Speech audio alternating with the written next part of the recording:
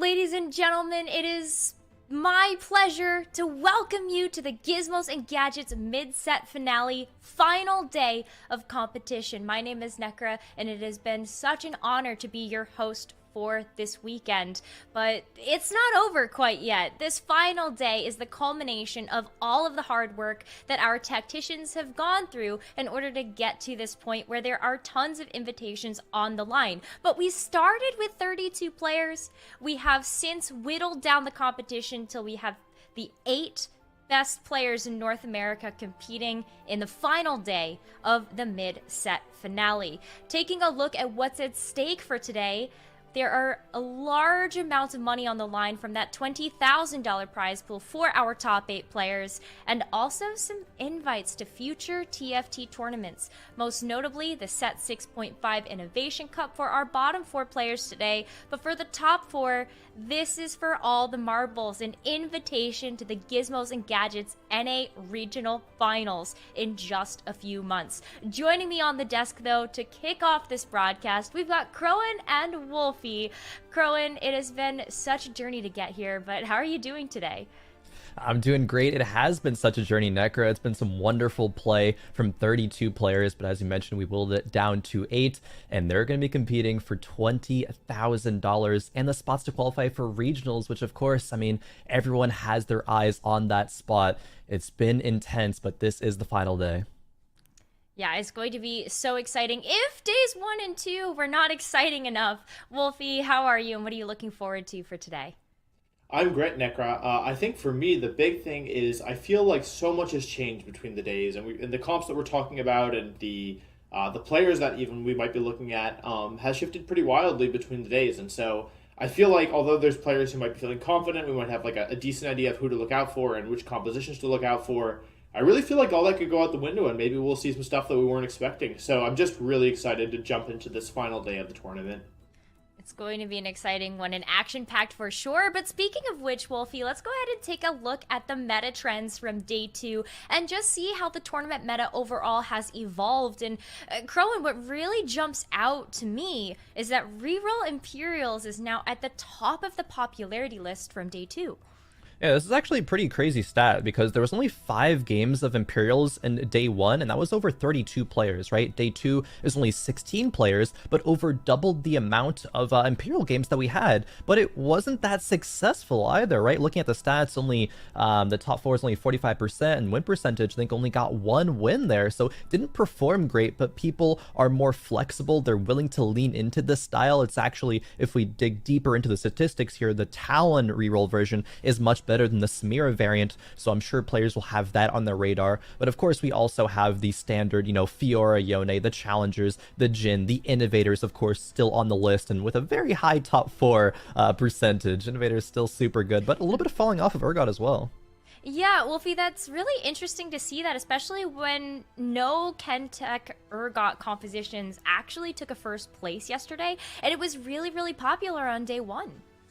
Yeah, I think that, sometimes just looking at the stats doesn't tell the whole story. Augments can obviously have a really big impact on the comps players play and how those comps perform. And there were a couple of prismatic games yesterday. And so, I definitely, after day 1, I think we were saying Urgot was looking like one of the top 2 comps that you had to look out for. So although day 2 didn't do as well day 2, I feel like not something that I would rule out going into the final day. And it actually might have been a case of maybe players were doing the research, saw that Urgot was really popular day 1, and therefore were more worried to play it in the fear of being contested. So definitely, I think a comp that, although it didn't perform as well as it wanted day 2, I would not be shocked to see it make a return to form in this final day of competition. Here are our competitors competing in day 3 of the Gizmos and Gadgets mid-set finale. Khroen, these are the final 8 players, the ones that have withstood it all. And, there are some really big names in this pool, if not have there been for the entire weekend. Yeah, there are some huge names here, right? Solus, Ramblin', DQA jump out, but I think it's the names that are least recognizable, or at least until this point, that are the ones that are to really, focus on for this event. The new guard, you can call it, of TFT, Roby Van Knob, Kivix, Asa as well. Asa has been on such a tear in set 6 and has been the most consistent so far in this tournament. 10 out of 12 games top 4ing, and it's just so impressive. I'm really looking forward to what Asa and the rest of that kind of new guard of TFT can show here today. Yeah, Asa has certainly been in a hot streak, qualifying for the mid-set finale through the Challenger Series, and then also taking a first place in their Zon Cup lobby. I think that speaks volumes to, just the track record of how to get here, and then also the performances that they've been able to put on, being in the top 4 10 out of 12 games so far.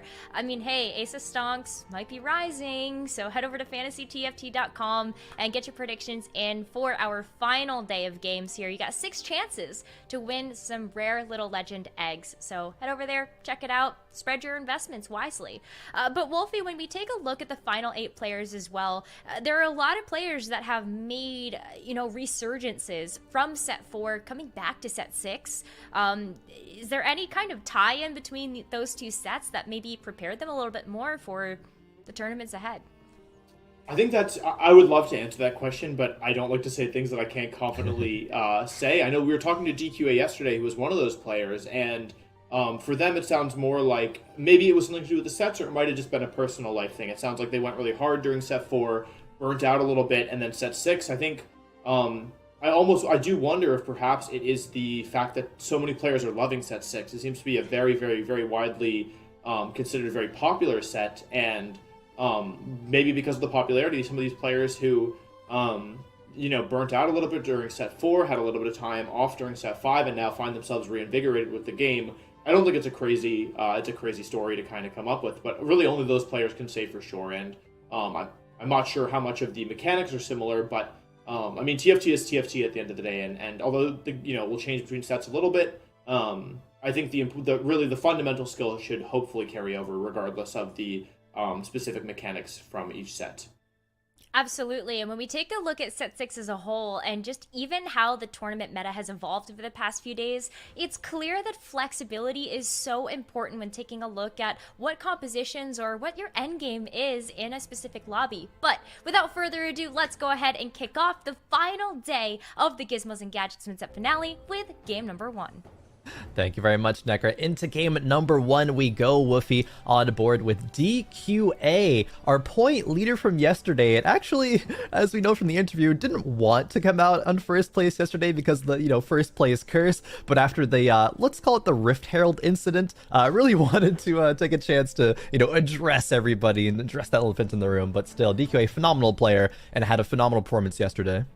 To me, DQA was the main character yesterday. They had kind of everything you like in a story, right? They had, a moment of pretty big bleakness there where they lost to the Rift Herald and, had to suffer probably some mental damage and probably, maybe some teasing from friends. But they also ended up finishing the day in first place. And although it did sound like DQA was a little superstitious, first place curse, I think is something that they mentioned yesterday. At the end of the day, they were after Day 2, they were the number 1 player, though it was close. But yeah, I think DQA is definitely a player to watch here, and I think, at least from our interview with DQA yesterday, it sounds like something that really benefited them was the ability to play from ahead. So, they had a strong start to the day, and then in the middle of the day, there were some, I think, back-to-back 6th, if I'm not misremembering.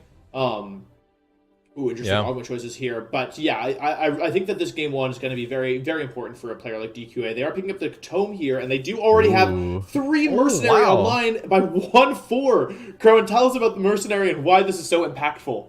This is insane, actually. Rolling into a gangplank on neutrals, then Quinn in the shop, starting with Mercs at 2-1, I think is such a good opener. Assuming that you're able to get some decent losses throughout the whole game, can cash out with like 8 or above, you're probably going to set yourself up for a first place and kind of dictate the lobby. I think that was one of the storylines of yesterday was, when Solus is in the lobby, he leads it, but then the bottom HP player is probably going to be the one with the most comeback potential, and DQA is already setting himself up to to, fit that kind of mold.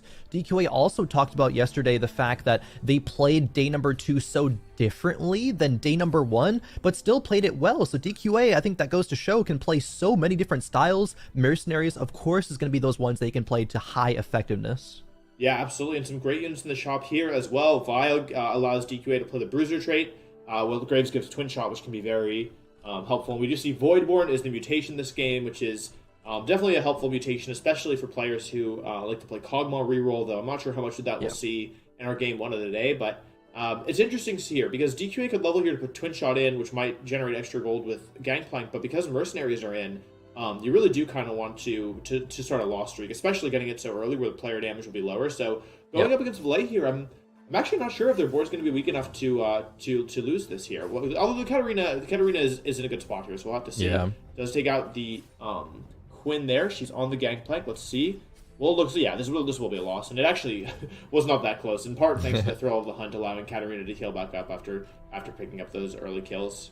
Yeah, Thieves Glove Slam actually for Wolfey as well, not something most players are willing to do. Wolfey also had a lot of pairs on the bench, but TG, while it's going to be some nice power in the early game, it might kind of stifle some components that he may want for a mid-game transition, right? Gloves are so important when you go things like Last Whisper, IE, Jewel Gauntlet, Banshee's Claw, a lot of things there that gloves hold a lot of value in. But moving over to Ramblin, though, rocking an Enchanter Heart and a blue buff Twisted Fate. Ramblin does like AP compositions and is already, half of the way to perfect items for Lux, but also doesn't have to be stuck in the Lux tree, right? Can go into things like Victor if we push level 8, have a good enough streak. And even, dare I say, I think there was a game yesterday where Kivix re-rolled some Arcanists and carried a Twisted Fate for the literal entirety of the game and ended up winning with it. So, hey, TF, you don't want to count him out too early. Yeah, that was a very impressive game to watch. And something interesting I think that we're seeing on the other side of the board is that Solus is playing a bit of a different style than we saw yesterday from him. Solus, typically, like you mentioned, is a player who prefers to play from ahead, and they're econing here. They have Yordles in. Something I do want to call out, though, is that Solus has that scrap heart, providing an additional scrap on the team.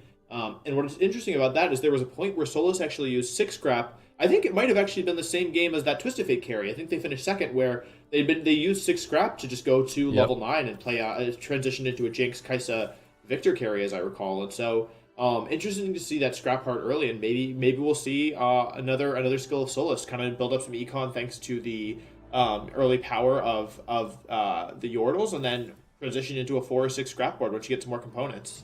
Yeah, very interesting. Solus did play that scrap board, I think, from a bit of a win streak, but playing Yordles, of course, you just lose, get econ. We'll see. Solus played one game yesterday where he wasn't massively far ahead in HP, and that is the one game he went 8th. So maybe showing a little signs of weakness there from Solus not playing from ahead. Isn't quite at the bottom of the lobby right now. With that loss, though, no, just drops to 82. DQA is still currently in 8th, but a few players up at the top, and they're Ramblin', Wolfey, and Roby Van Knob. Yeah, absolutely. It is also, although Solus is playing from behind, they were also playing a reroll. I think the Kog'Maw comp I actually called out earlier, and so it's hard to say whether that was an issue with the specific game, an issue with playing from behind, or maybe just an issue with that specific reroll comp. So we'll have to see how Solus turns it around. I think if they were really feeling like they couldn't play from behind, I don't think they'd be playing Yordles early. So I think that shows some confidence in their ability to kind of play from behind, because playing a weak board with Yordles, you know that you're not going to be winning many rounds, especially a board like Solus has had. But Wolfey jumping on board here has 10 gold, and actually it looks like they pre-leveled, if I'm not much mistaken. They already had 5, they didn't have to do it at the beginning of the game. So this Thieves Glove Slam so far is working out, though we do have 3 players still at 100 HP, which is not the most common thing. Often at this point you might only have 2. An upgraded Twitch, an upgraded Camille, a pretty solid board here, and this is almost looking like the reroll version of this board with an assassin, a Twitch 2, a Camille 2, but I do not think we're going to be seeing many reroll of this from this player, at least this game, thanks to the Thieves Glove Slam and the fact that they're leveling aggressively. Still Twisted Fate 1 on the other side of the board, though. Going to be interesting to see how it works out. Yeah, the Katarina has found her way into the backline, of course, the assassin, but not doing much damage here. Ramblin's board has the sustain. There's the Gunblade. There's the Tark 2 as well, which is huge. And Tark's even going to get another heal off here, healing TF back to full. This is one of the longest fights that you'll see at this point in the game. Just so much survivability where you wouldn't expect another Tark heal. Warwick has been hitting this target forever, and he just doesn't die. That is the power of an early upgraded 3-cost unit that allows Ramblin to keep his streak, meanwhile breaking Fillets. Yeah, absolutely. I mean, Tark 2 at this point in the game is very, very, very early, so a little frustrating if you are Valet there losing to that, but on the other hand, you might feel like, hey, I'm going to lose that regardless. Katarina also didn't have good offensive items. She had, I think, a Warmogs as her component. Actually rolling 2 good components here, though she's not the best holder for them in the Bramble Vest and the Redemption. So, yeah, I guess tanky Katarina might be the meta, although considering a sell here, it looks like. No, I think they're going to play the board, keep that Katarina pair on the bench. Yeah, it's interesting. I mean, if it was to protect a win streak, maybe trying to reroll a Thieves' Glove so it'd get better items to win the fight, but is rolling to Solus, who's playing a weak board anyway. Playing 4 Yordles, actually, I don't think Solus would ever play 6 Yordles from this spot, or even just at all. But just wanting to econ, playing the frontline Vex for, Arcanist, be a bit of tankiness. Not unfortunately going to matter here, because he does get 5-0'd. But Valet's streak was broken, doesn't get to fully win streak, does sell the whole bench, however, to get to 20 gold. Not bad, as Roby Van Knob streaks, but Ramblin actually loses his streak. Yeah, interesting, because I'm not sure if those 2 players played. We'll have to check that out there. Actually, no, it looks like Ramblin lost to Kievix, so we'll have to check that out later, because Kievix isn't a player with an especially high amount of HP, being 3rd from the bottom at the moment, but... yeah, we are online with Roby now, who has a pretty solid board here. We see the Assassins aren't upgraded, but a Darius too.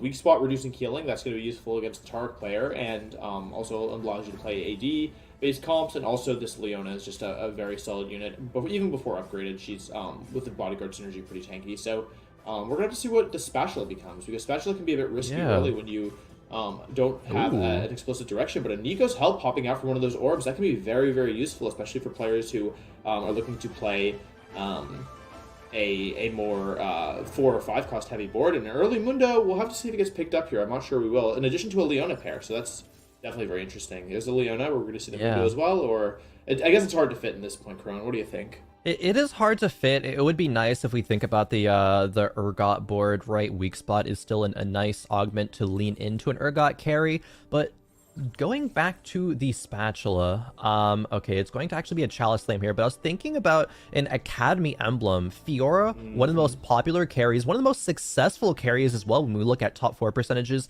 and win rate percentages. Academy Fiora obviously is one of the best the best ways to run her. It's still possible, right? So even though that tier does become a Chalice for now, there's still a possibility Roby Van picks up another tier later, goes Fiora carry. Weak spot is still a nice augment when coming to playing challengers.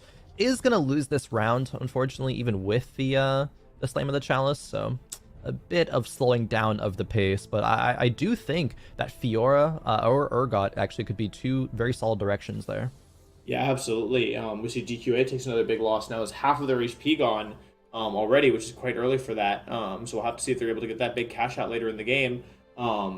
See, Roby does hit that Leona 2 on the other side of the board, and we do see Solus here is playing 4 Scrap, which is a synergy I think personally is very strong. Looks like DQA is rolling. I see Zac 2, Gangplank 2 for DQA as well as Quinn 2. Some big upgrades on the right side of the board. As Asa hits Cho'Gath 2, which is a bit of an unusual unit if you're not playing Mutants, so we'll have to see if that Voidborn's getting some play. This scrap board is good, but Vex 1 is not great as solo frontline, though. A huge shroud from the scrap from the Ziggs, allowing the entire team to be slowed down here. That is a huge shroud there. If not netting the win, at least is going to allow Solus to get a couple more unit kills, which looks like the more likely scenario here. I mean, doesn't even take on anything for now. I know, Tark is so good, especially when paired with Enchanters, going up against AP-focused boards like this. Lysandra not going to go down. Solus takes another big hit. He's on a 7 loss streak. Meanwhile, DQA actually was going on a Merc loss streak, but after that roll down, hitting GP2, did win. So this is a 6 Merc cash out for DQA. Yeah, though he did have to roll a fair bit in order to get there, because as you can see, he only has 12 gold. And we see the tome was actually activated, and I think it was a mercenary emblem. Yeah, it was. And with 4 mercenary crest as well. Wait a minute. I mean, these are some good augments. Trade sector obviously very strong. Through all the hunt will not fall off, but you have 4 mercenary already. As we do see, I think this is just a bit of a visual bug, please disregard, but have to see what he takes here. Is going to take Thrill. Decides, hey, 5 mercenaries a bit greedy. Seems like a decent cash out. You got Thieves' Gloves, looks like a fair bit of gold there as well, and might have been even an additional component I didn't happen to see. But Yeah, this is looking like a pretty solid board, and you even were able to get an Urgot in your shop. So, or actually, that might have even been out of the orb. So, Yeah. Yeah, I mean, you already have a Last Whisper. Maybe, we talked about how Chemtech Urgot was not super good on day two. It didn't perform, I think, as well as most of us were expecting, but maybe this is a game for it. I mean, you already have Twin Shots in, you have Mercenaries giving you extra gold and items and units. So, yeah, maybe if there's going to be a game for it, I think a Mercenary cash out into something like Urgot already on the board at 3-3 seems like the time for it, right? Yeah, it's not bad. The gold is okay. It wasn't a huge cash out by any means.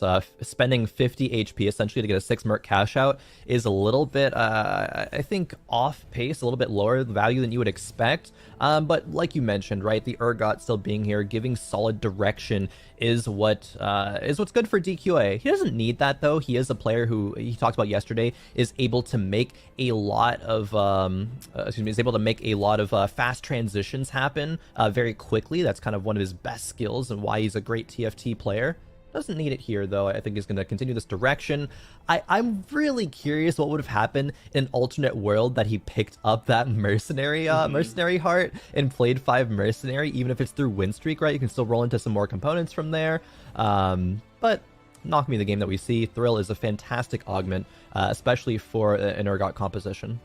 Yeah, I totally agree that he spent 50 HP for a 5 merc cash out, but he also upgraded his board a fair bit. So it actually might not have been the worst trade when you consider he has Gangplank 2, Quinn 2, I believe Zac 2 with Thieves Gloves. Yeah, true.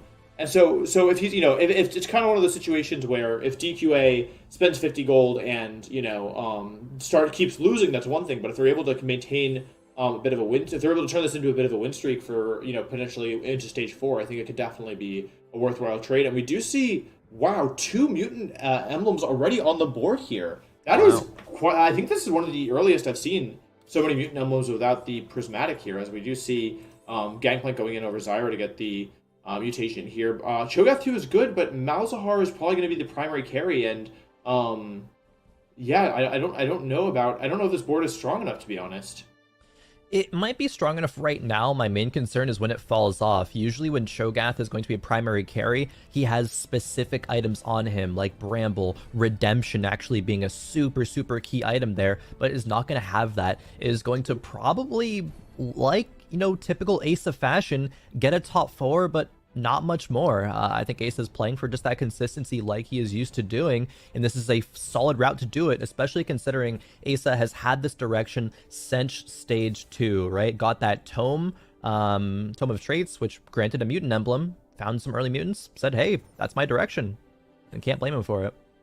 Yeah, absolutely. And I mean, Cho 2 is definitely a pretty scary unit, but it's worth noting that it does, of course, cause you to play 1 unit less thanks to the Colossus status, so going to be interesting here to see how things turn around. Thinking about their positioning, it's unclear if they're simply doing a bait or if they're positioning for Assassins. Probably want to get the most value they can out of that locket since the Thieves Gloves did give it. So, yeah, going to be interesting here. I think one thing that's neat about having 2 mutant emblems is that it causes you to be able to play a lot of different units than you would normally have to. Like, you could easily just play Cho'Gath plus Mundo plus Kaisa, all of which are, pretty solid units in their own right, and then not have to worry so much about units like Kassadin, who is obviously 1 cost, Kog'Maw, who falls off pretty hard without items. So, yeah, we'll have to see if it's enough here. I think that the Sandra ult is actually going to seal it, barely keeping itself alive. And, yeah, it's another loss, which is, I think this is a bad spot for Asa. I'm going to say it. I mean, 52 HP, they rolled a fair bit. They don't even have 50 gold as that round, but they went lost, win, lost, so no streak. As DQA also suffers a loss, as does Solus. So, pace in the lobby seems pretty fast here, Khroen. Would you agree with that?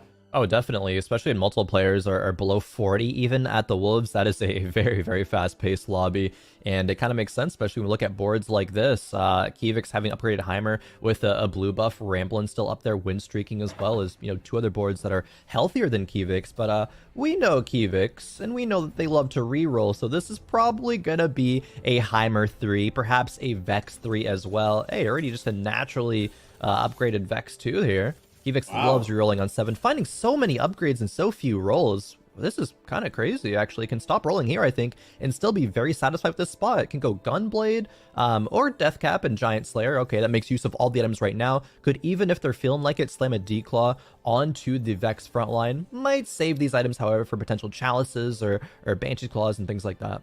Yeah, absolutely. I mean, those are some incredible rolls. You went from 1 Vex, 1 Lissandra, and no Janna to not only Vex 2, but also Lysandra 2. You have 5 Heimer. You actually have 4 Vex now.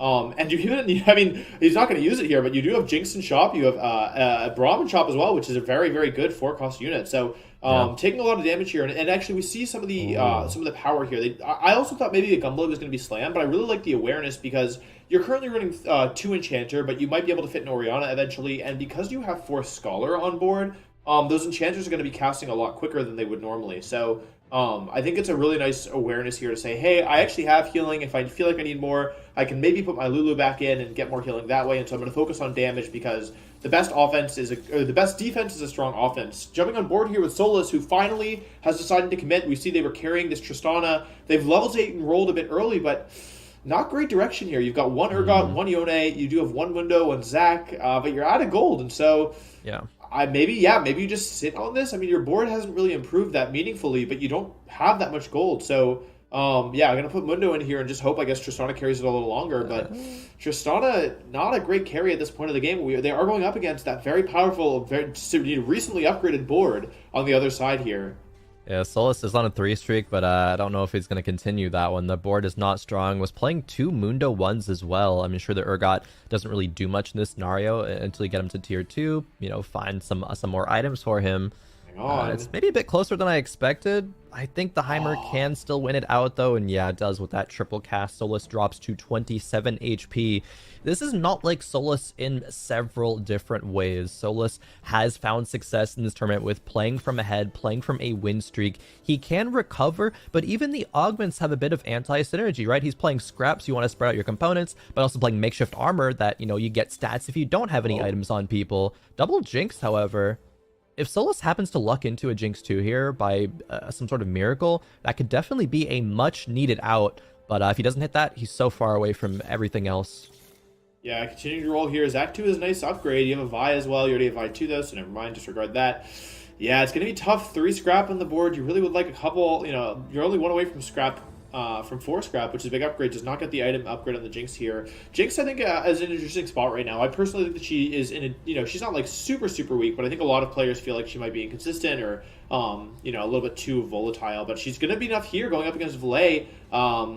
Yeah, this Camille's doing her best, but not going to be enough here. Actually, a big loss for Valet, and Solus is in a, they've stopped the bleeding a little bit, but their HP is so low, as is their gold. And so the big question to me is there going to be a Jinx on this carousel? Galio and no dice. It is these are good. Jace is a great 5-cost unit and does pair with the Enforcer of the Vi, but yeah, not going to be enough here as maybe an Urgot pickup. I wonder what they're considering. A sword, yeah, makes sense. Sword is definitely a good item here, component here when you think about the AD base tree, which is most likely what Solus is playing given they have Jinx and Urgot. But yeah, Jinx there I think would have been a very big deal to get that early Jinx 2 and maybe stabilize. It would have.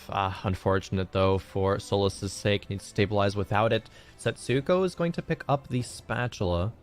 We'll see what comes out of that a bit later. But looking at Ramblin's board here, Ramblin led the lobby for the most of the game. Is now going to level 8 on 4-5 with over 30 gold to roll with. Needs to find some good units to carry, however. This TF is not going to cut it for a while. That's kind of why we see this 3 loss streak come through. This is a super interesting Taric build, though. Quicksilver, Arcanist Emblem, and Death's Defiance, actually. This Taric should be super tanky. Yeah, making really good use of that extra Enchanter as well. As we do see Solus's board on the other side. Did not hit that Jinx 2, but does have 3 items in the Jinx now, so we'll have to see. But I really like this adaptation to play the Jace. They took Jace off Carousel, realizing, hey, blue buff typically used in AP comps, typically Malzahar and Lux of the Holders, but Jace is a pretty low mana cost and benefits a lot from getting those spells off quickly, buffing the whole team. And as we can see here, it's taken out the Jinx's first life, and he's continuing to fire away. I actually don't think it's going to be enough here, but it was a close fight, and Ramblin has a bit more HP than the rest of the lot. Well, then, Solus on the other side as Valet loses again, and DQA gets another win, which I want to call it. DQA is playing 5 mercenaries, or at least was as of the last time I checked. And so every win for DQA matters a lot because their board and their gold count just increases significantly. Yeah, DQA was playing 5 mercenaries for almost a whole stage. I think has dropped out of it now, but it did get a lot of value from it, even win streaking for a time. As we reach our last augment choice of the game, it is going to be a gold augment. Will the choice be here for Ramblin? Spellblade is not fantastic. He does have some Arcanists here, but maybe not leaning fully into it.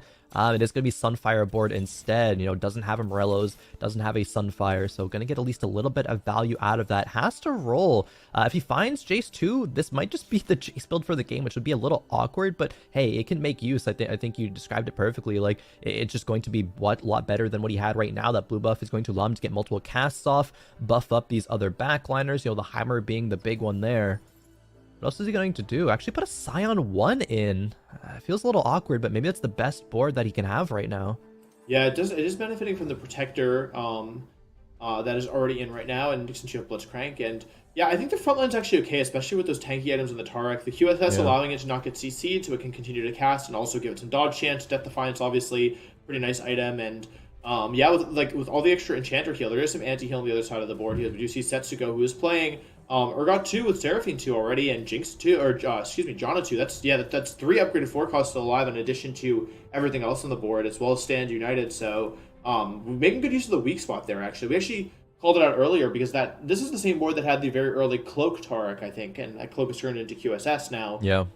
And, you know, maybe when a player hits Taric 2 that early and has Enchanter Heart, maybe you start thinking about, hey, this is a really good time to think about my anti-heal and make sure I have it, because that Taric is going to be here for like the majority of the game, and I think we see some of that on the other boards here as players try to do what they can to make sure they don't just lose every time they play against the Taric, because it heals back up every time. Definitely so. The HPs in this lobby are getting very, very close together. Valet dropping to 13. Asa at 20. Asa, again, the player who's running that 5 mutant. It was supposed to be good enough to get you a top 4, but I think it might be a little bit too weak as we check back in with Kivix. Oh yeah, Kivix, of course, still level 7, still rolling it down for some 3-star upgrades. What more would you expect? Is one Lissandra away, hits the Heimer and another Vex in that shop. Vex 3. One more Lissandra. Is he going to keep going? He is, even though he doesn't really need to. Kivix is, you know, I called him Kivix the reroll god for a reason yesterday, and we're still seeing it here today. Yeah, absolutely. I mean, it was interesting because we actually saw, I think it was Ramblin', yeah, on the other side there, who had Vex 2 and Heimer 2 as well, so it wasn't totally uncontested. But yeah, Giant Slayer looking really nice in this Heimer as it goes up against that Scion. Scion, you know, notoriously is a pretty high HP total, excuse me, but actually not doing too much here. We see the Enchanters on the other side of the board reducing the magic damage, and despite just spiking pretty hard here, it looks like it might be a loss. The Scion is giving so much CC.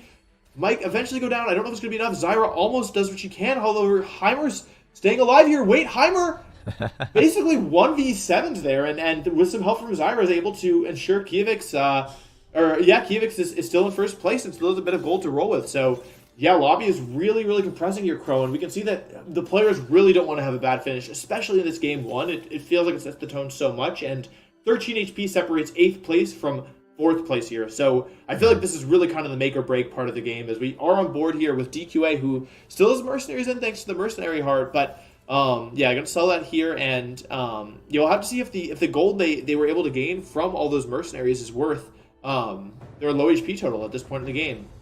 Have to see going up against Roby Van Knob.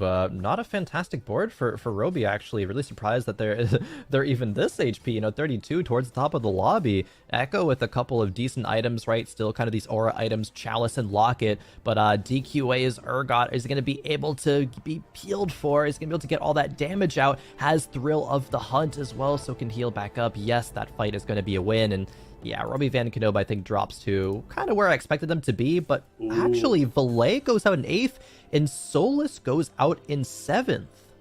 Yeah, those are, I mean, that's not a great start to the day if you're Valet. And Solus, like we called out, it seems like much more comfortable playing from ahead than playing from behind, which, you know, is totally fair, but is a bit unfortunate, as Fiora is on the other side of the board. DQA is considering putting her in here. A great unit, obviously. Did you notice, by the way, in the last fight, the Zac Thieves Gloves into both IE and Jeweled Gauntlet? So, AP Zac, new meta. New meta. Zac actually does a surprising amount of damage, especially when he grabs some of those bulkier, tankier backline units. But an unfortunate matchup here is DQA goes up against Kivix. Kivix does get Zephyr, though, thanks to the Thieves Gloves picking it up, but the Zac pulls in the wrong units. Urgot is doing his best, and they're doing a lot of damage here. Lissandra is in her stun. Jinx goes down. Hang on. Zac pulls in the Heimer, landing in the Jinx. Oh, a KO, and Kivix loses by 1, 2, 3, 4, 5, 6 units out of 8. A huge win for DQA as Asa goes out in 6th place, and we're very close to having our top 4 here, Khroen.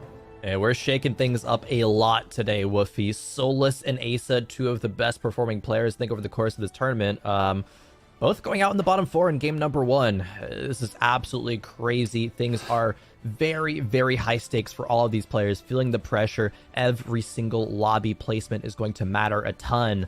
How can they come back from here? The remaining players, the battle for top 4 is neck and neck. Not even Kivix at the top feels safe. Lost that last matchup, 6-0. As you mentioned, wolfeyvgc rocking 4 assassins, 4 bodyguards. But where's the damage on this board? I know this board probably isn't very ideal, but I gotta say, I really love it. I really feel like this is just a makeshift board, a board that really, where they just did their best, and it's brought them into the top 4, and it's not impossible, or into the top 5, and it's not impossible like a top 4. By the way, one thing I want to call out before we jump into this fight, DQA picked up the Enforcer emblem from the carousel on a Kaisa, so maybe a bit of a reversal from yesterday. Maybe they said, hey, you all should take out your units too. It's optimal. I told you yesterday it was optimal. Now you give it a try and see how you like the Rift Herald, huh? So I really like that. Shaco actually doing a good job getting into the back line. It is almost on this Heimer. It almost gets one shot, but yeah, it eventually does go down. But a couple units still here. And I mean, this board on the other side is just so strong with triple 3 cost 3 stars. Roby takes some damage here. I don't know if that damage is actually updated. We'll have to see. No, it hasn't yet. There down we go. to 2 HP, I think. We'll have to see as, big win from, I think that was Setsuko here. As DQA drops to 1 HP. 1 HP, 2 HP Khroen. This could be a huge deal for the rest of the tournament. The difference between 4th and 5th is, I think, 2 points in this tournament format as well. So you really, really would prefer the higher of those 2 placements. As DQA hits Jace 2. Jace 2, a big upgrade. DQA and wolfeyvgc cannot afford another loss. Everyone else is probably, 2 lives left, so a really important round for them. DQA hopefully can stabilize with that upgrade. Looking at Setsuko's board here, it is strong, but it's not really traditional, right? You don't usually see a Zac and a Braum next to each other as solo frontline, but it's getting the job done. I think that's kind of the story of this game. wolfeyvgc doing something similar with kind of a makeshift board. Setsuko, is he going to hold on? Is he going to knock out DQA? Yeah, we're into the fight now. Fiora's ulting. That Fiora has double healing items with the Gunblade and the Bloodthirst are going to make her very difficult to take out. She does go down, though. Jace is still alive. Urgot's on Urgot. Both Guardian Angels activated, but Jace is still alive. I don't think it's going to be enough here. Very close, but Setsuko barely loses as wolfeyvgc goes out in 4th or 5th place, and DQA hangs on for 4th. Kivix still fighting in their round here.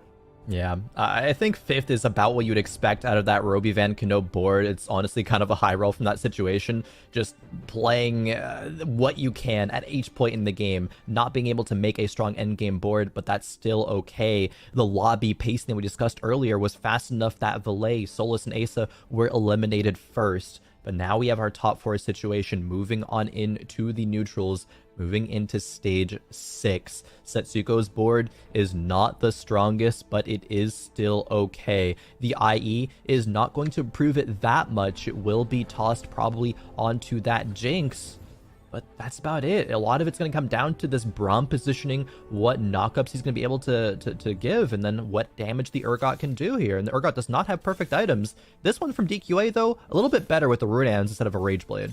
Yeah, absolutely. Although I do think that the unsung hero of Setsuko's board is actually the cybernetic implants, allowing the front line to be a lot tankier, thanks to the extra HP that they get out of having items. And Jinx with an IE, not only obviously improves her attack damage because of the multiplicative effect, but also because it activates the Stand United on her, which wasn't activated before. So I actually think Stand United is kind of a big deal. Or not Stand United, excuse me, makeshift.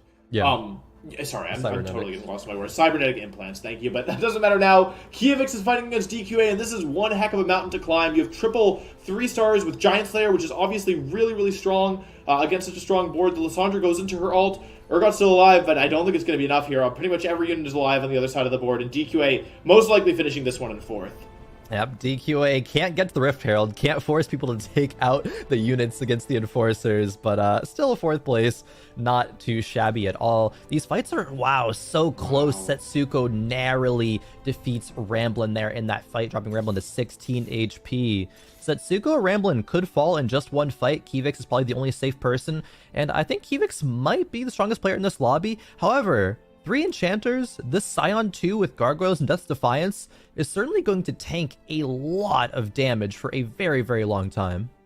Yeah, absolutely. And the only question is, does the backline have enough damage that it can kind of chew through that in the meantime? I don't know. Yeah, it's going to be tough though. Giant Slayer is a good item to have when your opponent does have so many upgraded units. I think the real thing that might be a big deal here is look at this positioning. That's just a strike for Zyra. She's going bowling. So a huge Zephyr. Zephyr off of, I think, the Scrap. I think Scrap turned into Zephyr, and Heimer is down, and that could be the difference between third and second, or maybe even third and first. We'll have to see. Lissandra goes down, and now the only 3-star left is this Vex, who isn't known for its damage output. Zyra gets another big ult off, though. This Vex just will not go down. Big swing for the Scion. Vex still hanging in there. Big stun. Gonna get another ult off just barely. Zyra once again going down. Oh, Scion. Big overhead ult. Oh, big ults here. Lulu, now the target of the Jace. Jace targeting the Zyra. Barely doesn't KO here, and Zyra goes down, and both players actually are able to beat Kivix's board, and this can now go any which way. That is absolutely crazy. Kivix is no longer in a comfortable scenario, could actually go out in third here, even from such a strong lead. The Zephyr Scrap on the Blitzcrank. Take notes, everybody. That is some great RNG, but you're playing to your outs, right? You're playing to your win condition, and one of those win conditions, again, is that Blitz, Zephyr Blitz. Ramblin', can he do it again, though? The positioning, Blitz stays in the right-hand corner, but actually gets swapped over to left-hand corner. Maybe looking for the same thing again if he can get so lucky. Back to back, he does it again! What?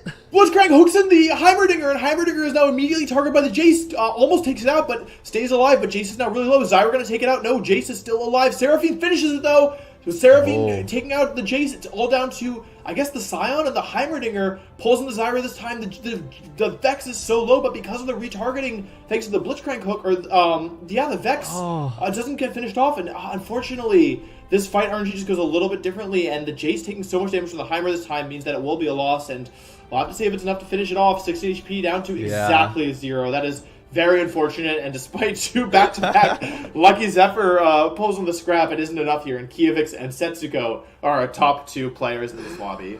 Oh man, what a roller coaster that was. You want to cheer for Ramblin', like, oh my god, he played around it, it hit it again. The RNG on this guy, it's insane, but it wasn't enough. Ramblin', a very hard-fought third place. But it just goes to show this competition is at its peak. Wolfey, Setsuko versus Kivix in a top 2 situation. Kivix, multiple 3-star units. That is what he is known for. Setsuko, though, has a Jinx too, with an IE, Jewel Gauntlet, and Scrap on that glove. That's going to be some high damage output, depending on where Jinx lands. Yeah, not to mention the cybernetic implants also allowing it to have even more AD as well, and a great positioning here from Setsuko, because they put the Jinx in the spot where the Zyra with already 3 items was, and so it wasn't able to actually do anything. Now, Jinx's spell will do a lot of damage here. She's jumping on the Heimer. It's not going to be able to take it out. It's not. Wow, that was Jinx. Maybe should have stayed in the air. If you ask me, that did not look that did not look like an optimal landing, and it is a loss for Setsuko here, but very well played, and a really unique kind of board with Lissandra 3, Vex 3, and Heimerdinger 3 taking home the victory. What a player. Kivix is the reroll god, does it again. Heimer 3, Vex 3, Lissandra 3. Nekkra, that's a wild one. Kivix is insane. Kivix is so good, especially playing the reroll comps. You know that's something that he loves to play, and sometimes you just hit. Especially if it's something weird.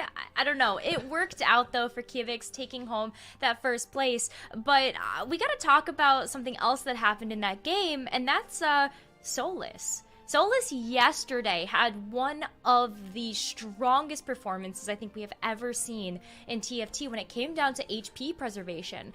I have a stat for you. Okay. Solis at 4-1 had an average of 82 health at that point. I mean, Wolfey, just talk to me about that. That's super insane. That statistic is misleading, because there was one game where Solis went very, very, very low in HP early and was playing a reroll comp, and I was watching his perspective for the game when it was happening, and he was rerolling Kassadin and Kog'Maw, and it was like very late until he had to roll like 40 gold to hit Kassadin 2, and didn't hit Kog'Maw until like late stage 3, I want to say. So that is an 82 HP average with the game where I want to say he was probably in at least 40, probably, if I had to guess, in one of those games. I mean, in his other games where, and also it's worth noting, he was already locked, pretty more or less locked at that point to move on, and so he wasn't really that worried about it. So in his other games, his HP must have been even higher than 82, not factoring in the one outlier. So yeah, that's a very dominating statistic, and I feel like sometimes the weight of expectations can really weigh you down, you know? And thinking, Solus might be thinking, man, I did so well yesterday, I played so well, but I could have been 8th place, so I still would have moved on. And I think sometimes thinking like having a really strong day the day before can inflict mental damage when things don't go your way, because you think, oh, if only I had that really good game 2 today instead, right? Like, I didn't need it yesterday. So gonna be interested to see how they bounce back, because we know they're good at playing from a lead within the game. Now they're playing from a deficit outside of the game as well, so we'll have to see if that's a trend or if they can reverse it. Yeah, that's true. That last game, Solus did not have too much health. It was 36 HP by 4-1, but I'm glad you pointed out the outlier yesterday, because otherwise it was 100, 90, 84, 96, 96. So I don't know. Do the math there. I'm not going to do it on broadcast, but that's just absolutely nuts. Let's go ahead and take a look at our lobby winner, though, which is Kivix, that 4 Scholar, Heimerdinger, Vex, carry. Super, super interesting to see. I mean, Khroen, this looked super piecemeal, but it ended up working. It did end up working. Kivix is very interesting. I want to go more into depth for a second here about calling Kivix the reroll god. Kivix early games are not always the same, right? It's not always this Heimer carry. It just has the item components that he says, okay, this works for units like, there's a couple of key ones. There is Vex, there's Heimer, there's Shaco, and one time he actually did on a 2-cost unit, he did it for Vi and Trundle, but it just, whatever his early game direction is, he fully leans into. I think Kivix is meta defining, and probably one of the reasons why this meta has been so shifting throughout every single day of the tournament, and it's no surprise that it's shifting yet again today. Just hats off to Kivix. If he continues to do this, there's no doubt in my mind he's going to be a strong representation of NA in the regionals, and hey, maybe I even say worlds, but that's a bit far out.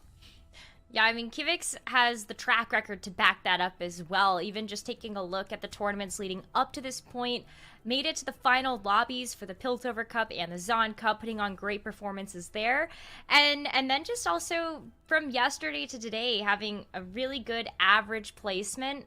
Kivix, especially when you take a look at how fast-paced that first lobby was. I can't wait to see if Kivix can kind of keep rolling with it, Wolfey.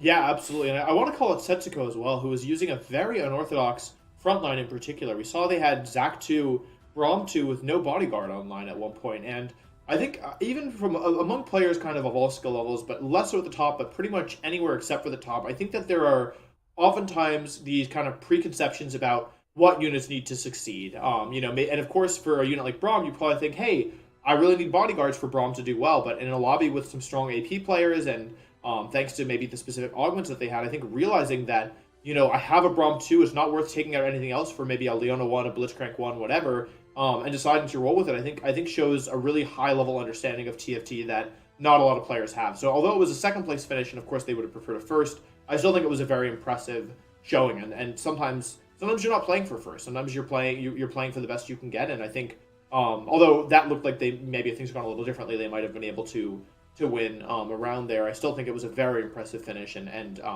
although they didn't finish first, I think it's still worth noting. Yeah, Ramblin had some very impressive gameplay, Setsuko as well, especially when you take into consideration those cybernetic implants. Definitely going to help you there. But hey, did you get the lobby predictions right for this game 1? If not, no worries. Head over to fantasytft.com and get prepared for the next 5 games that we've got for day 3 of the mid-set. It's going to be a really, really tight race, it feels like, especially after watching that game 1. But don't go anywhere. We're going to take a short break. You're watching the Gizmos and Gadgets mid-set finale.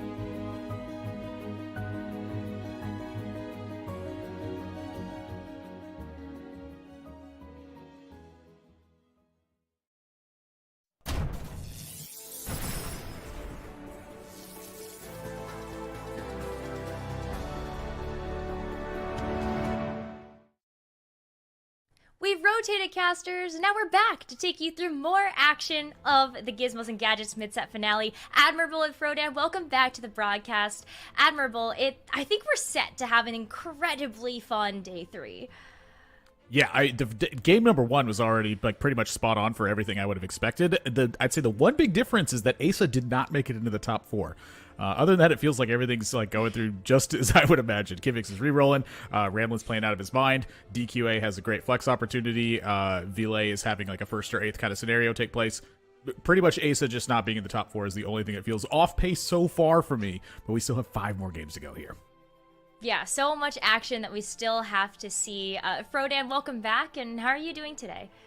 Doing great. You know, I've reviewed some of the other competitors' gameplay from day number 2, and there's some really interesting stuff happening going to day number 3. I think most people want to stick to the styles that have gotten to this point.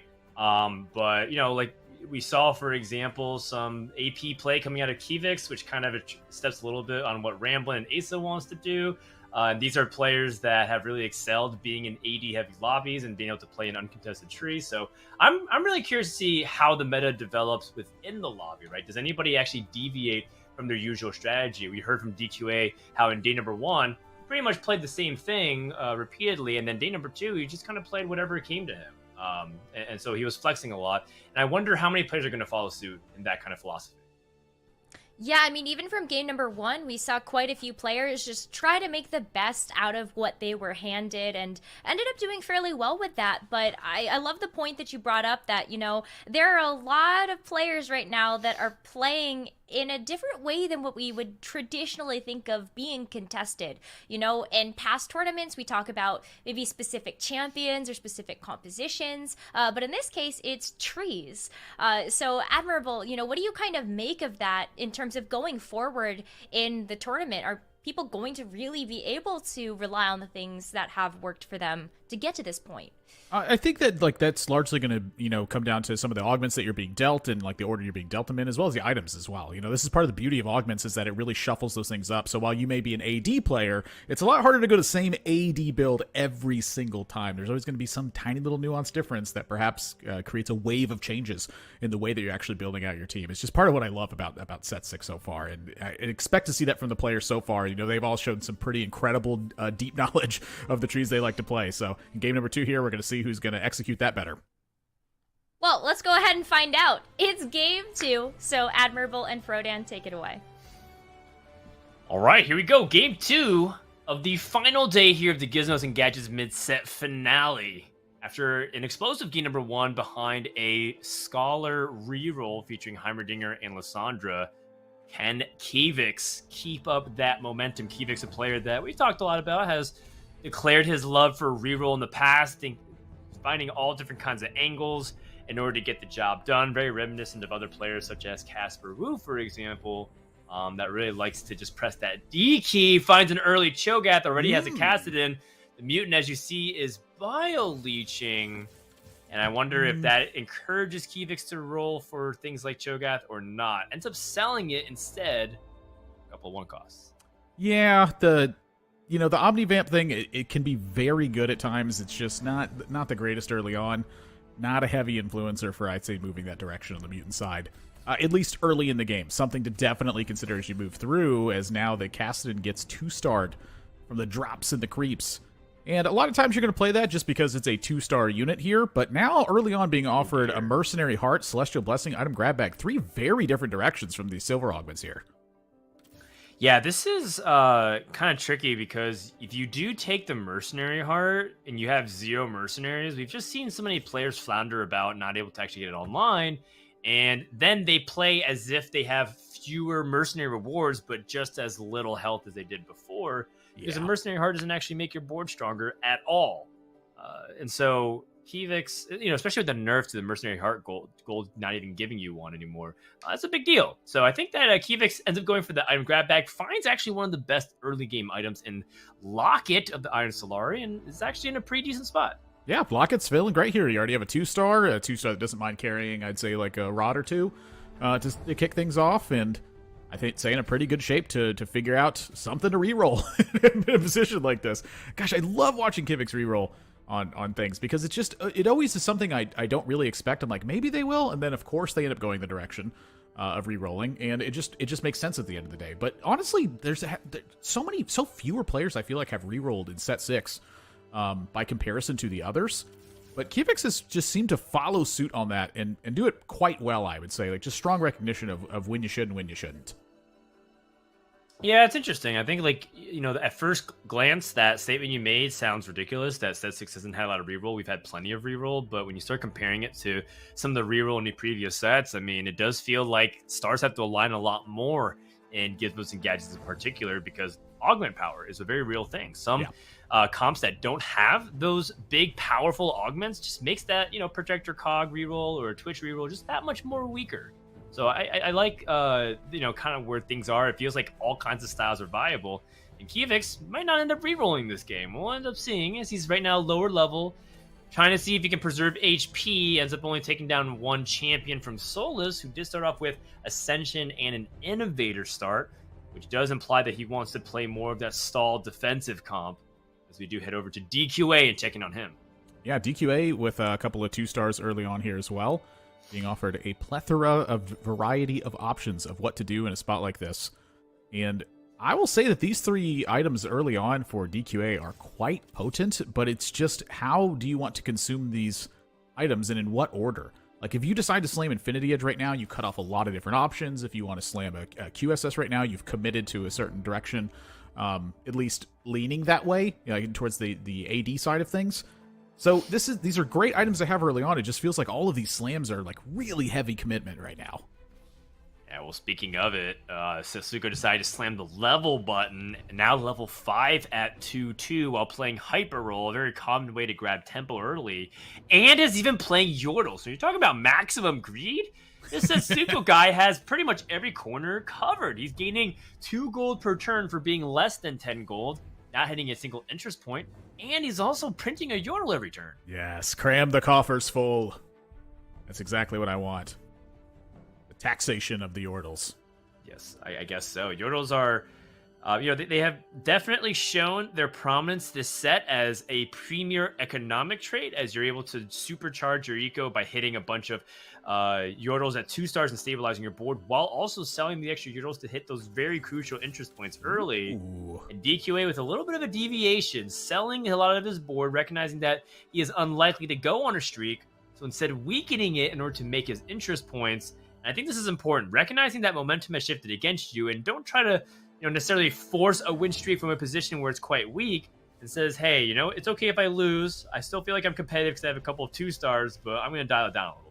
Yeah, play to your strength here. Go ahead and take care of the scrap portion here. Line up for some possibility of Innovator falling into your lap at this point. I think this is good recognition from DQA, and I think a prime example of one of the very nuanced differences that you see in the top level players and the ones just below that mark is that they will just recognize everything. It feels like they're constantly taking everything into consideration. And just recognizing this one little thing that can happen, let's say it happens once every 25 games. It can be the difference between you winning that game and placing in, 6th or 7th place. And that alone is the difference in winning a tournament sometimes. My eye immediately goes towards the 3-cost spatula that's currently on Lissandra. That's a pretty nice injection of gold. 2 players beeline for it. Solus ends up taking it. Oh, no, I apologize. Kivix was the player able to grab it. Solus indicated that he was interested in it. Perhaps by showing intent from Kivix, may have tried to convince Solus to do it, but he instead gets a 3-cost glove. In fact, a lot of people seem to be on the, getting stuff that they want, whether it's a component on a cheap unit or just be able to get 3 gold at this point from a win streak position. This might end up being a pretty interesting lobby, depending on how things develop here, Nathan. Yeah, Setsuko here now with Yordles in play, as you mentioned. Has the bodyguards, has scrap, an 80 item lined up, decent amount of gold here. Has Hyper Roll, so you got to spend some of it. Oh, going to 6 here is very strong. He's waiting for the last second. So you can just play a Zac, strongest unit that he has available to him. And this is exactly what you want to be doing as Hyper Roll. You don't necessarily want to just use it to roll. It's actually quite mislabeled. It's just more like playing tempo, and you're going to be staying on 20 gold equivalent of interest for the majority of the game. But somewhere in the middle of stage 3 and 4, Sasuke does have the option to start stockpiling his gold beyond 20. And start to gear up for what he wants to do in stage 4 if he wants to go for a fast 8 But however, that does kind of depend on whether or not he's able to preserve his streak. Gets an easy win over Ramblin'. And right now, Setsuko's on a streak. Will Robovan join him as the other witch streaker in this lobby? Because that is the only thing that Setsuko has to clear as a checkpoint for him to successfully 5-win Draft Stage 2. Yep, Robovan does not pick up the win here. And so Setsuko, the only player available to have the hottest of hot win streaks. And I'm with Dan on this one. I want to also petition to relabel this augment to hyperspend. Yeah, I mean, if you're rolling or you're leveling, you're spending your goal either way. But yeah, I do think that it's more of like a level up. Like level up the prismatic augment is really what I feel like hyper roll offers you instead. But it's not a commonly picked augment as much as some of the just straight up combat augments these days. Largely just due to the fact that if you lose your streak as hyper roll, it does feel like it sets you back a pretty meaningful amount because it's really predicated on the idea that you're able to preserve the strong economy and curve out way earlier than everybody else. A matchup that seems to be going okay. The Grasping Vines from Zyra not able to do very much, just focusing on the front line. The Ziggs is uncontested. And Ziggs, when you just let him run amok this entire fight, will end up doing all the damage. In fact, not a single champion was killed. And Robovan goes from first place just a round to go to bot 4 in HP. That is a crazy amount of pressure and damage. Yeah, and as you take a look at this one, just as Stage 2 has lined up here, it's already created like a canyon between first and 8th at this point. Like Asa already down to 66 as we get to this point. And we're taking a look here at Robovan Kadub's board. Yone sitting on the bench right now. And no items created for Robovan Kadub yet. This is going to be a very interesting Krugs here. I really hope this is not one of those Krugs where you end up not finding a component. Right. If it's just all gold, he's in trouble. He ends up selling the Yone. I kind of agree with this. I think his items actually line up better for an ability power tree because he has the ability to make Chalice, for example, save the bell for Merlinomicon, use that sword for a Guardian Angel, a Shojin, anything that really drops. Oh, dear. Oh, why did I say anything? Nathan may have cursed Robovan. Just find one component, and it's a bow. The bow could be a Giant Slayer. Awkward to use, right, in the AP tree, but can actually go back to the AD and actually start itemizing the Shaco, for example. True story. It could just be a complete shift in the way you want to take it. Okay, I'm on board with this as well. I think that this was not the most exciting Krugs outcome here, but your board isn't weak by any stretch of the means. You have 3 Syndicate, you have 4 Bodyguard, and you have a pretty strong setup for the way that Shaco items are going to look. Now, granted, I don't think Shaco has done so well in this tournament so far, but sometimes, you have to play the cards you're dealt at times. And what that means is if Shaco's the one that shows up, and you end up finding a Shaco 2, and this is just how your items are going to come through, so be it. Try to play for a top 4. Maybe there's a chance that, the lobby just isn't super strong, and you can find yourself in a top 2 kind of position, maybe even win because you spiked in a Kali 2 or what have you. With 2 item removers, you can kind of go haywire slamming items as well, just playing it on the strongest thing you can and try to make the best of it you can from there. As we hop over to Asa's side, Asa down to 53 and again had one of their only bot 4 finishes in game 1 of today, and if they can keep up the trend they had throughout the previous part of this tournament, I think a great chance to be our winner here today. I mean, right now, the outlook is not very promising. A lot of people are hitting. Robovan just hit Shaco 2, who we just saw previously. Vile, by the way, has Poppy 3. So there's a lot of development that's going on right now. Vile is the player that he's matching up against. And it is the Poppy 3. This is quite unusual to see someone have Poppy 3 and go up to 6 in this current game state. But it's very tanky early on, and does a pretty good job at least withstanding the first early round of burst. However, there is a damage issue with the rest of Vile's board. Ascension does kick in. Hopefully able to swing the fight here. Another rocket pair coming from this Heimerdinger should be able to actually swing the fight, but not able to actually get it out in time because of lack of tier items. And Asa leveled to 7 and lost. Honestly, the loss may be kind of a blessing here, though, because it wasn't a hard loss that you took. And you have the capped loss streak going on. Like, if you can take soft losses for a little bit while your board gets set up to just absolutely rocket off, that's kind of the great position to be in, I would say. Like, for Asa, I would maybe 1 or 2 more soft losses, but they have to be soft losses. You can't afford big ones at this point. So this kind of helps you recover the economy from spending up to go to 7 on 3-2. Like, that is quite aggressive Like that's like some Korean style of play almost at that point, because my gosh, I going up to 7 on 3-2, Dan, when was the last time you did that? And then started rolling on 3-3. Oh my gosh! I think he's evaluating board states. Oh, he finds 2 Vexes if he wants to start gravitating a little bit more towards just straight up Arcanist, but he doesn't have a good Arcanist to hold this Morellonomicon. Like, doesn't have the Malzahar, for example. A little bit awkward. Ends up just repositioning, utilizing the Scarab Beetle to be in the front. Needs to sell it back up to 10. I think Asa is in a really awkward spot. Now going up against Ramblin, Zyra does actually have a pretty good effect against a back row comp, just like what Ramblin has. And Ramblin does have some really powerful AP items, Slammed and Chalice, Locket, and the Morellonomicon. That's a ton of components actually at this stage of the game. And once more, Zyra not able to get a very strong cast. Asa takes another significant loss, going to dip below 40 at this stage of the game. And Asa is actually trying to win. That is why he is rolling. Recognize that he is too weak and he is not hitting. He's in a bad spot here, Admirable. Yeah, I mean, first pick on the carousel, you are going to have to, again, have a complete rocket off the ground in order to make this happen. But it's not impossible, and I think that being at 7 here is quite beneficial at the moment. Again, you still have the big loss streak going, so your economy is reasonable, and you are getting the VIP rolls of already being on 7. You don't have to spend the gold to get those rolls going right now. It's already been done. So for Asa, I do think there is a chance to turn this back around. It's a difficult one to find yourself in the top 2, but I think that finding themselves in the top 4, it's going to be largely reliant on how strong other boards are being. And that's what we get to take a peek at now with Vilay's side of things again.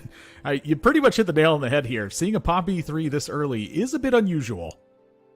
It's a bit unusual, but it also anchors his stage 4 in a pretty meaningful way. So if he does transition off of, say, the Thief's Gloves with the Caitlyn 2 and ends up playing a different mixture of backline carries, Poppy 3 with Thief's Gloves can situationally be quite impressive, right? If you just give her a bunch of resistance items, all of a sudden her shield ends up being very massive and also deals a lot of damage to corner units. So there's definitely some possibilities that this ends up being a very strong setup for a mid game that keeps Valet very healthy and cruise to a top 4 just based off HP preservation.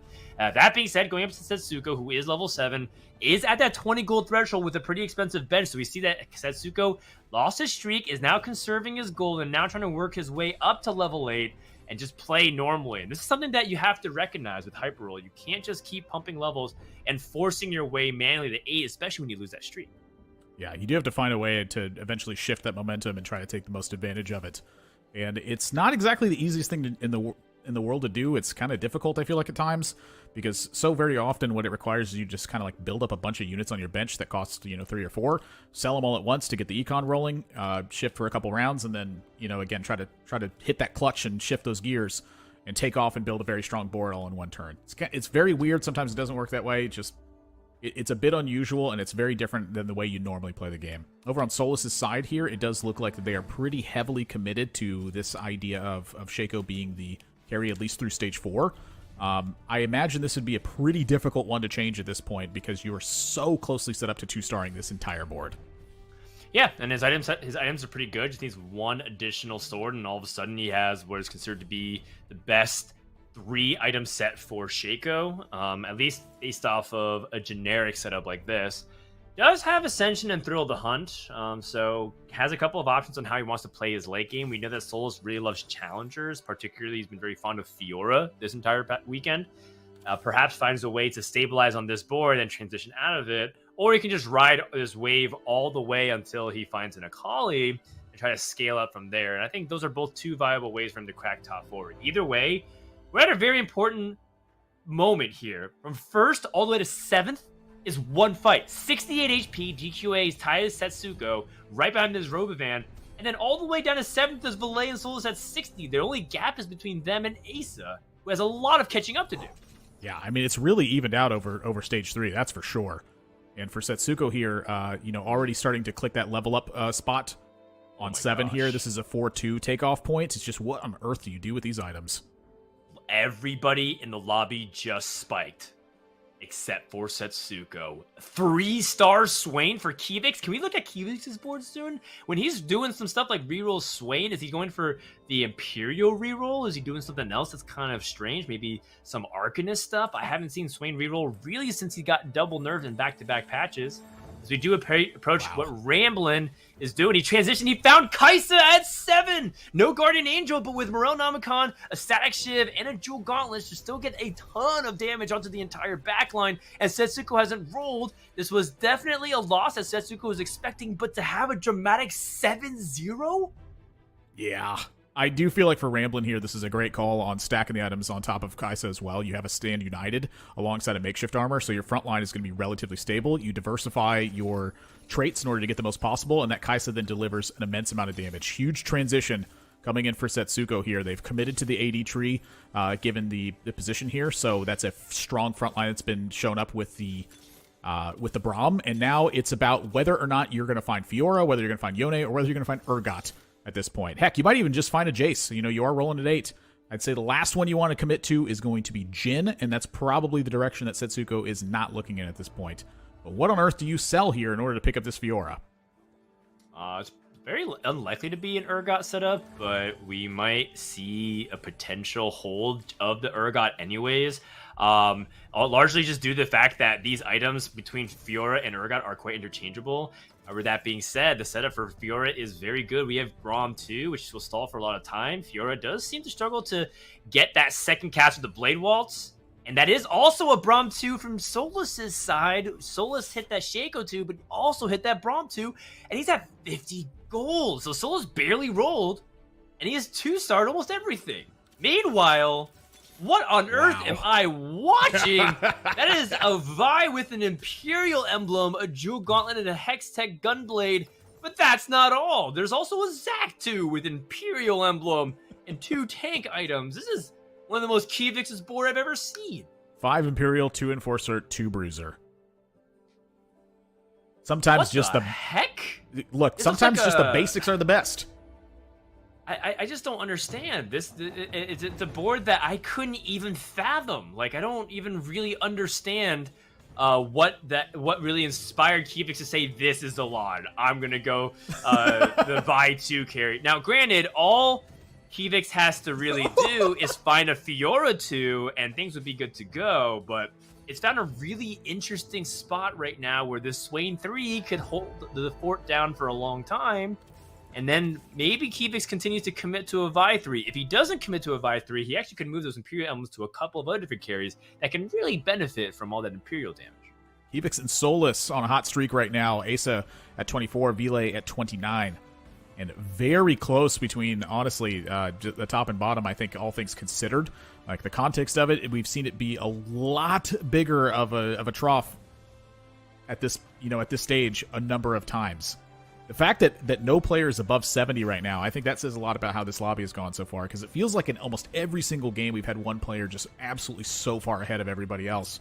And that still might be context at this point, because I'm going to be honest, Kivix's board looks quite unusual, but it looked quite strong as well. Strong for now, but now everybody else is starting to commit their goal to a reroll or to a rolling for 2-star upgrades. You find a 2-star Orianna. It's a very big deal. Still looking for a copy of Yone, or 2 copies of Yone rather. So we have to play 1-star challengers. This is always the hardest part about any challenger board, which is you're in the middle of HP, but you feel like you could crack it any second. That Orianna 2, however, is potentially one of those X factors. A big shockwave, especially on the backline like Ramblin's, might be all that he needs to help stabilize. That being said, it's very difficult to nail down this Kaisa, as she does get one Monsoon off, and the second Monsoon is going to be even more devastating. The entire front line cracked. It's period up to Orianna, and that's not going to be enough. Ramblin does get yet another victory and is separating himself from the rest of the pack. Solo's still on a win streak. If Kivix gets a win, it just really means that it's Ramblin and the rerollers that are currently on top of this lobby. Asa taking a hit down to 15 here, and a prismatic augment being offered to cap things off.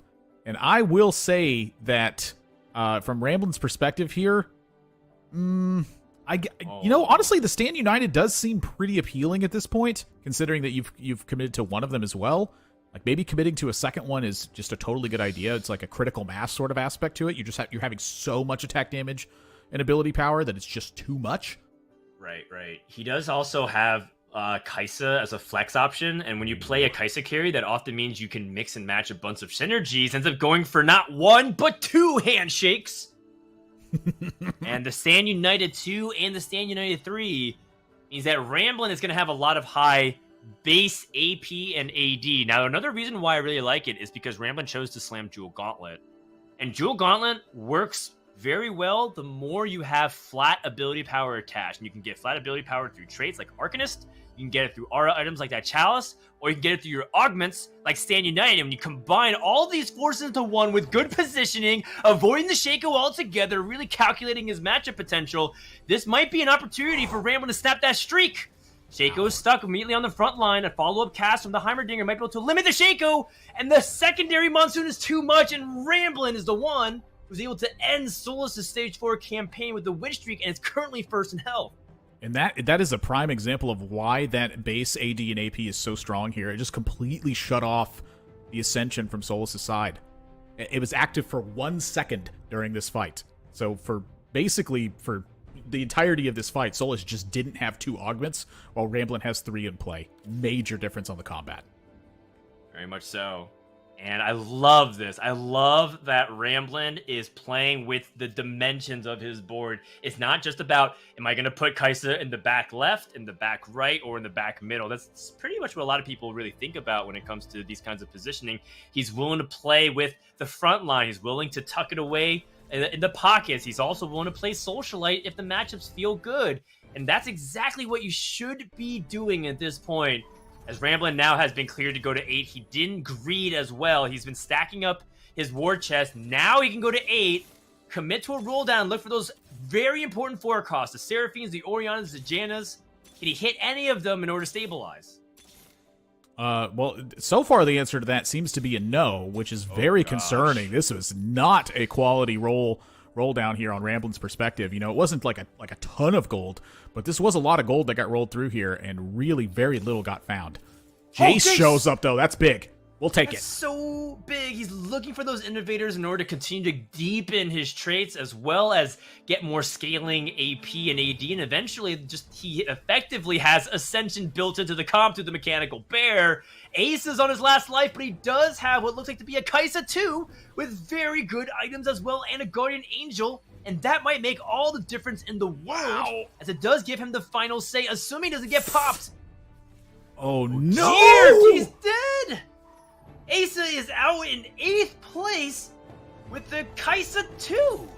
A Kai'Sa 2 that had a Guardian Angel and a Morelos as well. Like, that was not a weak build for the Kai'Sa at that point. That's just sometimes if you don't have the HP, you take one tough fight loss, and that's enough to end it right there. Really tough loss there for Asa. That's exactly right. You summarized it perfectly. Just not enough HP. Even if you have the game's most capped version of the board, it doesn't mean that you're infallible. You are sometimes going to lose because of bad positioning, or the matchup's a little tough. What is going on? It's a Vi 3, it's a Zac 3, it's a Swain 3. He's working on Talon 3. This is Kevis in a nutshell. The Sister Fister just delivers critical damage to Robin Vikanov. Did you see? 5 HP. Did you see how hard that Vi hit? It just hit the board, it crit, it just evaporated. Holy moly. I mean, it makes sense because the Imperial damage is so high. You give Vi a Jewel Gauntlet. Yeah, she doesn't have blue buff for repeated punches, but still, that is incredible damage out of a 2 cost that we weren't really expecting. And Vi, of course, is one of the better AP carries, and right now is Neon Knight's PBE, so it makes me very excited to see what she can do when you upgrade from her Denting Blow. Take a look at Robin Van Kanov's position, though. He was playing that Syndicate Shaco line that we saw with the 4 Bodyguard early, but looks like he's just not stable enough. He has okay Shaco items for sure. No Last Whisper means that's going to be a little bit more difficult. He's going up against Solus, who is level 9. And in the head-to-head, who gets the edge in this Syndicate battle? Well, I'm going to say that part of it probably goes to the Shroud. The other part of it probably goes to the 2-star Braum that's taken place, and the fact that this Shaco on Solus' side just completely untouched for the entirety of the fight. Wow. Yeah, that's just way too much. The quality of Solus' board is just way too high. And Robovan goes out in 6th place. Solus wins the Syndicate Civil War. Our top 5 has been determined, although Setsuko looks like he's on the outside trying to break in. Does he go for any emblems here? Looks like he's eyeing the Chemtech emblem, but it's on a 1 cost, and that is definitely a recipe for disaster when you have to take an emblem, but you have almost no gold to roll, and you're at 8 HP. Is there any way for Setsuko to climb to the top 4? Well, it's going to require a pretty big win streak, which is looking tough against the rest of the lobby so far, but you know, there's still those tiny windows of opportunity. You know, the different 2 fights could be the difference. And so it's for Setsuko, they cannot afford to lose another fight from this point. For Solus, this board is getting stronger and stronger. When you're on 9-2, your quality of unit rolls is going to be much higher. And frankly, that's pretty much all you're searching for is the high quality ones at this point. So Akali's going to grab a Warmogs to try to hang on to that backline a little bit longer. 4 Assassin in play with 5 Syndicate. Not huge on the combat side of things, but if the fight goes for long enough, I do feel like Solus's board becomes pretty difficult to overtake. However, this Kaisa right now, if it does not get taken down by the Shaco, it is absolutely going to run amok on this board. Except the Shaco is stuck on the Zillion, and that's exactly what Ramblin was accounting for by placing the Zillion as close as it was while covering the Kaisa. Excellent positioning once more by Ramblin. I swear we're not a broken record. Maybe one of these days Ramblin will miss position. We don't know. We'll see. Maybe. DQA's board looking awfully nice here. 8 Challenger. I love to see it. DQA in this set was with Academy emblem on the Orianna as well. That Orianna is actually going to deal a ton of damage in the middle of the play. This is DQA is actually the first player I saw win a lobby with 8 Challenger, and this is at the very start of set 6. But they played it so fluidly, so cleanly, and so confidently that it was almost unbelievable watching it happen because they just did it with such like it was a natural behavior almost to that point. And I do feel like that DQA really understands the vertical traits in terms of AD and how they operate, because look at how fast this board went down. My gosh, 8 Challenger is so powerful. Yeah, I mean, Ramblin actually brought it back a little bit towards the end of that fight, was able to preserve some HP, and right now, top 4 seems pretty clear, although Setsuko gets his win over Solus, can find a way to get in, he does. Okay, so top 4 isn't completely squared away, but the question becomes, who will be able to get these differences between a 4th place and a top 2? And it feels like it's very, very narrow. A Locket appears for DQA. That is really nice. That's a very strong pickup, particularly because challengers want to crash aggressively, and you can frontline a lot of them. There's almost an argument to frontline this Orianna, by the way, because of her being able to take a little bit of aggro and then shielding not only her allies, but also herself. So we'll see how DQA ends up utilizing this Locket and which 5 units he chooses to place in the front. In the meantime, hopping on board with Kivix's board, the 3-star Vi, the 3-star Zac. We have finally hit level 8. Ooh. What can we do to really press our advantage here? Jace shows up, which means that there is an ability to have forward Forcer, because the Seraphine, Seraphine's nice to have in play. You know, I do want the Socialite, but it's not a mandatory part of this build.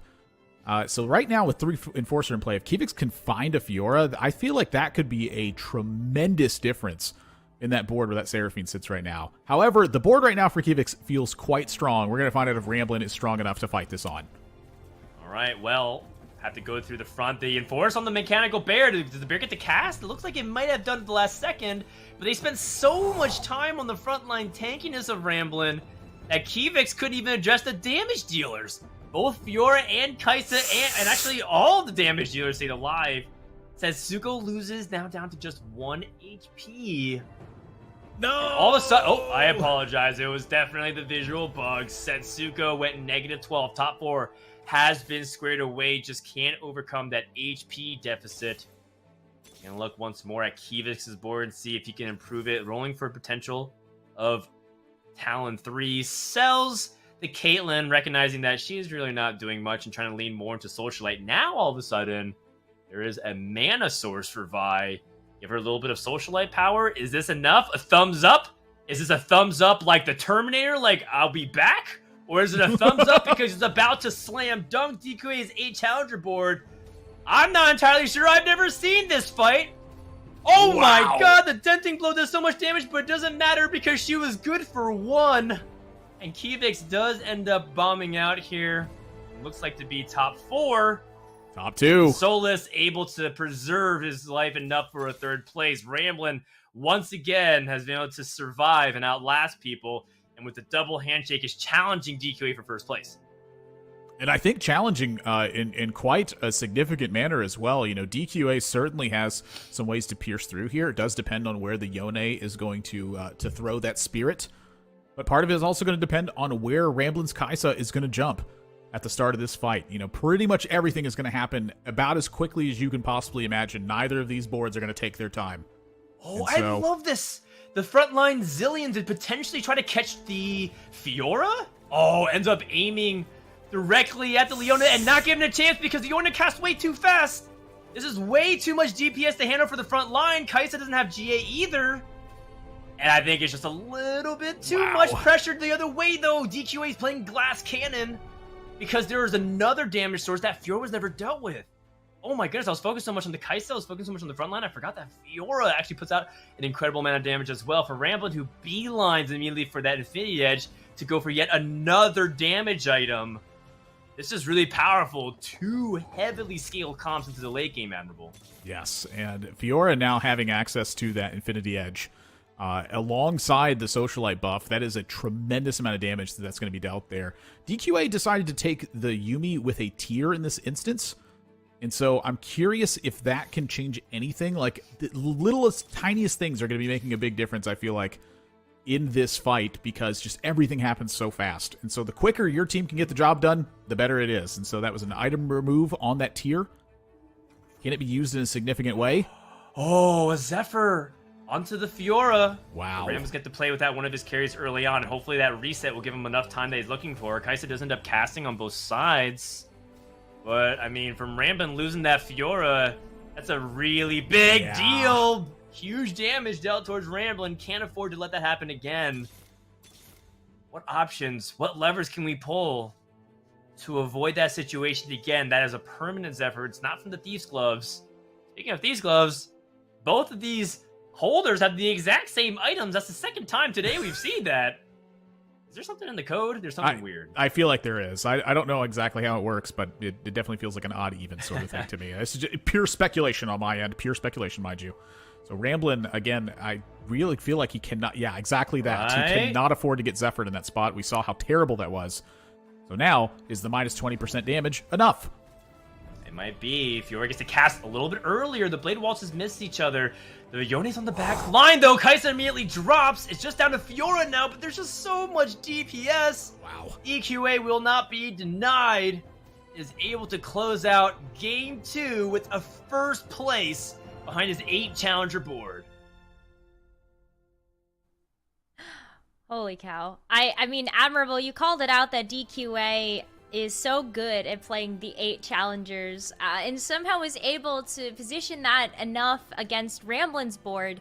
But honestly, Khroen, we got to talk about Ramblin a little bit more. Ramblin has put on an incredible show of skill in Game 1 and Game 2 and has been rewarded pretty handsomely for that with 2 top 4 finishes.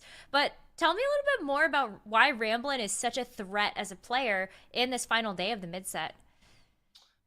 Man, how much time do you have?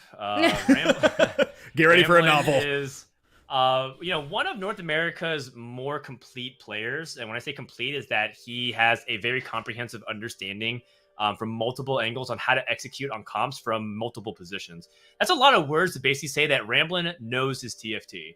And the reality is, a lot of these players, even in the top 8, are very familiar with one area of TFT and not as familiar with others, right? You have people who say, look, TFT is an incredibly complex game, and so what I do is I narrow it down and simplify it. I'm just going to learn the AD tree. I'll play 4-cost flex. Some people say, like, I'm going to be a reroll specialist. Ramblin knows it all, and the reason why is because I can't name another North American player that watches more TFT than Ramblin. He is in everybody's chats. He's talking. He's downloading all the strats. He compiles it into his own Google Sheets presentation slide that he shares with everybody else. And that's the thing that blows my mind more than anything. Ramblin shares his knowledge for free for all his opponents and fans to be able to digest. and yet he still has an edge this significant onto the field. It's just brilliant to watch. But he's not prone. He's not infallible. He's definitely made mistakes. He's evaluated different weaknesses of his gameplay from set 5 to set 6. And he's very transparent about like, hey, look, praise me when I'm doing well, but also if I'm not doing well, there's a lot of things that I also need to improve on. And I love that because as much as Ramblin has every reason to be cocky, he's also one of the most humble guys on the server.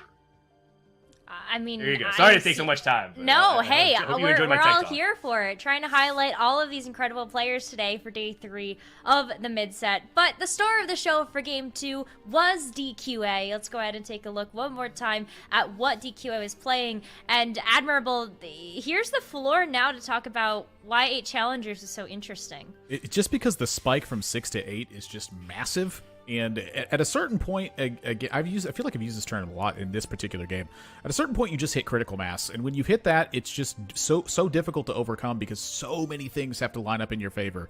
And I feel like DQA is fantastic at recognizing where that critical mass is available and how you actually hit it. You know, when I think all the way back to Fates, where DQA played a ton of Kale and just really understood the comp to a truly impressive level.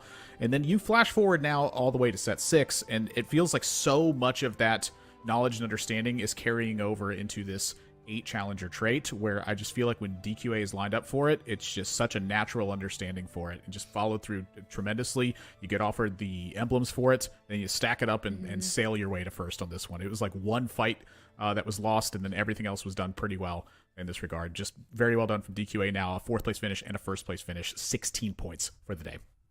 Yeah, and that is going to put DQA and Kivix actually tied for 1st place right now with 16 points apiece.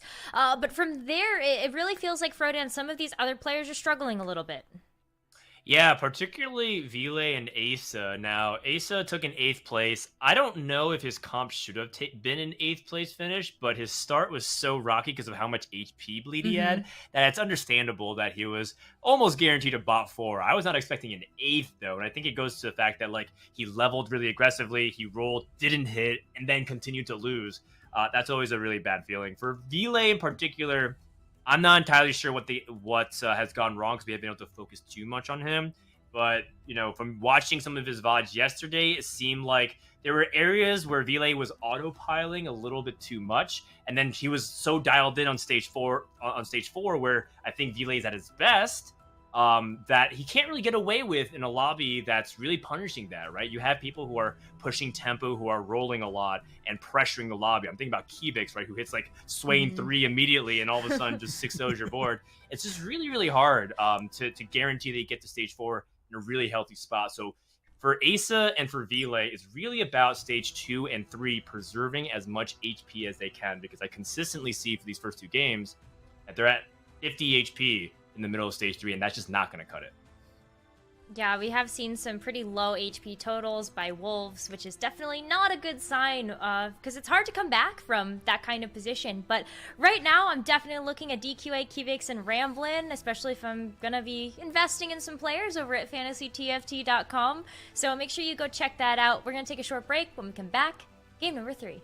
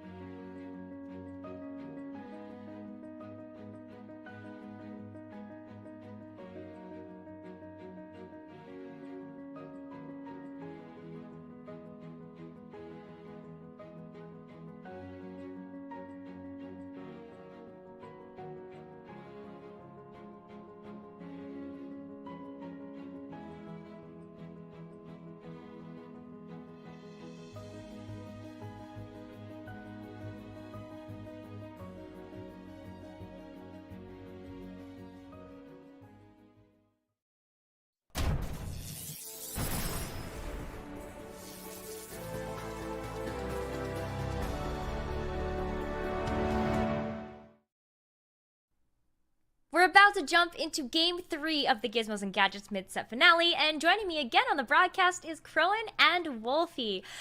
Hey, this is an incredible day of action so far, but I feel like in some cases, Wolfey, some of the players might be feeling the pressure a little bit. There is a lot on the line, huge chunks of that $20,000 prize pool, and also invites to the 6.5 Innovation Cup, and of course the coveted NA Regional Finals.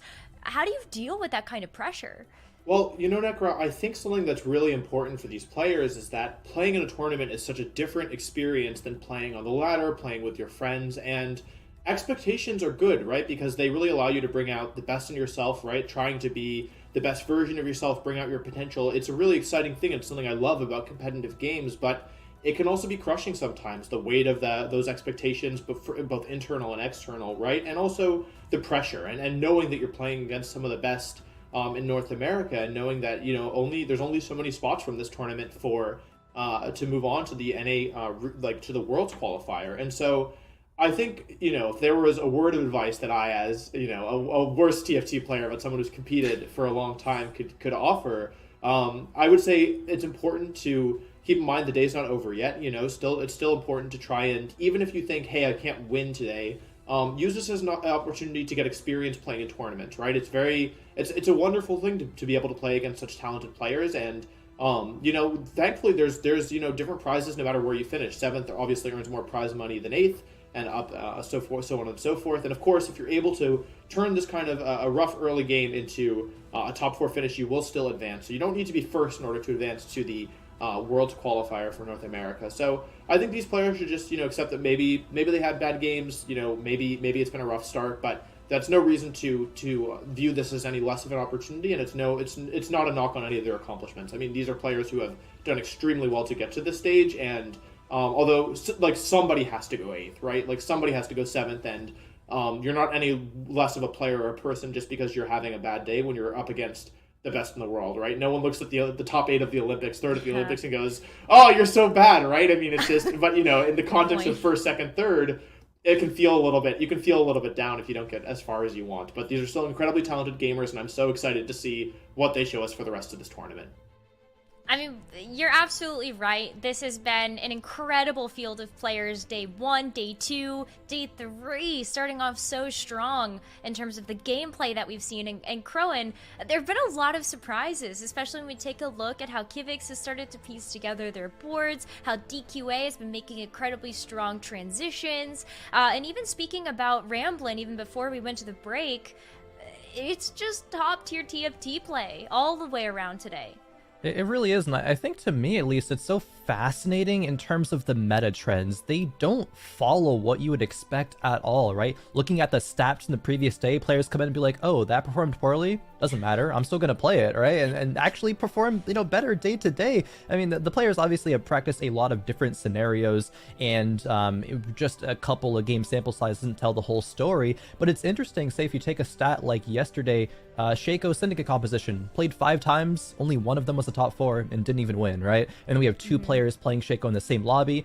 Solus does, top 3 with it. That's fantastic, right? He had a good start opener for it. But then you have on the other side, Roby Van Cadope, who pilots it to bot 4, right? So it's just so interesting. The way these players approach TFT is so different. Part of that is set 6 and the augments and the way you need to sometimes commit to specific options at specific times, but I think it also just goes to the caliber of TFT players that these specific players are in learning, right? Each set, TFT players get so much better and better, learning how to adjust to new scenarios, play these kind of off meta, off tempo kind of styles, and they work out super well.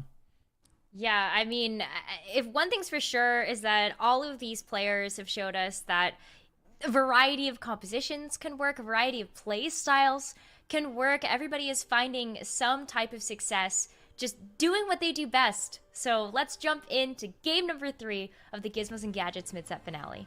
Into game 3 we go, on board once again with DQA currently in first place in this tournament. Wolfey is tied with Kivix, however. Both are at 16 points, but both them and Ramblin' have set themselves ahead of the rest of the pack by a few points. Yeah, absolutely, and a strong start is definitely the way you wanna go here. We were talking a little bit before the game 1 about how DQA was able to perform really well and perform up to par, and maybe in part because he started the day with a very strong start, and we're kind of seeing that again here as well. And so I think DQA talked yesterday about the curse of the winner's curse, the first place curse, but right now making it look more like a superstition. And I feel like this game 3 for a player like DQA is going to be a big deal. Like if he's able to continue this momentum and set himself up after kind of this halfway point of games, or maybe if the finish isn't up to par. But so far, I mean, winning lobby 2 is a really nice way to start, as is being in first place.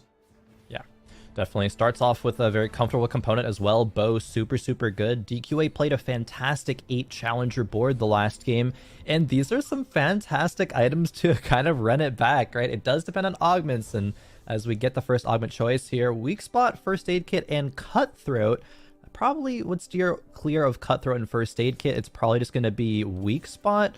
Yeah, we do see weak spot come through here as a pause does happen, so players get more time to make sure everything is okay and maybe deliberate on their augment choices a bit further. Yeah, absolutely. And I wanted to say this, but there wasn't time. But after watching that last game, I want to say that I feel like there's only 2 types of people in this world. There's people who are fans of Kivix, and there's people who haven't watched Kivix play TFT. Because after seeing that Vi Zach Swain reroll, I thought I think what's so exciting about Kivix is that they really make you feel like I feel like they're stages, right? You're like, there's no way this can work, and then, oh my gosh, this is working, and then you're like, is this gonna win the lobby? This bizarre kind of mishmash hodgepodge of units and of star levels, and I think it's great to watch. And so I'm really excited to see if Kivix keeps up this kind of unusual re-rolling style as we do jump back into our game with DQA, who has what's looking like maybe an innovator start. We've got 2 of the innovators on board, a pair of Ezreal, and of course Camille and Shop giving potential access to the Clockwork trade. Yep, definitely going to get some gold here on this round, so doesn't need to sell the Alawi quite yet. Can hang on there, but we'll see what comes through. I mean, this is interesting, depending on what pops out, and it's going to be a couple assassins, a Kog'Maw. don't really need any of those in this position.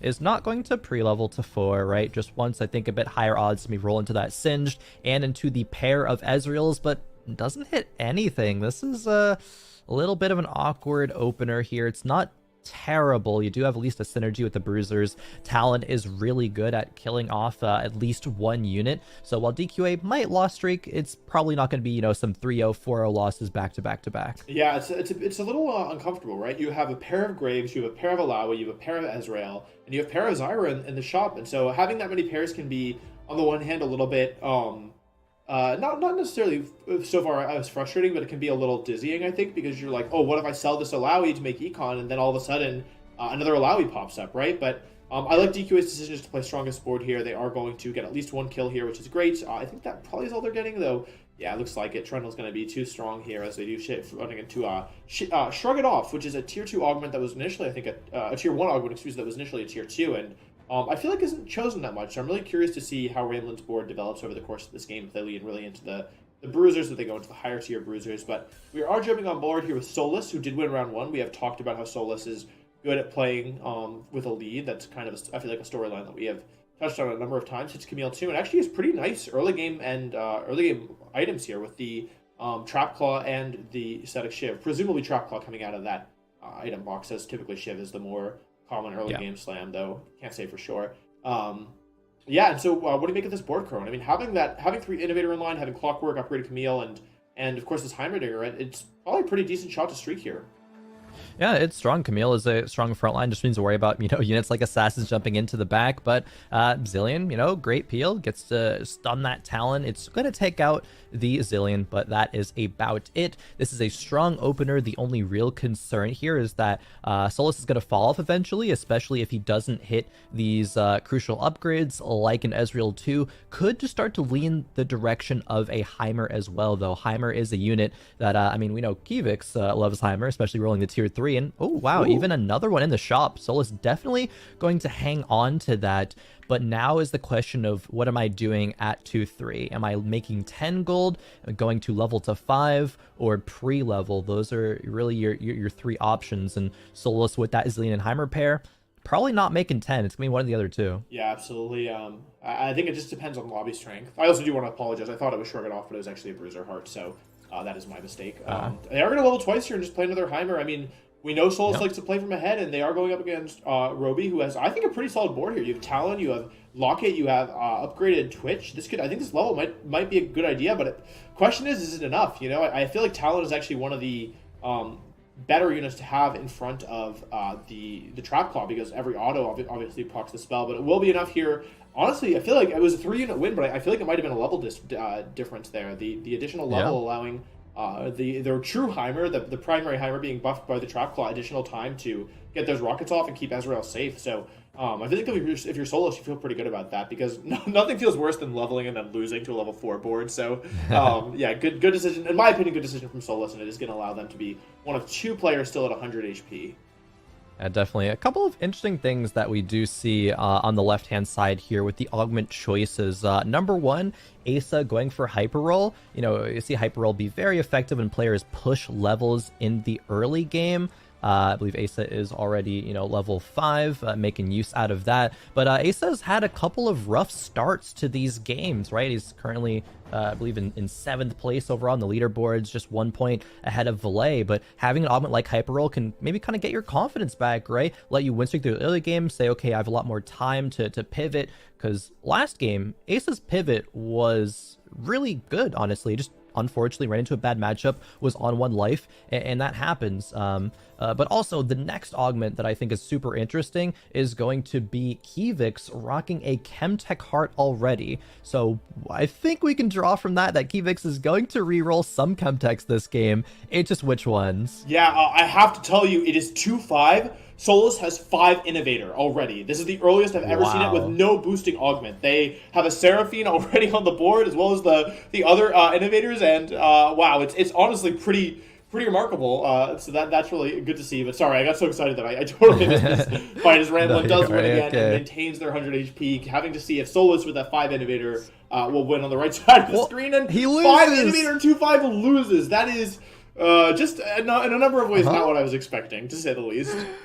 Wait a minute. Taking a little sneak peek at Solstice's board, all of the innovators are in, but they are only 1-star. So I guess it wasn't enough to beat Valet's board, actually. Valet, seemingly the win streak killer, also rocking 3 innovators by himself. But, Ramblin' here with the Bruiser Heart, has the Ziggs being the item carrier right now, I guess, with just some aura items, right? This Chalice going to be buffing up the TF as well. Some solid upgrades. Just an overall okay board. It's not indicative of any specific direction, but Ramblin's making econ and is in a comfortable spot. Yeah, interesting to see the Shroud slam early, actually. I personally like this because Shroud is an item which will give you value throughout the entire game. So getting I feel like there's kind of a general conception that Shroud and Zephyr and items like that are very impactful in the late game, and they kind of gain value as the game progresses. But getting a good Shroud early, it didn't happen here, but it didn't need to happen here. I like it. It gives you dodge chance as well on your frontline Trundle, which is nice. But just being able to get a good Shroud and force opponents who are being lazy about positioning to react to you and to keep people honest, I think is a really big deal. So we are jumping aboard with Valet here, who there's a couple unfortunate things about this. They still haven't hit that Heimer upgrade, which isn't unheard of, but they are loss, win, loss with sub 20 gold here, which is very low. And if they don't hit any gold from this round here, it might be kind of difficult. They'll have to sell the Heimer or not make 20 gold. Yeah. Both options are kind of unfortunate. So they're really hoping they get gold here. First box is a Rod, a good item to get, but not gold. Second box, Sword, another decent item. You can build IE Jeweled Gauntlet, which is a really nice combo. Final Creep, is it going to be more gloves? So, I mean, they're good items to have, but yeah, you're only now at 20 gold, which is very behind the pace in terms of econ, and I have to be honest, Khroen, I don't know where that gold has gone. Like, why do they not have any gold here? Like, they don't have that expensive a board. You have one Lissandra, a Heimer, a pair of Heimer, I guess, might be doing it, and the only upgrades are Zillion and Camille. So it's not a super expensive board, as they do slam the Thieves Gloves here, but that's actually twice we've seen an early Thieves Glove slam. But I guess if you're trying to play Heimer and you want to run against Blue Buff JG and then Gunblade, it's not the most unusual thing. This makes sense. Heimer does, generally want a little bit of utility. Will sometimes benefit from it more than just full damage with that Jewel Gauntlet, Gunblade kind of build. Just wants another tier for the blue buff. But going back to why Valet, I think, is a little bit lacking the economy. I think it's a combination of a few things. One, like you mentioned, the pair of Heimers, upgrading the Zillion too, actually as well. But Valet probably missed a couple of, early stage 2 econ breakpoints. Probably was like just 1 gold off. It's probably those couple of rounds that they end up losing and not going on a full streak one way or the other that led to that kind of econ deficit as well. But now we're moving on over to Roby Van Knob. Maybe going for a bit of a reroll singed Twitch composition? No, okay, they do spend this gold to start leveling up. Could have been an argument for rerolling, but yeah, deciding not to. Yeah, I think it was the right decision not to reroll. But I personally also, I was with you. I thought they have so much gold already. They're holding the units. They have upgrades of each of them already. Yeah, for sure they're going for it. But interesting that they're continuing to play into this loss streak style. I mean, their health is actually pretty decent here. I mean, you're on a 5 streak, but you still have 70 HP, especially considering one of those losses was in stage 3 instead of, an earlier stage. Yeah. It's definitely not bad. Looks like they're going to pick up a KO or 2 here. Maybe one more if this Twitch does big damage. Yeah, it's barely not enough, and it's a big loss here, but they were comfortable losing. They could have just spent the extra 8 gold here and just, lost 1 point of econ but played a stronger board, but choosing not to because you only have Quinn to put in, which doesn't help you, and especially a large amount. A Zillion here would be big. It would allow you to get both Clockwork and Innovator in, which is a pretty big deal. So next up is our second augment. It is the Tier 1 augment, and Tome of Traits. This is something that I feel like wasn't picked that much when it was a Tier 2 augment, but now that it's Tier 1, wow, that could be kind of hard to see exactly what just happened there. But we'll have to see. They did pick the Tome. The Tome. They're waiting to end up using it now. Oh, there's a Zillion, by the way. Yep, Zillion goes in. That's a great find. Allows you to find. That was probably the single best unit you could put in here. And we'll have to see. They haven't actually opened the Tome yet. So I mean, one of the things that could be very impactful is we've talked a lot yesterday about 7 Innovator and how impactful that can be as a trait, as a synergy. It's not actually okay because 7 Innovator allows you extra crit chance. IE is a really good item for it. So it's not. I think the item slams don't preclude being able to play it, and with this Tome, there is a chance that the Innovator emblem is in there. So we'll have to see. It's kind of interesting that Roby's not choosing to activate this tome. I guess perhaps because of the carousel, they want to ensure that they're first pick, but they are 10 HP behind 7th and 11 HP behind 6th. So I'm really curious to see the kind of the thought process here as they do go up against DQA, who has pretty powerful board here. We have Bruiser Ezreal, we have Amundo already, we have Zach, Trundle 2, Vi 2 with the death cap. A lot of damage Vi's, more than I would be expecting, but seems to be doing the job here as DQA is going to pick up a big win here. And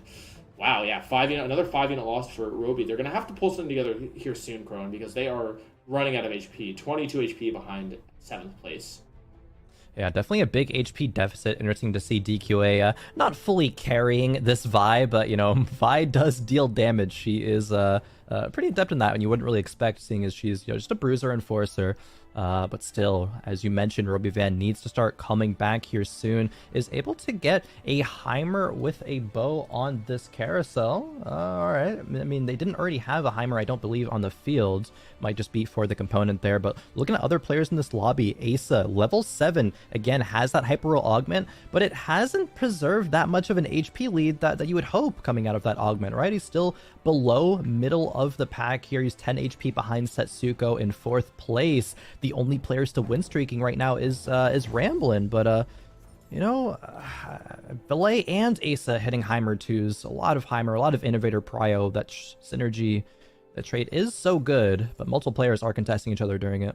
Yeah, absolutely. We've seen a lot of Heimer, a lot of Zillion as well this lobby, as we do see a Fiora on 6th. That's a big deal. Fiora is a really good AD item holder and actually pairs very nicely with the Enforcer Vi. She's using to build the Warmogs on the Alawi. For players who might not be aware, that's probably they could have built it on the Mundo or maybe on the Trundle, both of which are higher cost upgraded units. But this probably ideally ends up on a Mundo eventually. I think I said Mundo, but I meant Zach, excuse me. And yeah, there's that bear on the other side of the board. So Fiora is not able to ult yet. She does finally get one off and just barely finishes her ult, but looks like it's going to be a loss here unless this Alawi is able to do something pretty miraculous. As we do see, I really like this combination of augments, by the way. You have Ascension, which obviously does better later with the fight you are, and Self-Repair, which is allowing this bear to put itself back together after being knocked down. So we do see Camille 2 on the bench here, allowing Challenger to be played as well. That will allow the Fiora to attack just a little bit quicker over the Zillion with the Clockwork, or perhaps doing both here over the Vi. So that makes sense. I think this is now a pretty strong board. I think these aren't a lot of items, Khroen. I've just now noticed. I thought maybe there's more on the bench, but only 5 components so far is a little low for this point in the game, I think. Yeah, it is a little low for this point. Even if Wolves only give like 2 or 3, which is a possibility, I think the lowest you can go into stage 4 with is like 8 components. So Setsuko hopefully doesn't kind of fall into that, because it's pretty hard to come back from, especially if you don't have just an insane strong board. And while this is a solid board, it is not insane strong. It's just a Fiora 1 with essentially 1 component. Probably going to be losing to Ramblin' here. It is a kind of close fight, but no, the Vi, the Trundle, the upgrades are a bit too much. Ramblin' continues the streak while not being a level 7, right? Usually the players who preserve a streak all the way through stage 3 have leveled up. Not the case, however, for Ramblin'. Robyvan Knob, however, does stabilize at 40 HP. He is the player who did go to level 7, rolled down a fair bit. Moving over to Asa. This is Asa's comfort territory. It is going to be running these innovators, having a pretty decent items on this Seraphine, but even better, having the innovator emblem. Asa is going to be able to go to 7 innovator at this point if he finds a Singe, right? There's no Singe on this board, and the higher you level up, the less chance that you get to find that Singed. Yeah, you also need a Jace, though, which is typically a very difficult unit to find because obviously it's a 5 cost, and this is an awkward spot because, like you mentioned, you really want to be able to get to level 8 so you can roll for that Jace. Awkward components, by the way. Gloves, sword, sword. It has to be a Jhin, right?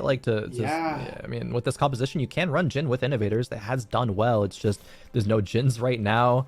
Ace is rolling more. Yeah, I feel like that's kind of I feel like you're stuck, right? Because on the one hand, your board isn't strong enough. Like it's just not strong enough. It's not going to be able to cut it. And actually, very interestingly, sends the TG, meaning I guess it'll be a Deathblade Slam. I mean, I guess. So yeah, just puts a sword in the Ezreal for the scrap value, and it immediately gets deleted by this assassin Yone just cutting through the backline. Gianna gets a big ult, but Yone just walks right back forward, and 1 down, 2 down. Oh, I don't think it's going to be enough here, and it's a really uncomfortable position because if you were to save up your gold, go. Oh, there's this Cinder, by the way. But if you save up your gold and you go to level 8, so that you have at least a chance of finding Jace, even then it's risky, but you at least have a chance of finding Jace if you do go to 8, but the board isn't strong enough right now. You're taking too much damage. You have too many 1-star units. So what do? Do you roll down and kind of delay being able to go to level 8 and find that Jace, or do you delay rolling and just accept that you're going to take a ton of damage now? It kind of feels like you're doomed regardless. As we do jump on board here with DQA playing an unusual board, the Void board mutation, which is interesting, which is actually a pretty good mutation for Vi, I think, and then. Well, it was 6 Bruiser. It's going to be 6 Bruiser again. I think considering selling this Ezreal, maybe, but I guess the other place the editor could go would be on Trundle. But yeah, it's an interesting board as we do go up against Ramblin here, who still has yet to lose with very scary Echo items, and Morello's applies a flat percentage of HP, and so against Bruisers who have so much of HP, the Morello's is just doing so much damage, and that Vi who is holding probably one of the 2 carries, just gets immediately deleted as Victor lasers do very little. Not an awful loss for DQA here. We might even get one more. No. Potentially not. Lissandra ults can have an auto or 2, but not going to be enough. DQA takes another loss. HPs, especially towards the bottom 6 players of the lobby, are very, very close. Just an 8 HP separation there. But Ramblin, of course, out in the lead in front, and Valet sitting at 69 himself in second place. Kind of a big gap between first and in third. DQA, when is he going to pull the trigger, right? When is he going to transition? It's probably going to be, he pulls a little bit of a trigger right now to sell the Ezreal, move a couple of these components over. Vi, again, being a carry, how much does DQA consider holding or going mutants, right? Is it going to be a 5 mutant game? Where is this going to go? Is it going to be something like a mutant Jinx? And then where does Death Cap go? It's not a fantastic item for like Kaisa, but it's still okay, right? But you generally want like Morellos, Shiv, Archangels, things like that. It's not perfect, and I just want to see where he goes from here. Yeah, absolutely. I think that there's a chance that this could still be a Kaisa game, just simply because Kaisa's attack obviously hits every single unit on the board, and because the Void mutation will allow any unit that is even touched by a damage from a mutant to be finished off if it's below the threshold. Kaisa's actually a really good user of mutation, so I think it's possible that maybe DQA is, in a perfect world, is able to do something like Kaisa, maybe give her GA and Death Cap just to allow her to do more damage, and then have Mundo, and then maybe just play that 3rd mutant with the mutant spat or emblem, and allow, therefore, a chance to just get 3 mutant in and not bother going up to 5. But, I mean, only DQA knows for sure. They are going to take a cloak here. I don't remember off the top of my head what their other components were, but interesting to see cloak go this late into the game. Yeah, definitely. Other interesting thing is that there was a Jace on this carousel. I thought, Maybe Asa can grab that, but no, it was picked up pretty much instantaneously by Kivix, and I think this is going to be the level 8 push for DQA. Does find an Urgot already naturally in the shop, using a lot of this APM to just move units around the bench while thinking what he wants to do, and okay, finally. Wastes a lot of time, actually. That's kind of unorthodox DQA right here. Usually is very intent on the decisions that they want to make and the roll downs, but I guess the decision came with there wasn't really going to be much opportunity for a roll down. That Urgot's going to give, 3 Chemtech. It's still okay to carry the Trundle and the Vi until stage 5, but going up against a pretty strong Innovator board, though, again, with Asa being now level 8. Yeah, going up against this Tom Kench with these gloves, very good items. And the other interesting thing is that the Bear actually gives extra AD and AP, so we see that Kench has a better chance of farming items, as does. If it finishes off the Seraphine, it could spit on a Spatula. Is she going to be devoured? No, barely not. Just barely not, and that would have been a huge grab. Tom Kench is one of those units where the longer it remains on the field, the earlier you get it, the stronger it's able to become. As we do go into our final augment, it is a gold augment, Mutant Crest Exiles, and armor plating.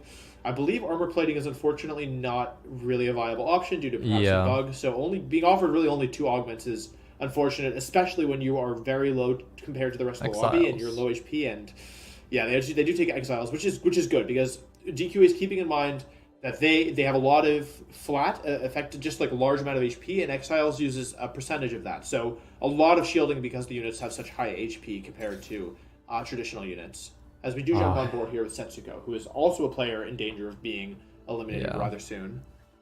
A very awkward situation here for Setsuko in multiple ways. One being running challengers while having, Chemtex is not the most obvious kind of synergy there. Usually with Chemtex, you're going to run that Urgot carry. Also having no gold, level 8, sitting on 4 separate pairs.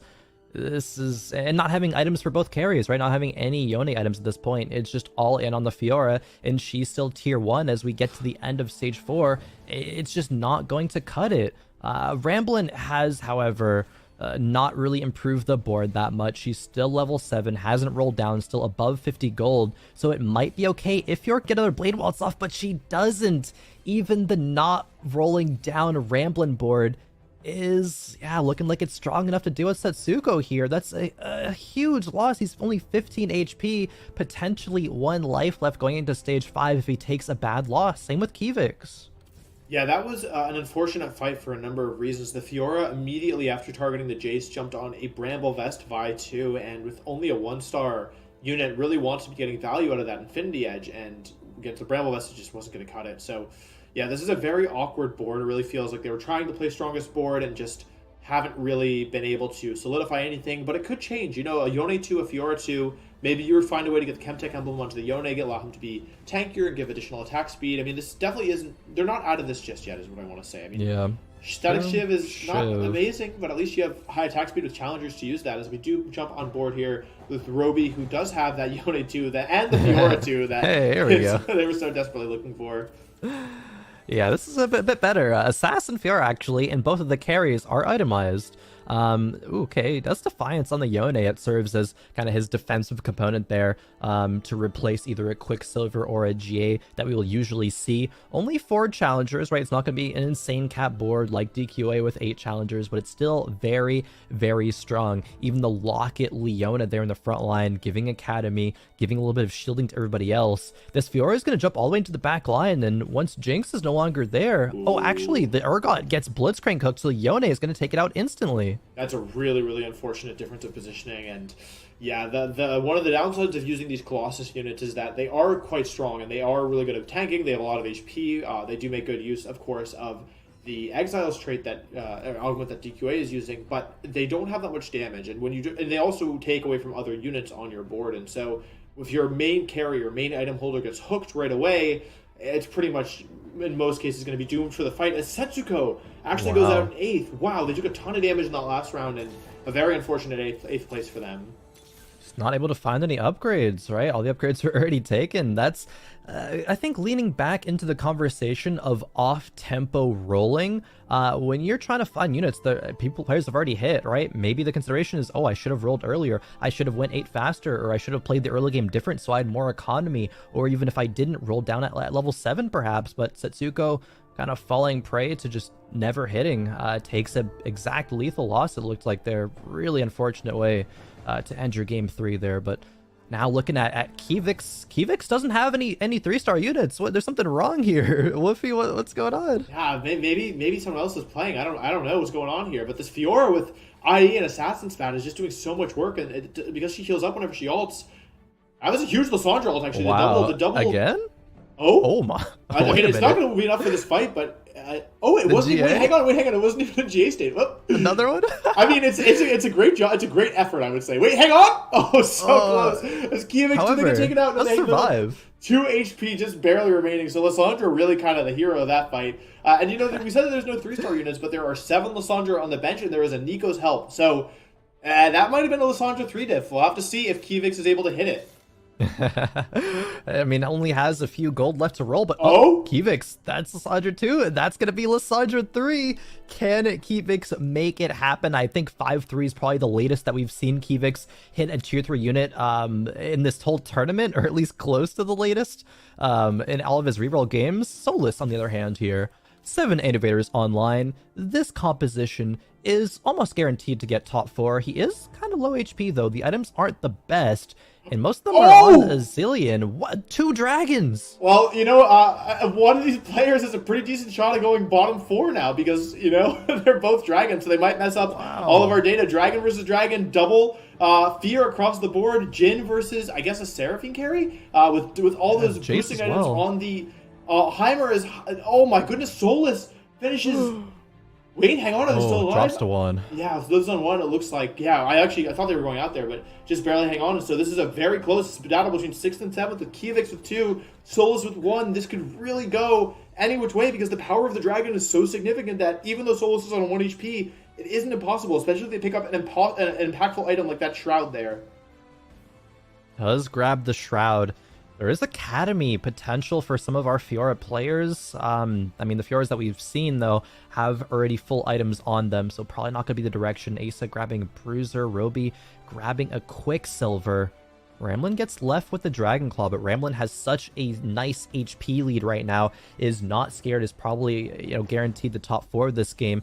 The interesting thing, Wolfey, yeah, we saw 2 dragons, but there's a third play running innovators as well. It's not going to be that 7-piece synergy, but Valet still has 5 innovators on their board, rocking a Heimerdinger carry. This is the most innovators that we've seen in a single lobby, right? We've never seen, I don't think, in this tournament, 2 dragons in a single game. Yeah, absolutely. I mean, I don't think I've ever seen two dragons in a single game, and in the same, throughout all my time playing TFT. So it'll be interesting here. I also think it's really interesting how many aura items are in the backline. We saw double Zeeks on the opposing side, Zeeks plus Chalice plus Trapclaw here. So an unfortunate Shroud, and the Fiora is going to jump immediately on the Jhin, it looks like, and Jhin goes into his state, but is he going to be able to survive? No, he goes out. This might actually be a positioning diff. Really nice positioning for the Fiora. She's attacking so quickly. Zillion stun goes off, slowing down the Fiora a little bit. Seraphine gets one more cast off, but I don't know if it's going to be enough here, and the Dragon's gone on the front line, and that is could it be a 7th place from Solus? With Innovator 7, DQA goes out 6th, maybe Kivix. All depends on this Lissandra. Kivix goes super low, 2 HP. Are they going to win this round? God. It's taking a while. No! Oh my goodness. 7th place with 7 Innovator. That is certainly, rest in peace to the Innovator stats right there. That is a huge hit. And large part due to that being contested, and also just other very strong compositions. Roby Van Knob, this Assassin Fiora, expertly positioned as well to take out Solus's backline.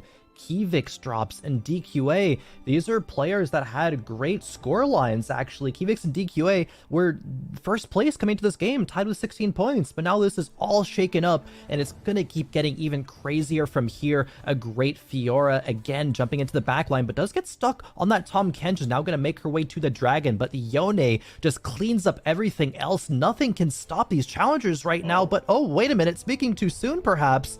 The Fiora goes down, the Yone is healing back up, he has Death's Defiance, he's not going to be bursted down, and yes, it is a Yone diff there. Asa drops to just 10 HP. Will Valet be able to hang on, though? That's the question now. Yeah, it's gonna be down to this last fight between Ramblin and Valet. Ramblin does pick up the win, and Valet goes out in 4th place, so not a great showing for Innovators. I mean, we've had 2 of them eliminated so far, and Asa with 7 Innovator, whenever we look at that, whenever we see this dragon, it feels like it's losing. I feel like we just watched 3 consecutive dragons lose. As we do jump on board with Ramblin here, as they are currently in 1st place. They had a huge HP lead. They were 100 HP so late into the game, and now they are very gradually going towards level 8. They've been basically slow leveling above 50 gold to get there, and they still have such a big HP lead. And I like the decision, honestly. I feel like Roby with that Assassin Fiora has proven that they are very, very good at positioning, that they're capable of beating all the current boards in the lobby, and so I think kind of being a little bit greedier and using your econ, which is a resource that you have built up over the course of this game, and really utilizing your HP, which is so high, to allow you to really cap out your board, I think is the right play here. And we are going to take just a quick pause as we resolve some technical issues in our game, but it's a bit stressful, isn't it, Khroen? I mean, we are. Oh yeah. We're getting into the end of this game, and it's going to be really interesting to see if we're able to put together a board that's capable of beating that terrifying Assassin Fiora. It's super stressful because the state of the other boards. It's going to be Asa with the Innovators. It's going to be Roby Van Knob with the Challengers, right? A fully built Yone and Fiora. But what does Ramblin transition this endgame board to? He's going to have probably like 50 gold at level 9 to roll with. Has great items for things like a Kaisa. Has great items for things like a Tahm Kench. Might be a little bit late for Tahm Kench, right? He's going to be lacking on stats, not being fed throughout all of stage 5, maybe even sometimes in some cases stage 4. but still, Ramblin's position in this lobby, absolutely insane. And it's very impressive to note that he didn't overroll, didn't be like, oh, okay, I'm kind of weak now, maybe. No, accurately assessed his board strength at each specific point. And Ramblin's so good at that, right? He's so good at so many things. Positioning is one of them. Let's see if it's good positioning enough to not take a big loss here. The Shroud is pretty good. Yeah, nice Shroud into the Dragon. Lissandra taking damage. Lissandra's taken out. I mean, there's so many units on this board that just feel like they don't really belong on an endgame board, right? I mean, we still have Trundle on the board. We still have, just one item Lissandra. Lissandra not an awful unit, but without really good synergies online, I mean, there's definitely better Scholars and everything. So a big loss here, but Ramblin knows that they're going to lose here, and because they want to cap out their board in a really meaningful way, it's pretty clear that what they're aiming for is, use this early HP that you built up throughout the course of the whole game. Finally goes to level 9 here, and they're going to start selling their units. This is going to be a big transition. Let's see how quickly they can do it. Grabbing Galio, Jinx. It's probably just going to depend on the 5 cost that they hit. Passing Seraphine. There's Nikali, passing Nikali. Yumi. Mundo gets upgraded finally. Kaisa. There's Kaisa. Yeah, that's a big one. Definitely want to make use out of this Kaisa. There's Kench. Tom Kench? Super impactful roll down, to be honest with you.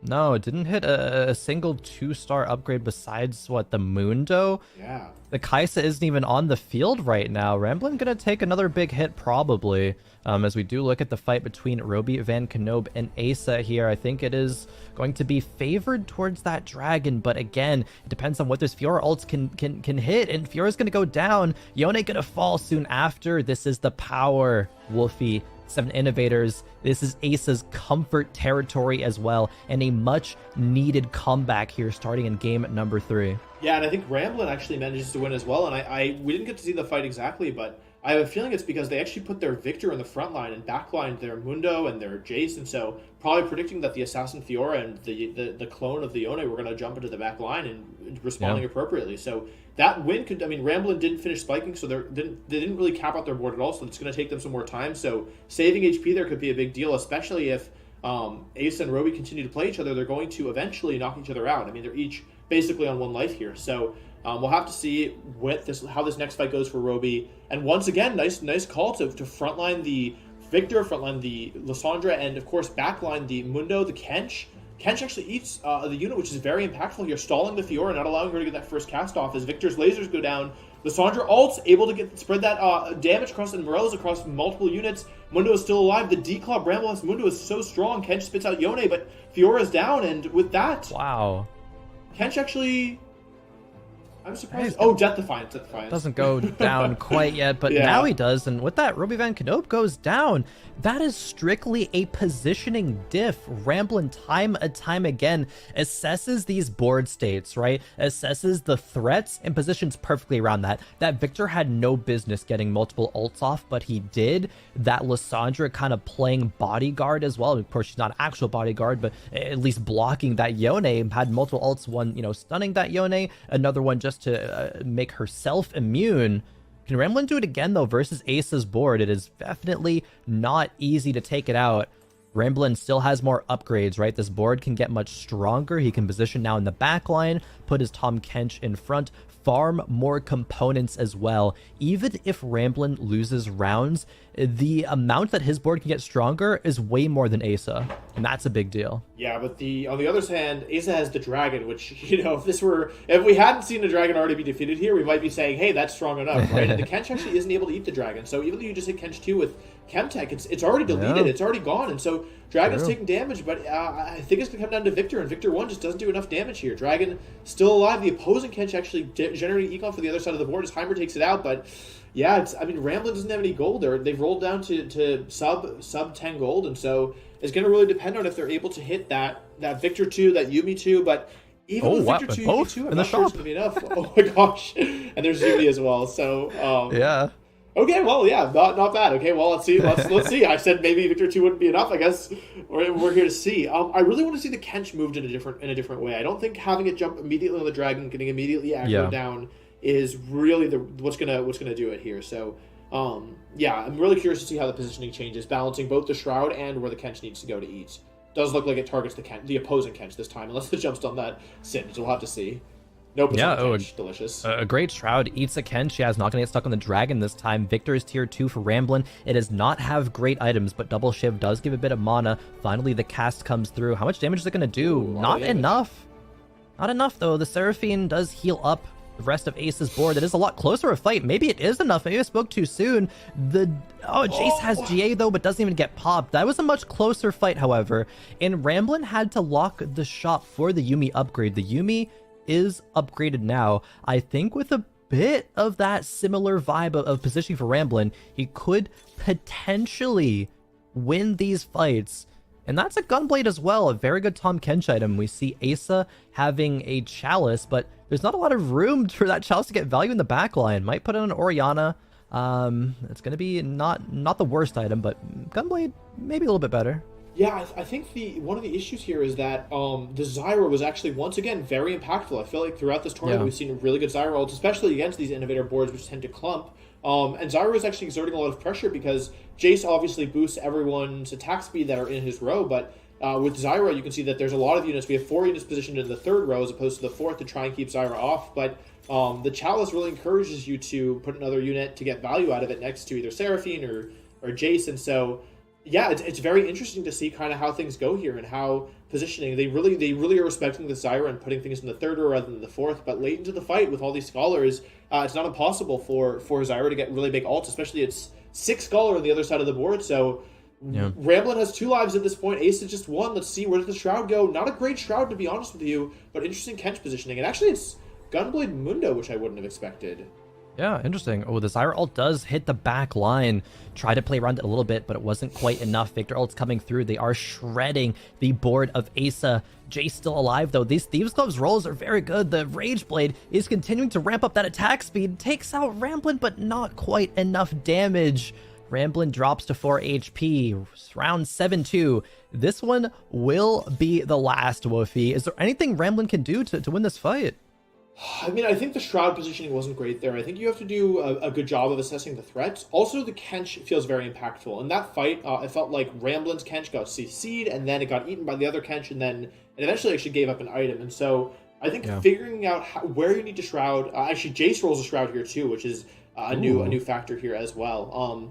Yeah, and I think I really question the Mundo decision, but there's no point in questioning anything now. It all comes down to where does the positioning go. Once again, Shroud on the Dragon... but not much on anything else, as the Kench devours the first unit, but looks like it might get devoured in exchange. No, I think it actually eats the opposing Kench, spits it out.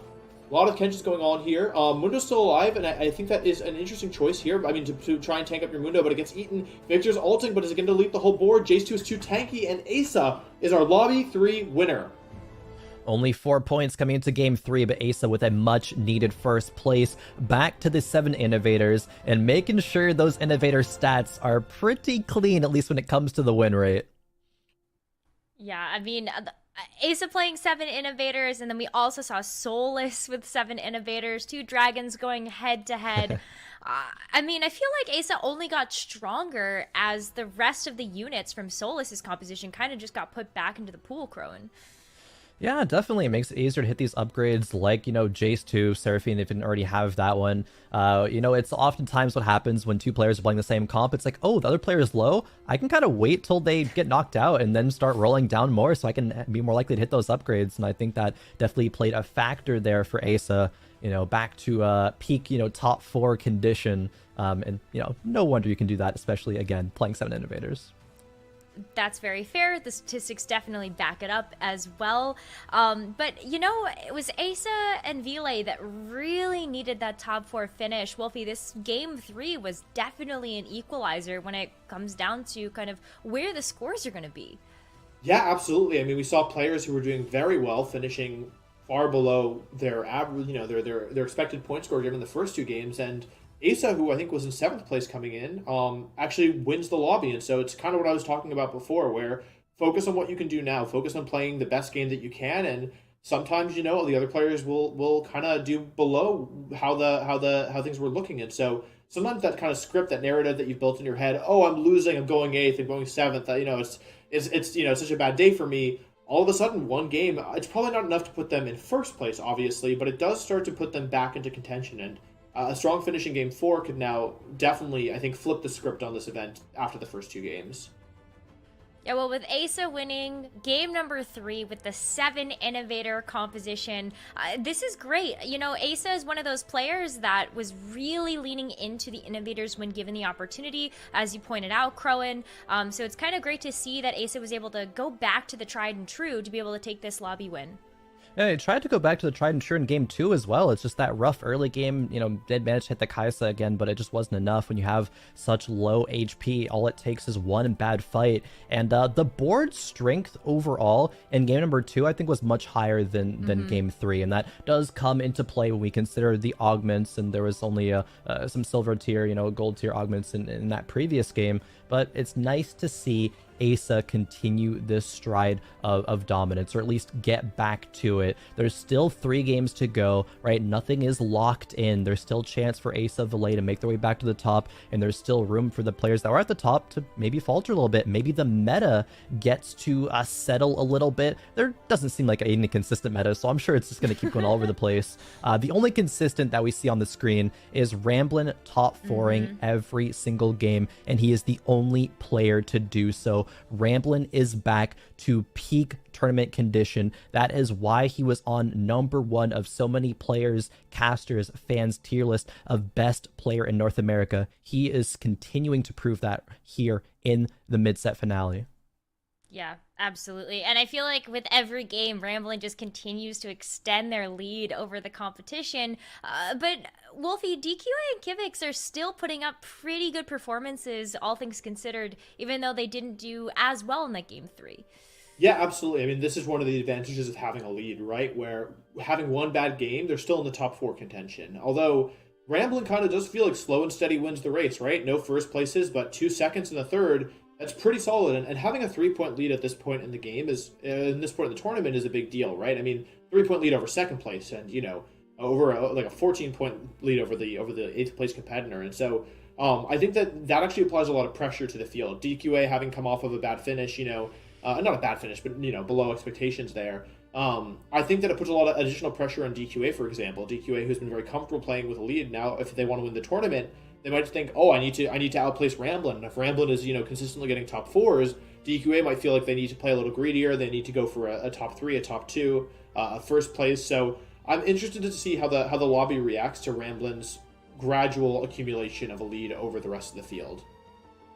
I mean, a first place would continue to cement them as well, especially when you look at the point distribution for the 8 players today. There's a 2-point difference between 4th and 5th place, and there's also a 2-point difference between 1st and 2nd. So anything can still happen. 3 games down, 3 more to go, and the stock market is still open. So head over to fantasytft.com, completely free to play.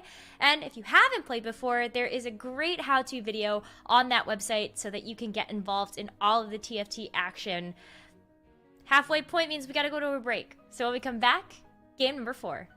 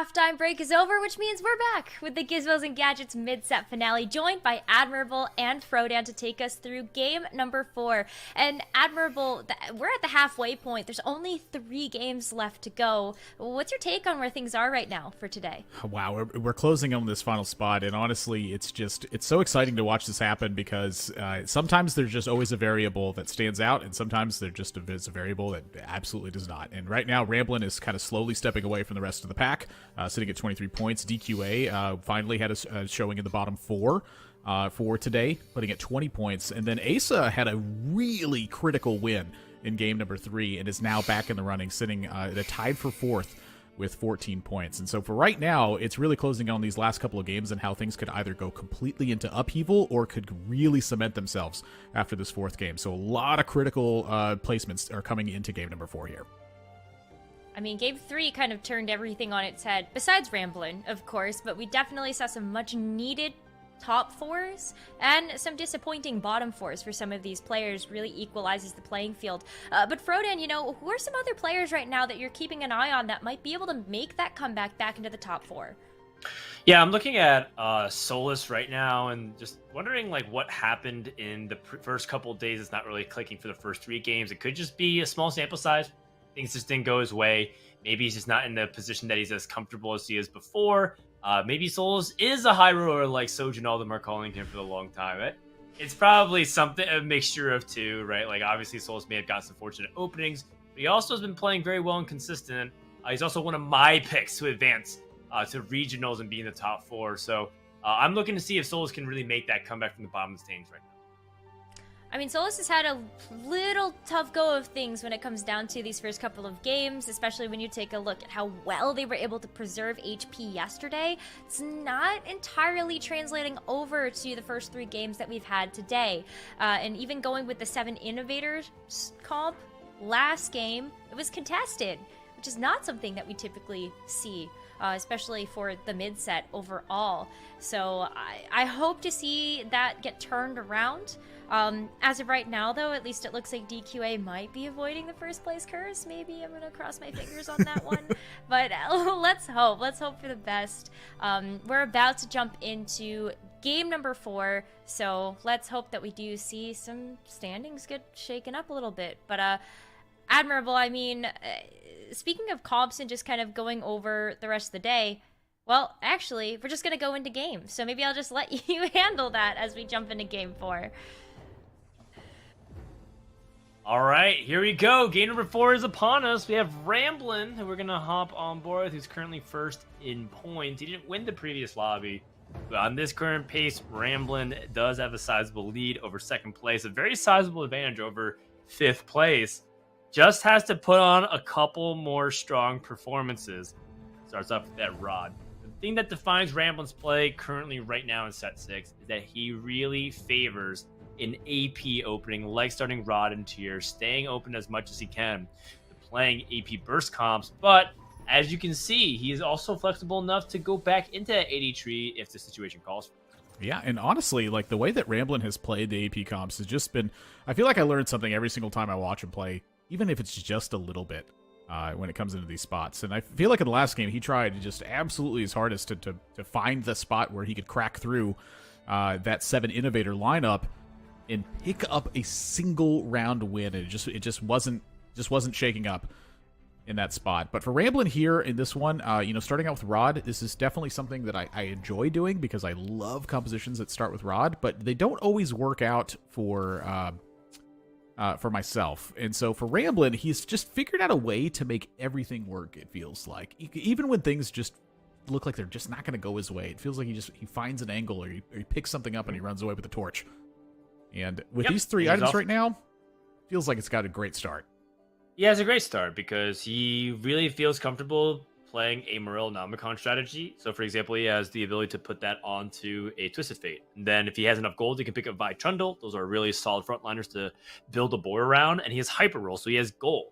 So if he has gold, solid items, pretty good game plan, you might see Ramblin' be able to piece together a streak. However, on the other side of the equation, we've seen some awkward hyper roll starts. I'm thinking about Asa, right, where he had a hyper roll start, and it didn't exactly go as smoothly as it did for some of the other players who was able to 100 streak throughout stage 2. So it really does depend on how things look. Wow. Finds a Trundle pair right away.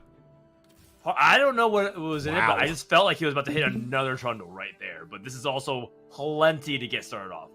I mean, this is just looking fantastic as well. Like, I really want to pick up this Zillion if I'm in Ramblin's spot as well. I just don't really know how I grab it. Like, I'm looking at the Yordle aspect. Like, can we go that way? I'm looking at the Innovator aspect. Can we go that way? You pretty much nailed it with the Morello start. And then you have this bow equipped, ready for the scrap pickup as well. And so that's what that Ziggs is looking like there. It's going to fill in the Arcanist and scrap side of things when level 5 is reached. And honestly, something that I feel like I haven't really seen much from Ramblin's side of things yet is an economy-focused augment in the early stage. I feel like almost everything has been board-related that I've seen him play so far. Yeah, I mean, and it just goes to show you that he does value that, but ultimately, Hyper Roll is very tempo-oriented, right? It helps preserve really a lot of early game health, and I think that's ultimately Ramblin's style. He really likes building strong boards. And one way to get there is to pick up pairs of every one of his units? What? Even an Ezreal to boot. Now, the problem is, Ramblin wants to level. You mentioned it. He actually has a really good unit to level and play, but he doesn't want to sell his pairs, and that's kind of a conundrum. So there is one moment of weakness, which is right here. If he matches up against a strong player, DQA's board looks really strong, for example, with that blue buff in that chalice. Great combination. I saw a Trundle. I thought it was Ramblin's board for a second, but instead it's Setsuko. Setsuko starts off with a tome, and interestingly enough, he chose not to rip it. He decided to keep that tome on his bench instead. What do you think about this, Admirable? I think that the Tata manipulation here is a very important part of how the tome is going to work. If you want to rip it early on and just kind of gamble with it, honestly, there's nothing wrong with that. It's a very powerful effect that can take place, but if you can establish a bit of a board kind of moving into that level 6 aspect of it, you can manipulate some of the outcomes of it, and I feel like that's really truly the power of tome and why it can be such a strong piece of the game is that you can get an innovator emblem off of it. You can find a clockwork thing at the right timing. You could find an assassin emblem at the right timing. Just so much of it, I feel like, is influenced by where your board is kind of moving into that stage 3 aspect of it. So I think that when you take it early on, it hurts a little bit because you're not being able to use it, but you have a very clear vision of what your plan is. So I like holding on to it early on. Wow. Big tempo level here from gracious. DQA. DQA doesn't value the Swain pair, ends up selling the one he did pick up instead. Seems like he's really committed away from that, maybe leaning more towards the Innovator opportunity that he has in front of him. Does end up taking some pretty big damage from his Twitch too, but there's just strength in numbers here. He's going to kill a couple more units, so nice for Soul. Never mind. All of a sudden, the thrill of the hunt difference is massive, and DQA levels and loses. That's a terrible start here for DQA. Not what he was expecting at all. Yeah, that is just definitely one of the more hurtful feelings there as well. Just everything at the end lined up perfectly for that Twitch to just shoot it down and heal right back up because of Thrill of the Hunt in that spot. So for DQA, a pretty tough outcome for that spot. Able to bounce back from it, though. Again, the board is pretty strong. Their early item setup is pretty strong here as well. They're not getting a ton off of this carousel. But it's really just it's just a speed bump. I feel like the DQA has hit at this point. Unless things just continue to go awry, I feel like DQA has an incredibly strong early start here. And we'll see. Speaking of strong starts, Kivix did get the Innovator emblem to start off his stage 2, and he's streaking and he's slamming great items that help stall for the Innovator comp, like a Lock of the Iron Solari. This is looking pretty good, and Kivix is known to reroll, but this is very much a position where I don't believe you should be considering reroll. Now has Innovators and Yordles, very powerful start. Seems like everybody kind of has like a Heimerdinger start out this game. It does feel like everyone's having something like quite strong in order to lead into this. And now you're seeing the difference in letting this tome rip early and trying to conserve it from Setsuko's side. So Setsuko still a little bit of mystery shrouded in terms of that outcome. And for Kivix here, you got an Innovator emblem. Like, how much stronger could it really get? We saw how powerful 7 Innovator was in the previous game, and just a single Innovator uptick is enough to be able to put you in the range for the running of 7 innovators, which is incredibly powerful. Kivix also has Yordle rolling at this point. They have an incredible start on the backline getting locketed, plus they're scrapping the bow. Like, it's really tough to shape up a much stronger early opening than this, other than the fact that, like, maybe everything would be 2-starred. It's true, and a lot of them are, thanks to the Ezreal 2 and the Yordles. I was thinking about what players like Setsuka really want to do, as Setsuka took a pretty unfortunate 8th place and set him really far back from being able to secure that top 4 in the standings at the moment. Might end up playing some kind of Fiora strategy, where he does have that Bloodthirster Slam. We'll revisit that a little bit later on, as Solus now is going to go up against Kivix's board. The last obstacle for a perfect stage 2. This Runaan's Hurricane is actually doing a lot of work, though, and once more, trying to get some Thrill of the Hunt difference. But there's just so much presence here and too much tankiness off of these bodyguards, and Solus does end up taking another loss. Kivix is streaking at 100 HP. Doesn't seem like he values, again, the Swain pair because he already has the Innovator board. So not going to prioritize those Arcanists, and instead going to go the other direction. Hopping on board is Vile, the player who's currently in last right now. And I feel like Vile is just not in his element. You know, he did get a top 4 last game, which is things starting to look up. First 2 games were looking quite rough, though, because he consistently was just behind the tempo curve. This game, though, right in the middle of the pack, but just barely. 3 players at 80 HP, Vile in 5th at 82. Yeah, with Vile here, I do feel like that Vile has tended to play with a style that is much more like a 1st or 8th kind of feeling. And the first 2 games definitely did not work out in their favor. The top 4 in the previous one, again, this is game number 4, and we have 2 more after this one. So if Vile can put on 3 strong performances in a row here, you are definitely in the running for a top 4 finish. But now this was a single loss that happened into a level on 3-1, and then an immediate roll to look for some units. Goes past the Jhin. I don't blame them at this point. Their items I don't feel like are lining up super well for it. But this is a very aggressive use of the gold. I guess with the hyper roll as your first augment, this makes a lot more sense. I wasn't taking that into consideration initially. It makes a ton more sense when I look at it that way. Yeah, it's just that it's resulted him in a win-loss. So it's just a very awkward situation where he's not able to get the best setup for his Warwick. Hadn't hit Warwick 2, and Warwick 2 is a really big deal, but he does have 2 items, which are pretty powerful. Quicksilver is probably the last item that he would like to complete it, and I'm curious if he wants to lean more into the Warwick reroll and try to go for 3-star Warwick with a bunch of Cumtex. It's a build that is a little bit more niche, but when it gets rolling is actually quite strong. It kind of depends a little bit on his augments as well. Usually people really like playing it with featherweights. Hopping on board with Solus, who is still carrying this Twitch, but doesn't seem like he's committed to rerolling because he just leveled to 6. And his HP count is definitely not in the ideal spot. He's also not rolling from here. Yeah, this is a bit interesting. I guess there's not really too much inspiration for rolling at this spot. Like, your units carrying items are 2-starred. It's very difficult to make like a significant change to this board without making a lot of change to this board.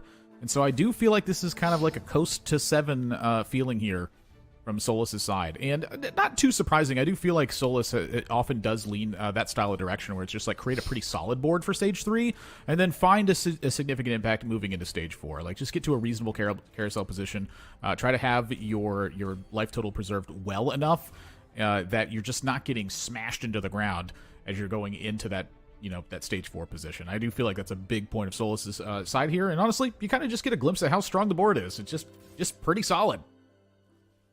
All right, well, ends up going for Salvage Bin, which is actually very good for Solus because he gets to get away from the Sunfire Cape and can really capitalize onto its early tempo here, and then slam items first and make sense of it later on. The only thing is that right now, it's not like this Bramble Vest is going to swing a significant amount of matchups. I don't actually see a lot of Assassins in the lobby. I don't see people really capitalizing off the crit. And the only person that really spiked just now is Vile. So it does seem like, overall, not many people are going for anything crazy on 3-3, which makes a lot of sense. We have seen some people go for a level 7 on 3-5 to continue to push the tempo. But in terms of HP right now, it seems like a lot of people are quite close after you look at past the top 3. Ramblin', once again, it's another game. It's another stage 3 halfway checkpoint. It's another win streak for Ramblin'. Yeah, and Ramblin' at 96 on top of that is already at level 7. Items looking fantastic. Scrapping up pretty well here. The board's getting 2-starred across. Like, my gosh, it just, everything's coming up Ramblin' in this particular game as well. And this feels like he is so well positioned for another top 2 finish. That is a 7-unit victory on Ramblin's side. Solus taking the biggest hit that you can take, basically, at 3-3. Yep. And this is sort of the problem that Solus was going to encounter, where by not rolling, he just doesn't really have a chance against some of these other boards who are very developed. And in this case, Ramblin' has the best of both worlds. He's pushing levels, he's streaking, and he has a strong 2-star board. This is devastating for a player like Solus who really wants to get his economy rolling, but he just has an inconsistent win-loss, win-loss. Yeah, on top of that, too, like I feel like the salvage bin did really kind of spit out a pretty poor item for Solus's perspective. Like, I'm trying to think of 2 items that he would have rather seen less than, like, an armor and a belt. And honestly, I'm just kind of having a tough time even envisioning what that could have been. I feel like Sunfire might have been the worst item they could have gotten out of salvage bin at that point. Because the whole idea of this item is you're supposed to be able to slam your items, and then when you go for a transition, you get to optimize the way that looks and the way that feels. That is just not the case on Solus's end. It is like you have to slam the items, and you're hoping they work at this point. It's pretty much going to be a bramble at the end of the game. Yeah, it just goes to show you that there's been a reluctance to slam items like Sunfire Cape, and Solus has slammed one of these early game items. He's at 54 HP. It doesn't necessarily guarantee you the streak on stage 2 just because you paired together the traditional Sunfire Cape on an Innovator. That's a very common pairing going back to the very beginning of set 6. Hasn't really guaranteed anything. Oh my goodness, is it time for Robovan Kanab to get the Ramblin' train? We'll see. If there's one thing that could end up being very effective against Ramblin's board is a Twisted Fate that's repeatedly casting over and over and burning down the HP. But there's just so much HP. He's an entire level ahead for the most of the lobby. Finally, Trundle goes down. It's actually a little bit close here because a lot of the burn, but there's just almost no DPS left besides this Heimer 1. We do have another Grasping Bites coming out from Zyra. She does cast. Oh! No, the Guardian Angel! But it's not enough! Oh my goodness. A huge victory for Robovan Kanab, who stops Ramblin'. And that's got to be annoying for Ramblin'. He thought that he was able to continue to get past his hurdle, but we're talking about how many people favor as level 7 in stage 3 currently in the metagame. Oh my goodness, hold on. Some people are not level 7, and some people have Shaco 2 with 3 items and 2 assassin emblems. What? Yeah, and if you take a look, one of those items is a Black Cleaver, and that applies a lot of damage when you're talking about assassins being able to break through here. That's going to shred 70% of armor and magic resist. Like, that is a ton. So the second attack that Shaco produces here is just, yeah, I mean, that's a lot of damage that Shaco delivers on that second hit. I'm curious if Setsuko is going to be following through and continuing to go with Shaco the entirety of the game, or if they plan to change things because they have 2 assassin emblems that are sitting in the bank right now. Like, this is a great setup for Setsuko here. The life total not ideal, but you have a position that could very easily just pressure everyone else out of the game. Yeah, and actually gets a pretty convincing win over Kivix. It didn't look like the Shaco was very much under threat. Kivix seemed to lack a little bit of damage and oomph in order to deal with that Shaco board. And Setsuko seems to have stopped the bleeding very nicely. And this is kind of a power curve that I think a lot of people haven't been able to finesse so far, which is to stop losing streaks commandingly. But it's only been 2 rounds, and he did, get pretty fortunate by having a Shaco 2 this early. But it's going to make his level 7 particularly interesting to me, because the question remains, does he want to roll a meaningful amount on 4-1? Does he want to stay on this board and try to go for a fast 8? And I think he's exactly between those 2 possibilities at this very moment.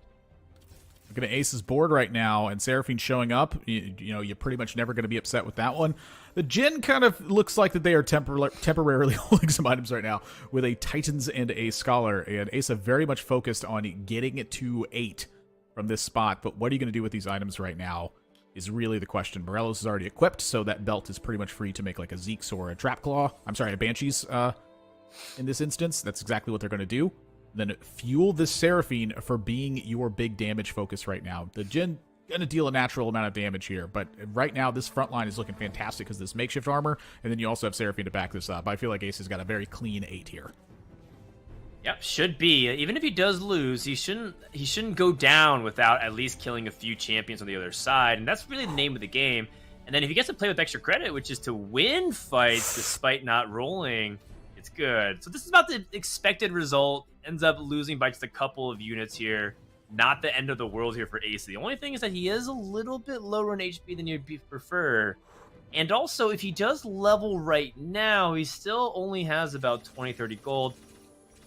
We'll see if this is enough to be able to stabilize him. It's always a kind of a scary situation because you want a little bit extra gold, finds a victor that is huge. Oriana now joins the party. Wow. A Yumi shows up.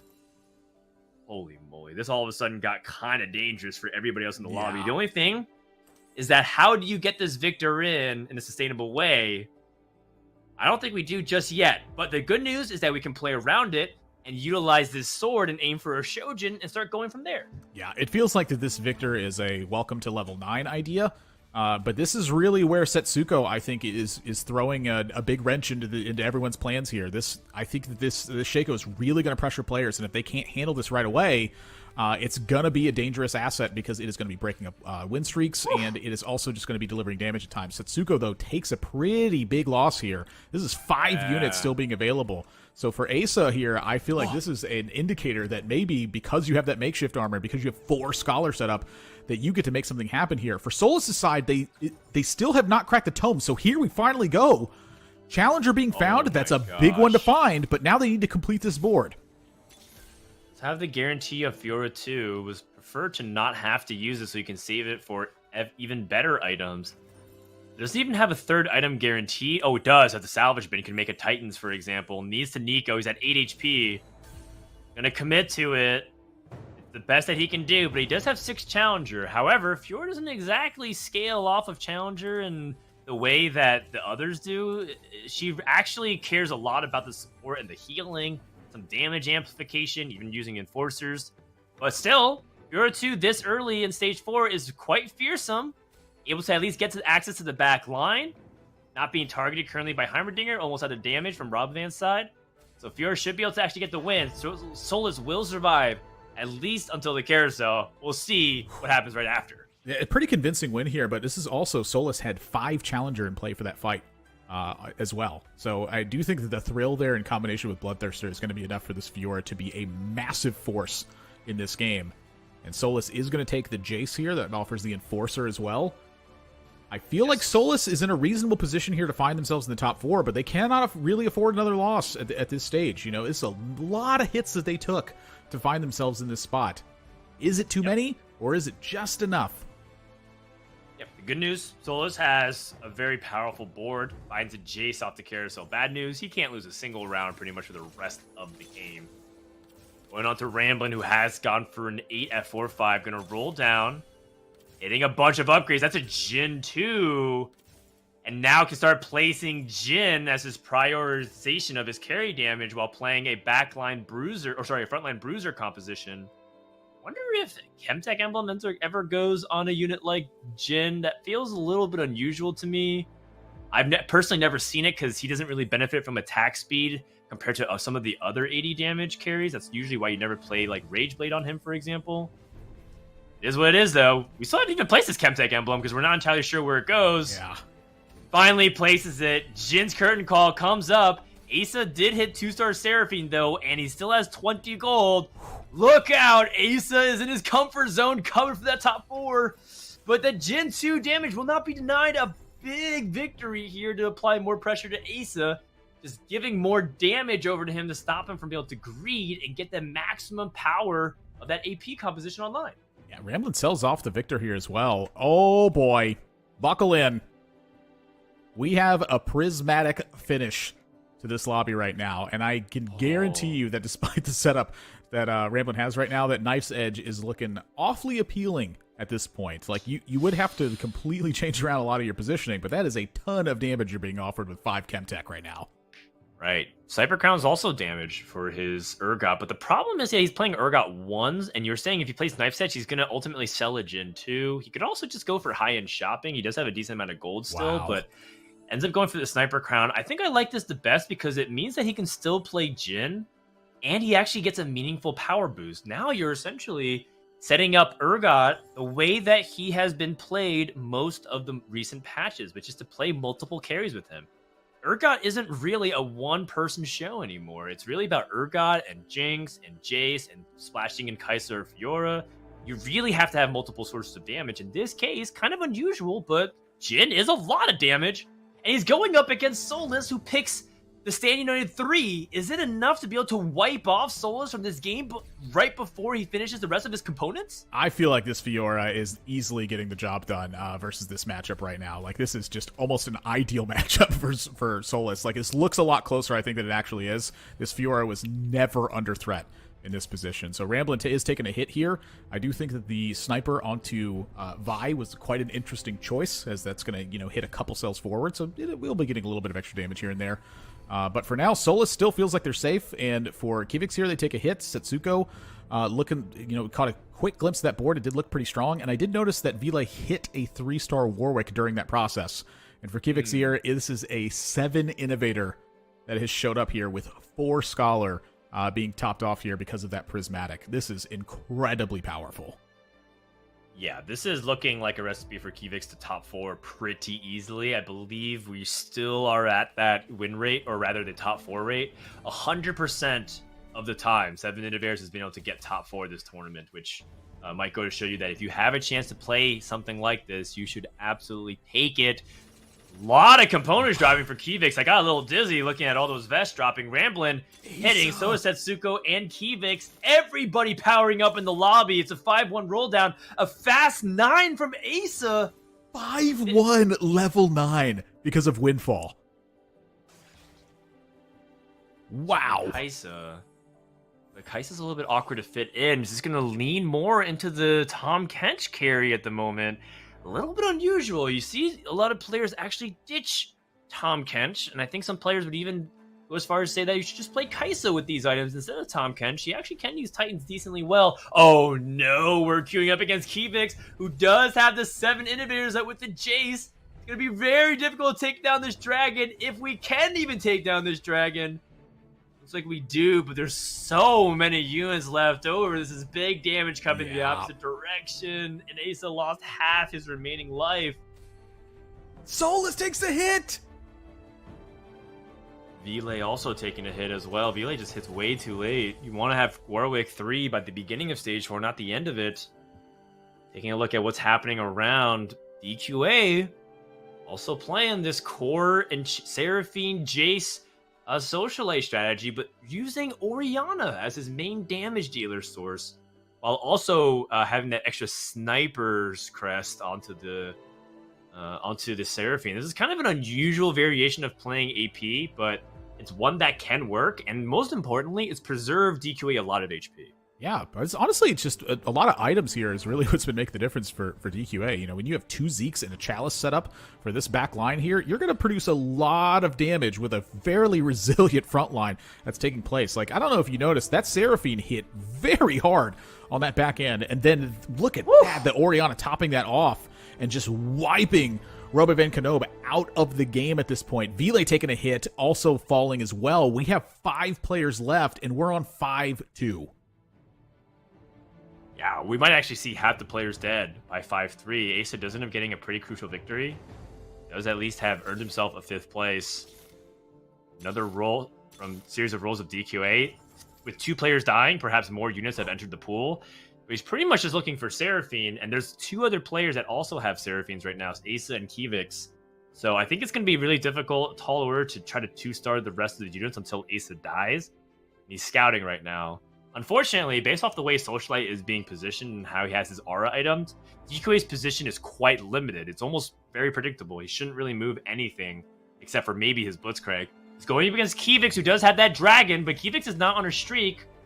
We'll see whether or not he's able to get his dragon to get some big damage. The Orianna Shockwave completely disorients that back line.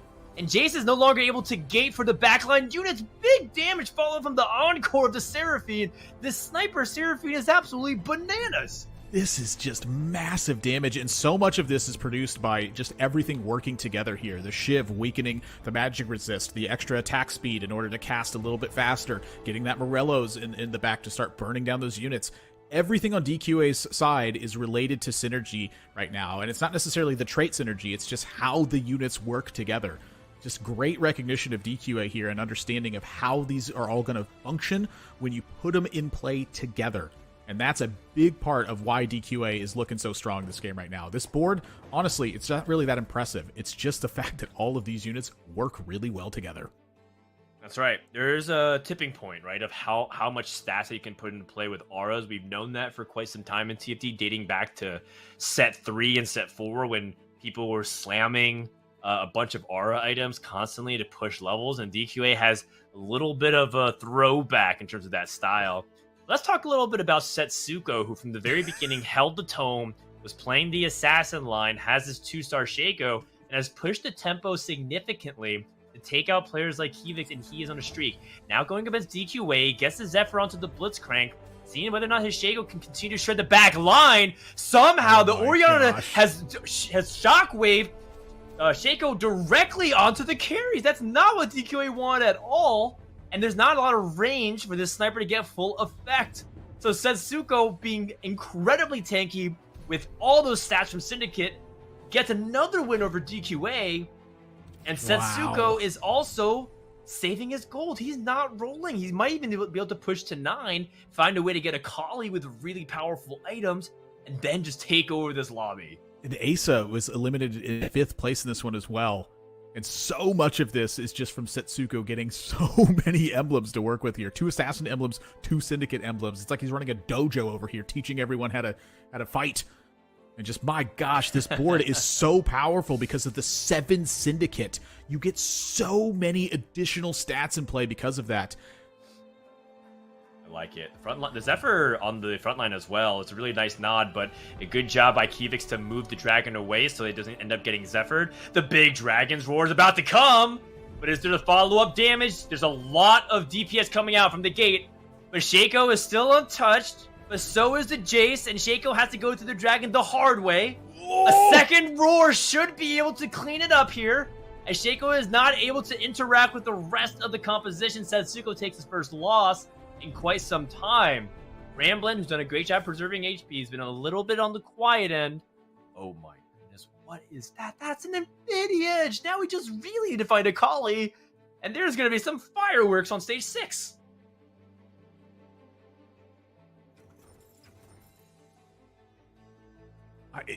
Who takes the Infinity Edge in the meantime?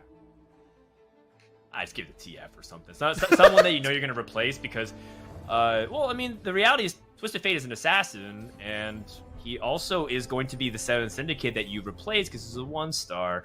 And the Kali shows up naturally. Well, there you go. But that's an opportunity for 6 assassin as well on that side? I don't even know. I'm just dizzy thinking about Setsuko's board, and honestly, it's minor changes that can take place.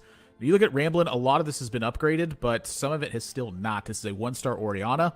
But Ramblin', I think, is much more concerned with level 9 at the moment, and frankly, I think is in quite a comfortable position to do it. You know, you can see they've been ticking it away for quite some time now, and it is about ready to rip, I'd say, on 6-2 here.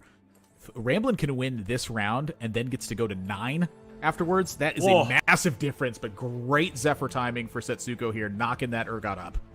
Yeah, but look at the Jhin tucked in the top left corner. It does have a mutant emblem. Oh no, that Akali will not be denied. Blue buff allows her to get the perfect execution to repeatedly cast all across the board. Setsuko will not be denied. The power of 7 Syndicate is very fearsome in this late stages of the game because every unit essentially becomes their own tank. Khivix is out in 4th place with 7 Innovator. I guess the 100% top 4 rate is still intact. No, Asa. I was expecting a little bit more. Didn't Asa have 7 Innovator as well in this game? I believe Asa had 5 Innovator, but I could be wrong, and we can go ahead and review that later on. In the meantime, just taking a look at the mutant trait, it is Voidborn, and I haven't seen a mutant variation of Jhin enter this composition, but there's a first time for everything. Might we even see a Fabled 5 mutant? I feel like we have to weaken the board way too much. The front line for Ramblin is right now Mundo and a Prayer. This is going to be really hard to hold off against a ton of damage. DQA, big damage coming in from the Encore. But the Jin is going to fire back with the Curtain Call. It's not going to be in time. And the bottom corner-to-corner damage is greatly favoring DQA, except look at that follow-up damage from the Kaisa and the Orianna to wrap it up. Sniper emblems are dominating this lobby. This is just pretty crazy to see as this just collapsed on with that Shaco right now. I feel like this Cleaver is just doing massive work right now, being able to deliver so much damage because of the shred of the armor. And so for Setsuko here, how can you make use of this last assassin emblem? Is it just washed up at this point? Are you timing it to try to get something left into the back line that perhaps shouldn't be able to be there normally?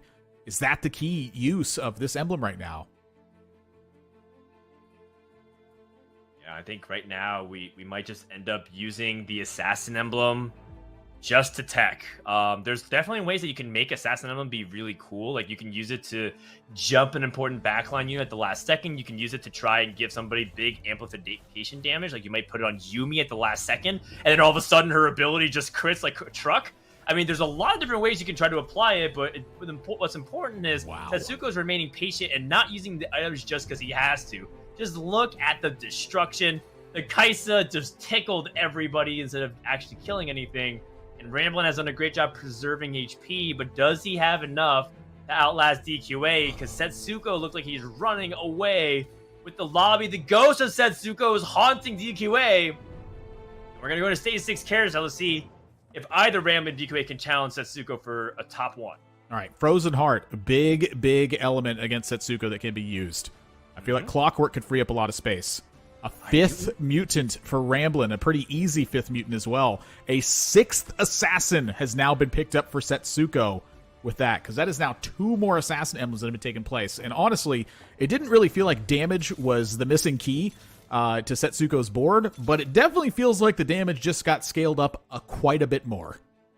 Well, that's right, because the 2 assassin emblems now lets us hit the prismatic version of 6 assassins and increasing our crit damage even further, and that's going to make Shaco and Akali even deadlier. And also, low-key, people are sleeping on Assassin Zyra. She actually does a lot. Assassin Braum joins the party. Is there anybody else that we can slap this on? Assassin Darius has entered the chat. And DQA has fully clumped in the back line. Frozen Heart is ready to go as Zephyr onto the Taric. So everybody is confronting at the gates. Not a lot of sniper value, but that big shockwave does rearrange a lot of the frontline units. And again, Shaco has to go through the hard way. But the big Vault Breaker to stun again. And Shaco is just too tanky. No one can take him down. He's been burned, he's been bounced, he's been tossed. He's been confronted, they've sat him down. And that's just going to be a 3rd place for DQA. Ramblin is able to survive for yet another top 2 finish. And frankly, this is, I think from what I saw on Ramblin's side of the board, is what's possible to win. Now, I didn't see what win they picked up against in that round. But if it was against Setsuko, I think that is very scary. And if there's one thing I know that Ramblin is confident they can take advantage of, it's how to position against this 6 assassin composition. How are they going to do it, and how is it going to work? He has 5 mutant as well. The longer you protect Jin, the more he's going to deal true damage. Does he invert anything? Only 1 unit gets inverted, and that's Urgot trying to full corner. The Zephyr actually protects Jin from one of the assassins. That might actually be a very clever play to let that happen. Urgot goes down immediately. Akali's still at 1 star. She's right in the face of Jin. Curtain Call's being focused on Akali. She's down. That means that Shaco's main damage source. Whoa, the big grasping vines to stop Jin temporarily, but Ramblin is trying to fight back with the true damage, and we're going to stage 7. Some way, somehow, time after time, day after day, Ramblin plays a composition that is weak to assassins and finds consistent ways to beat them. Rabadon's Death Cap for Setsuko's side. Extra pressure, but again, I don't feel like that was the missing factor. Shroud on Ramblin's side. One of the deadliest late game items you can pick up because of how disruptive it can be to your opponent's game plan. I cannot wait to see this last fight, because let me tell you what, Dan, I definitely didn't expect it to be this close. It is absolutely wild. This is good team fight tactics. We get to see Ramblin do some really interesting, unique positioning. We see Setsuko take an unusual route to get to where he is. The players roll down for any final replacements. If I'm Setsuko, maybe find a way to juggle things. That's a 2-star Yubi. That's a 2-star Lissandra. Those are significant upgrades. And now we see how we actually position. Are we clumping? Are we allowing things to get Zephyr? Are we playing Socialite? A few more seconds until we find who is going to be able to take this pivotal game number 4. And here we go. The positioning has been set. Shaco targeting the top left once more. Positioning things in the way. Does get the Zephyr onto the Jhin. But perhaps are we losing the forest for the trees? The Kai'Sa now is unleashed. A complete Murillo onto all of the Syndicate units. The Yumi 2 final chapter stuns Shaco right in his tracks. Jhin curtain calls immediately. Still no one getting too close to the Jhin. And that true damage is too much. It's another day. It's another win. Who says Assassins counter Jhin? Not Ramblin'. Are you kidding me? Mutant Jhin picks up the win at the end of the game. Ramblin' now a 3rd, 2nd, and 1st place finish. I'm Absolutely speechless. I am just speechless at this point. Ramblin' is on a tear right now. Not even Assassins can stop him. Oh. What? That's just... I don't know where you cook that up in your head where you're like, yeah, Mutant Jhin. That seems about right for my 5 mutant build here going into level 9. Just 6 Assassin, 7 Syndicate didn't take that down. That's just madness. I mean, we've seen so many compositions throughout the day that have just had capped out traits, Khroen. I mean, how did Ramblin' do that? Was it just the mutation of it being Voidborn that was really helpful for the Jhin? I mean, yes, in a lot of ways, right? Like, the mutant is fantastic. It turns out true damage is pretty good when an entire team is built on resistances. 7 Syndicate gives an immense amount of tankiness. They even buffed it over the past month, right, to make 7 Syndicate even more desirable. And usually it's a trade-off because most people felt like Syndicate wasn't really worth going deep into in previous patches, like, 2 months ago. And then they slowly buffed enough for it to be relevant. And so the combination of the true damage makes Jhin not have to rely upon things like Last Whisper.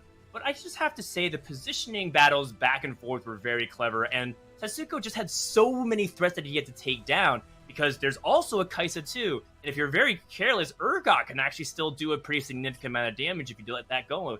On the other hand, though, Setsuko, what a really cool line, right? Like, many people wouldn't really be playing, like, Bloodthirster, Obsidian Cliver, Shaco. They'd be thinking, like, oh, I should be playing Fiora and Yone, the traditional stuff. And he really leveraged his tempo in such an interesting way in the mid-game that also is just patent way for Setsuko to play. He's so good at catching these angles and really leaning into it and capitalizing where the lobby is weakest. So, really good play on both ends. Ramblin' steals the show, though, for me, and it just shows you why so many people put him as North America's top player. I mean, you called it during the fight, Dan, that maybe the Zephyr coming out from Setsuko actually played kind of against him in those last couple of fights, almost protecting the Jhin in some ways. But let's go ahead and pull up that composition once more that Ramblin' piloted to victory there. Chemtechs, mutants, snipers, like, there's so much going on here. Admirable. Yeah, it's just honestly, you have to see the board. Like these symbols just do not do justice for what was here because again, it's like Ramblin' was also a dojo at the end of the day where it was just there's so many emblems that are pieced out to the board at that point that this is not doing justice for what was actually in play. I feel like so if you didn't see what the composition was, go back and watch Game 4. It is quite something. Yeah, I mean, at this point as well, Ramblin' has basically played something different almost every single game when it's come down to the composition that they end up with in the late game. But wow, just Ramblin' extending his lead even further over the competition. Khroen, this is absolutely nuts, but it's still close towards the middle. Yeah, I'm not done talking about Ramblin' just yet. Okay? Oh, please keep going. I have a hard time moving on from what I just saw. I agree that composition summary does not do it justice. A lot of people can look at that and just be like, well, yeah, of course, chatting 5 mutant is good. Who knew, right? Like, people could probably be very dismissive about it. But just look at the lead that he has over 5th place. He has 15 points. 32 is usually the safe haven to advance if you're trying to cut half the field. He's already past that. So if Ramblin' goes 8th, I'm pretty sure his chances to qualify for regionals is still very high. So Ramblin' is almost all but secured.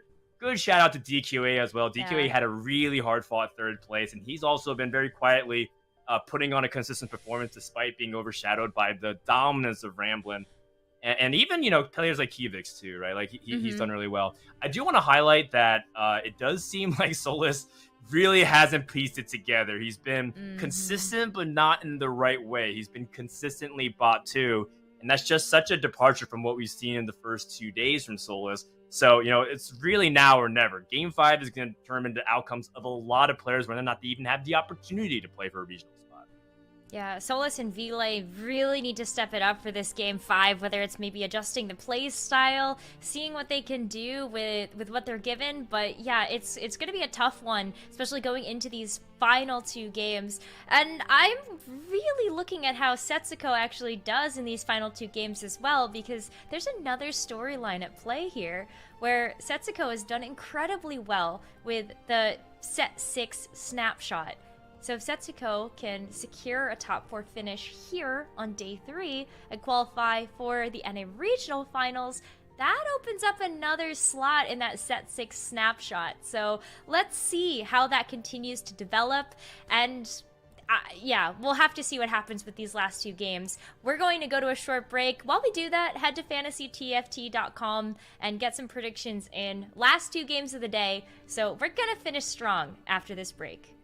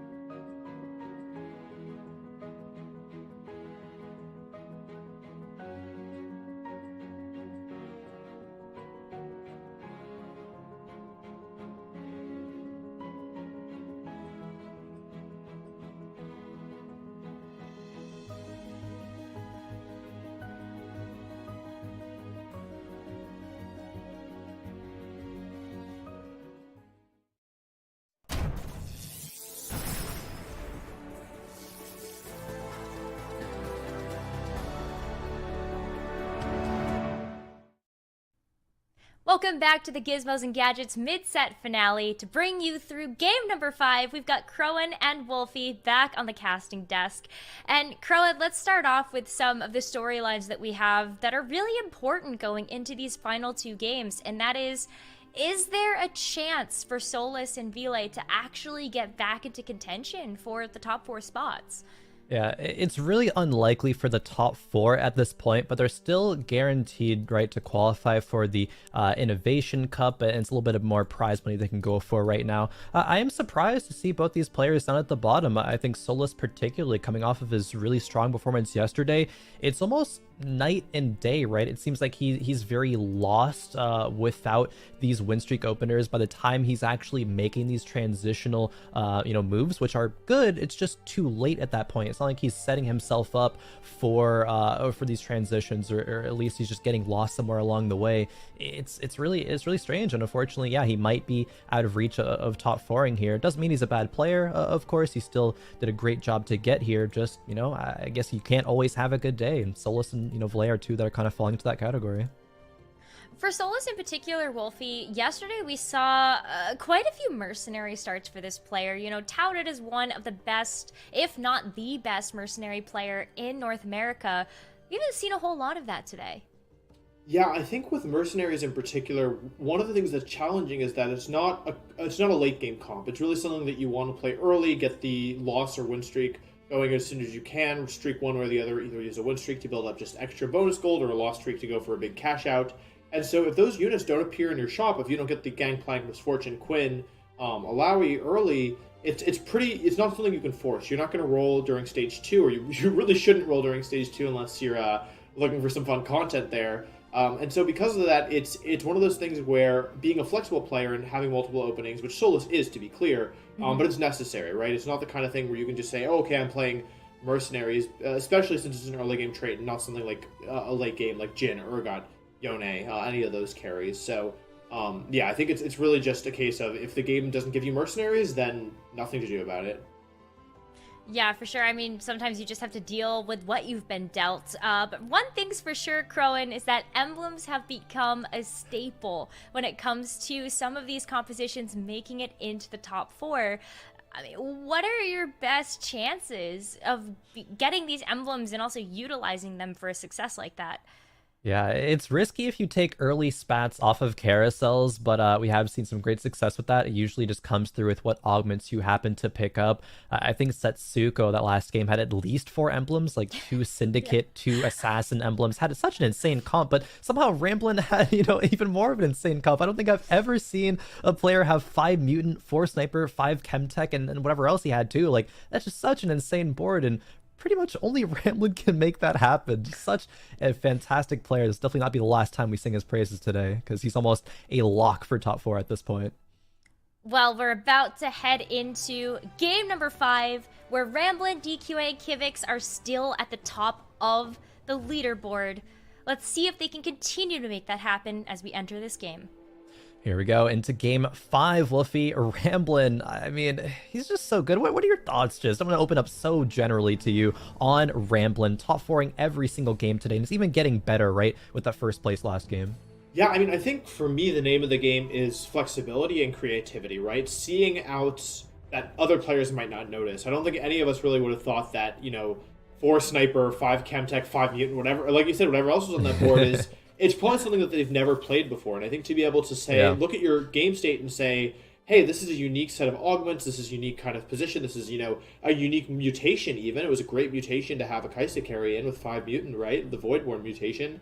I'm positive they've never played a game, identical to that one. I'd be willing to bet they've never even played a game similar to that one. They've probably never played a comp similar to that one in the late game, but a deep fundamental knowledge of TFT is, I think, what allowed them to really shine there. And we're also seeing some interesting decisions early here as well. Leona's a very strong early unit, but really no hesitation selling little Leona, grabbing that item grab bag, taking a Chalice, and already it's a pretty nice AP start here. You've got Chalice, Tyr, and Rod already on the bench, so clearly favoring that AP tree. And I think in a meta where there is a lot of players playing AD, a big strength is being able to play units that are uncontested. Obviously, there's a lot of AD units in the late game that can flex between, like, Yone, Jhin, Urgot, all can use at least somewhat similar AD items, but if you're playing AD, those transitionary units that you're holding in the mid game are also less likely to be picked up by other players who are playing AD. So yeah, I think maybe AP is part of the secret of Ramblin's success, if I had to guess. Yeah, definitely. Ramblin likes leaning into AP trees, has fantastic items this game to do so. Did start the carousel off the game with a tier. Got a rod. See what third item. Ooh, Malzahar. That is pretty perfect, actually. You know, the mutant is gonna be Voracious Appetite, kind of that Dark Star, and could just Chalice tier Jewel Gauntlet Slam. I think that's kind of likely, actually. Ramblin, really, unless he wants to secure the first place overall in the day, which he doesn't need to, it's some extra money, but Ramblin really, I think, should just play safe here, be slamming items and trying to play to just not go eighth. And here it is. There's the Chalice, the Jewel Gauntlet, and the tier. A perfect opener for Ramblin, not only for board strength, but comfortability with what he likes to play as well. Yeah, absolutely, great call. It was fun. I felt like you were looking into the future there a little bit with the Chalice, even in the same order. Yeah, as you called out there. So yeah, Malzahar getting that instant cast off is a big deal because it just chews through the opponent's units really quickly. You can see Kastanen and Malzahar taking out the front line. Now it's just the back line. I don't think it's going to be enough here. We're going to see Malzahar, such a powerful unit early, and with the boost in AP from the Chalice and then the crit damage from the Jewel Gauntlet, very, very, very strong opening. And board can still get stronger as well. We're running Protectors right now. They're each 1-star, but we have a pair of each of them. So big upgrades could give the front line that's needed to let Malzahar chew through the back line. As we do jump online here with, I believe this is Roby, who's currently in 6th place. So not perfect, but still possible to end up in the top 4. So this game's going to be very important. With a very high, expensive cost shop here and some really good units. Lysandra, Heimer, and Tarek are all pretty impactful units, if you ask me. They definitely are. Have a couple of mercenaries here. If there are players, you know, like you just mentioned, Roby Van Kenobi, if they're going to make their comeback happen, it has to be right now. There's only 2 games left. A couple of top 4s might not even be enough to cut it, right? They might need to go aggressively for that 2nd place or 1st place finish here. And with, you know, 2 players even behind, again, Valet and Solus under the gun even more. And wow, wait, Valet has 8 Kassadins at 2-2. Hello? How did this happen? That's I think you know what they call illegal. They could have 3-star Kassadin by 2-3 if they're lucky. Naturally. Wait, are they losing this? There's no way, right? Wait a minute. They are. Wait, what? Hello? Oh, no, they even slammed 2 items to try and streak. It didn't even matter. Wow. Oh my goodness. Well, that's we're gonna have to check in on that later, see what kind of board that becomes, because yeah that's certainly unusual to say the least, to see that many cast-ins that early. Very interesting. It's not like it's one of those awkward situations where you don't want to be baited into pressing the reroll key, because if you don't hit, you're assuming your econ. You want to just hit passively. But if you don't, and it's possible that you don't, it's very awkward because you're losing that econ to hold these units forever. Generally speaking, it will be valuable, but there's just a possibility that it will kind of come back to bite Valet. We do see Roby Van Kenobi, go up against Asa, who is running Yordles, and it's been a very interesting trend. In multiple games today, in the early game stage 2, half the lobby, literally 4 players, have run these early game Yordles. And it's a great way to generate econ. It doesn't always leave you with the strongest board, though, and Asa has fallen victim to that many times. He plays a not strong board, struggles to recover in the mid to late game, and drops out in bottom 4 so many times. Yeah, absolutely. I mean, it's kind of the balance of Yordles, keeping your board strength strong while generating the extra econ, and you are loss streaking normally because the board isn't that strong, but being able to transition out of that is a big deal. Now, what I'm curious about Asa is that they actually slammed the Shojin, and they have a Clockwork emblem as well, so we might be seeing maybe that 5 Innovator comp, potentially. Like, since they're holding Innovators, they have Shojin, which is good for Seraphine. Other good holders, of course, include Oriana and I guess Victor as well, and it's usable on units like Lux and Malzahar as well. The blue buff is typically preferred, so it's going to be really interesting to see where that board turns into, because, and correct me if I'm wrong, Khroen, but I feel like Shojin typically is not a super common early game slam. Yeah, definitely not. Generally, you would want both tier and sword for a lot of other just better items. Shojin can get a little bit of value on, carries like you mentioned. Definitely unorthodox, though, I would say.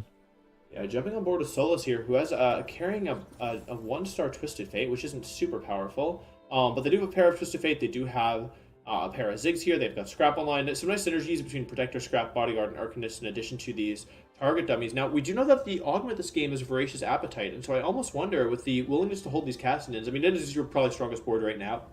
Excuse me, but I wonder also, maybe this is supposed to be a Malzahar game, and yeah, like I wonder if perhaps we actually see Darkstar active on the other side of the board, is that Malzahar is just chewing through these units, but the target dummy is actually slowing down the pace. Is the Hajj going to provide enough healing? Wow, look at the HP recovery on that, and yeah, we're seeing Malzahar very scary with Darkstar, and yeah, very, very strong start for Ramblin' and a loss for Solus, but target dummies, ZZ Rot, and Darkstar Mutation is very, very powerful, so we'll have to see what this board turns into. I'm very curious to see if Solus uses these target dummies or just he's using them as you know, a decent early game for now.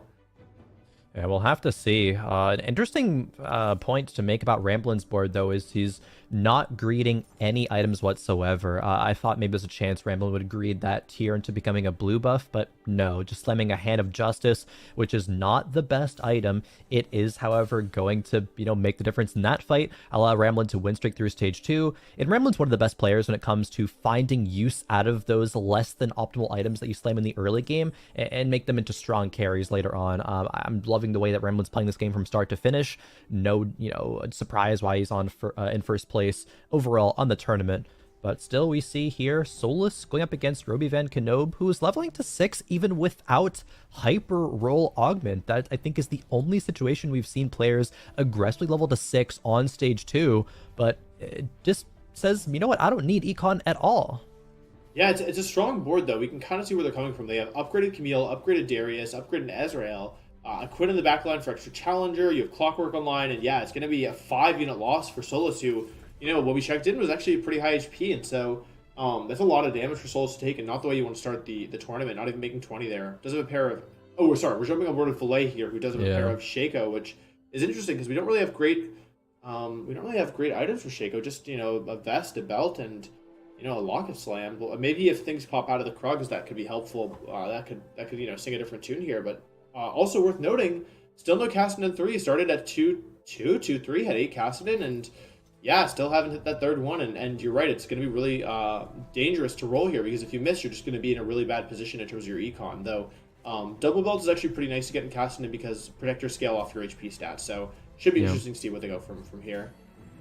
These Shaco pair, does sell one of them. It gets a bunch of gold, actually. Could sell the whole bench, right, to get 30 gold, but is really holding on to these Cassidons. And okay, it doesn't have to Nico or anything like that. It's going to be Cassidon 3 finally naturally hit. The Shaco pivot is a little bit potentially awkward as well because, you know, the first augment choice from Wolfey was Ardent Sensor. It's going to be, you know, the Enchanters when they heal or shield someone. It gives them a bit of attack speed, but you don't really run Enchanters that often in Shaco-style compositions. It is just going to be 2 Assassins for the mid-game here. Really curious to see what Wolfey does with this board. How does this early Cassidon both, you know, what power does it give is enough to win streak, and where does Wolfey transition out of into what? Yeah, absolutely, and we'll have to see if they keep the Cassidon the whole game, or if at some point it is no longer worth its cost on the board. But for now, it's definitely a really nice upgrade to have, and tanking, applying Sunfire, because it's just going to be surviving for so long here as the Assassins gradually clean through the back line. Another Echo ult is going to be good here, getting more damage to this Poppy. She probably gets one more ult off. Yeah, she does, but doesn't have time to shield herself as Blitzcrank pulls Blitzcrank in, and yeah, that's going to be a big win here for Wolfey. Interesting to note, by the way, DQA, 22 HP behind the 7th place player. DQA has 52 HP, almost lost half their health in the first couple rounds of the game, and maybe that Gangplank 2 on the right side of our screen might tell us a reason about why. Yep. By the way, once again, Vi with pretty scary items. I feel like this is just a Vi tournament. Every single time we look on the board, it feels like there's a Vi with some scary items just gradually plowing her way through front lines and back lines. Kivix has shown the light to even other players, but Kivix once again rocking with this Vi. It came through last time when it was Imperial spatula'd up. Kivix went for a 5 Imperial composition, went Swain, went Vi, went Zac, I believe, as well, actually, is the 3rd reroll unit there. Also interesting to note that Kivix did not go a reroll style last game. It was just 7 Innovators. Maybe back to it this time around, however, going up against Ramblin. Ramblin is not continuing to streak here. did already lose, and wow, actually does pick up the win there, though. That was such a close fight, but the power of Voracious Appetite on Mutants means that Malzahar just had so many stats, it just deleted units there. Yeah, I'm actually really shocked because it looked like there were so many units left on Kivix's side of the board, and Ramblin was down to their last 2, but that's sometimes Malzahar can be a little deceptive because it spreads the corruption just across different units, and units not always obvious. We do see a tome here, which in my opinion is very interesting because I do think that there's a chance with Shojin and with Morello's slammed. I think there's a chance that they might be interested in playing Innovator here. They are going to pop the tome, though, and it's not anything to write home about, though. Sniper Emblem is interesting, Khroen. I think I've heard that Sniper Oriana can actually be quite potent, and we already do have that Shojin online. What do you make about the Sniper Emblem here, and the lack of hesitation as well? Yeah, I think you're exactly right. I think it's going to end up being it's going to end up being an Oriana with that Sniper and Shojin at least, if not the Morellos as well. But for now, it's going to be Sniper Vi. You might as well. I don't think this is a bad choice, but I wonder, right? This is Kivix we're talking about. Maybe it's not going to be Oriana. Maybe it just persists to be a Vi. Is there any world where that happens? You almost never know, right? Kivix almost has to press the D key. Yeah, well, I think what's interesting here is that I just noticed there are 8 poppies on the bench here. Yeah. He is holding the 2 Tristana as well, despite already having Tristana too. So, yeah, I wonder are we going to see a Yordles game? Dare I say it? Anything is possible with Kivix, honestly. Like there's no way, right? I'm telling myself there's no way. I agree with you, or I would agree with you in 99 times out of 100, but Kivix is that 100th scenario. I don't know. This is the worst Ziggs I've seen in my entire life. I'm pretty sure that someone has paid this Ziggs off because it cannot hit any of these spells. It lost it the last round and tried once again to lose Kivix this round as well, though not doing a good enough job. Tristana's going to carry it here. So jumping to this carousel, it is interesting. We see a lot of 4-cost units on the board here. Scion, Jhin, Lux. Not a lot of Lux today, Khroen, huh? No, have we even seen Lux today at all? So. I'm not sure. That's kind of crazy, honestly. I think Lux is still a very good composition. If you go the Arcanist, you go that AP tree. Ramblin has played it before, as well as some of the other players who prefer that AP tree. I guess it's one of those days, right? It's such a weird meta, and I keep going back to that point. These players are playing on compositions that you wouldn't expect to see at all. DQA, though, falling back towards this mercenary playstyle. See what he's able to get from this cash out. It's already a bit of gold, level 7, right? Almost 50 gold. Gonna be some units. Sells them. Just some more gold. Very rich, but board strength, not the best. GP2 is okay though. Yeah, it's actually, I'm interested that he sold the Scion. I mean, it seems like this wants to be an Urgot kind of board, but there was a Scion with gloves. You had TG on the bench, and there was a Scion in the shop. So I kind of feel like maybe you take that Scion pair, and if you get another one in the shop, just give one of them to TG and then combine it. I feel like Scion 2 is a pretty good frontline regardless of your comp, and so interesting to see DQA, despite being so rich, like not even consider the option, especially given he just took the gloves off to play on the bench. But yeah, GP looks like it might be enough here. Doesn't get the twin shot proc there, but the Zyra gets pulled in. Yeah. Another Shojin on the board for Asa, and yeah, it's going to be a big win for DQA, which is nice. Wow. A lot of units low HP though. That's a rough loss for Asa over there. 6-0, and it honestly, was likely to be a 3-0 in a lot of situations. Maybe some different fight RNG or something. But DQA is on pace to go level 8 at 4-2. Generally, that's when players will make that transition and see where DQA will go. Again, DQA is a player that he will make very intentional, fast pivots. If he has multiple directions, will commit to one of them at the exact correct time. And looks like that'll be a situation that he'll lean towards here. Will it be Urgot? Will it be Yone? Some good items for both of them. Okay, I was gonna say it could be a Jhin, but no, it's gonna be a Knife's Edge augment here, so can't really afford to play that with the Jhin strategy. But again, I think DQA, the next round will dictate a lot of if DQ will have a solid finish or not.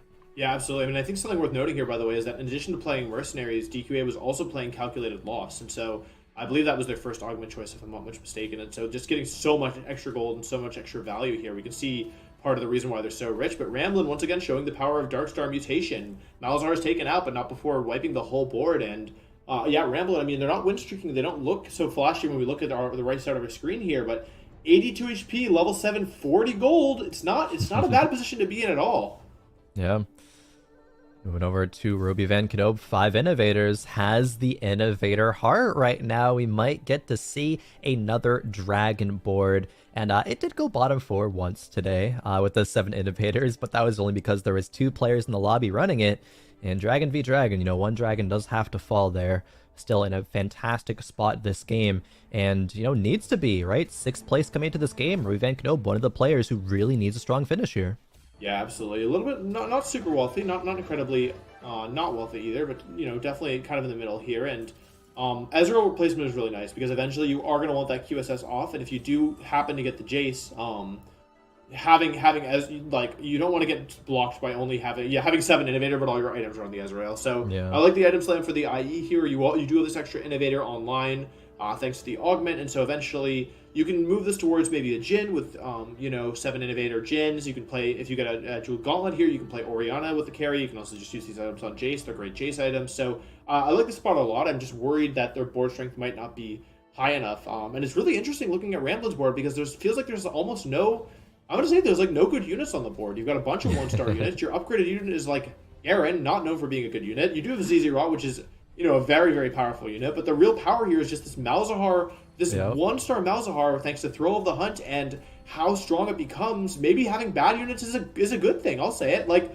if it weren't for that Blitzcrank, I think Malzahar with all that extra AD and AP might have, well, mostly AP, might have been able to do it there. So a big win for our weaker board or Innovator player, and not a huge loss for Ramblin either, who is still in 3rd place overall. So we do see a player here level aggressively and try to do a transition. It looks like Jhin pair on the bench, Heimer, Kai'Sa. It's an early Kai'Sa. You ever consider playing this one here? Nope.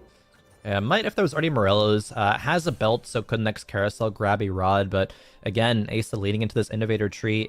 Asa, you know, I put him as a flexible player coming into this tournament, being able to identify a lot of different board states and oftentimes just pick the best one.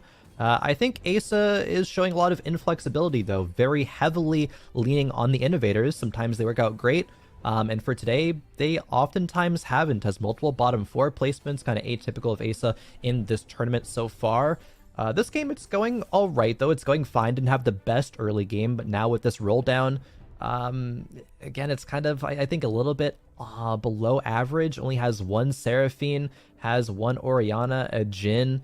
This comp, even though it has a Heimer too, there's no AP items that he's carrying. It's going to fall off towards the end of Stage 4 and into Stage 5 if he doesn't pick up some much-needed upgrades or just good items. Yeah, what I'm curious about here is you have 3 Clockwork thanks to Zillion and Orianna and the Augment. So I'm wondering if maybe there's a chance we can get this Jhin in. It's tough though because the only units you can really take out are Janna, who is giving you obviously Enchanter and Scholar, which is quite useful, especially given the AP units on this comp, or Taric, who's your upgraded like only real unit who can hold these frontline items. So huge Orianna ult on the other side there. It does look like a stun on the opposing Taric, but a lot of CC and the Taric just keeps healing back up. We do have Pandora's items on the bench here, so it's clear that they are hoping to re-roll that belt into a rod so that Seraphine can get some anti-heal. But unfortunately, this game is just not enough, and the Blitzcrank's still alive, the John is still alive. It just feels like there's so much CC, and it's going to be a pretty big loss here for Asa, which is not good because their board still has a ways to go.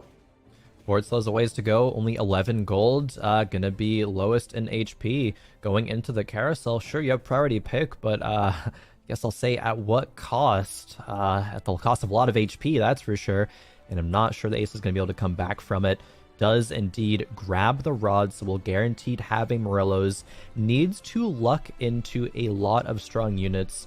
And going back to the Jhin conversation, how do you fit the Jhin in? I just don't think you can.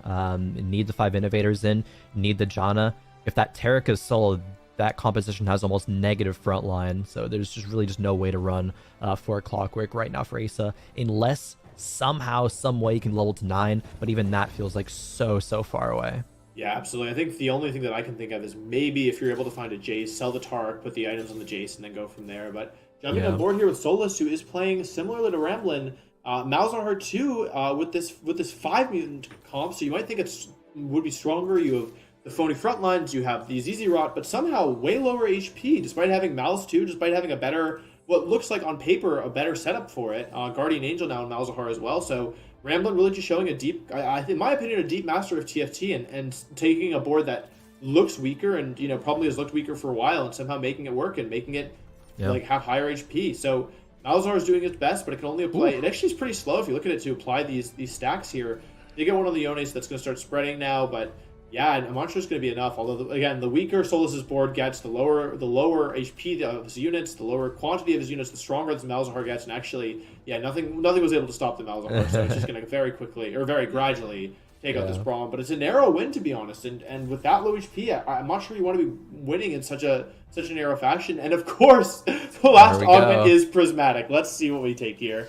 New recruit from Solis. Yeah, Snap Pickup's a new recruit. Just wants more units in there. I think the other options were pretty bad. There was like Scrap Soul, and I'm not even sure what the other one was. But yeah, pretty easy pick for Solis there. And I agree with you. I think this board is a little strange to see it being such low HP. Maybe it's the differences of, you know, some positioning in the mid game. Maybe it was just the not dedicating 3 full items already to this Malzahar, but TGing the Cho'Gath. It was a Cho'Gath 1 until last fight, where I think it rolled into like an Archangel's Jewel Gauntlet, actually like one-shot a couple of units. Probably was a big part of why Solis won the fight, to be completely honest, but is now rocking a Tahm Kench with no items, not even feeding him as well, as Tahm Kench is going hungry maybe.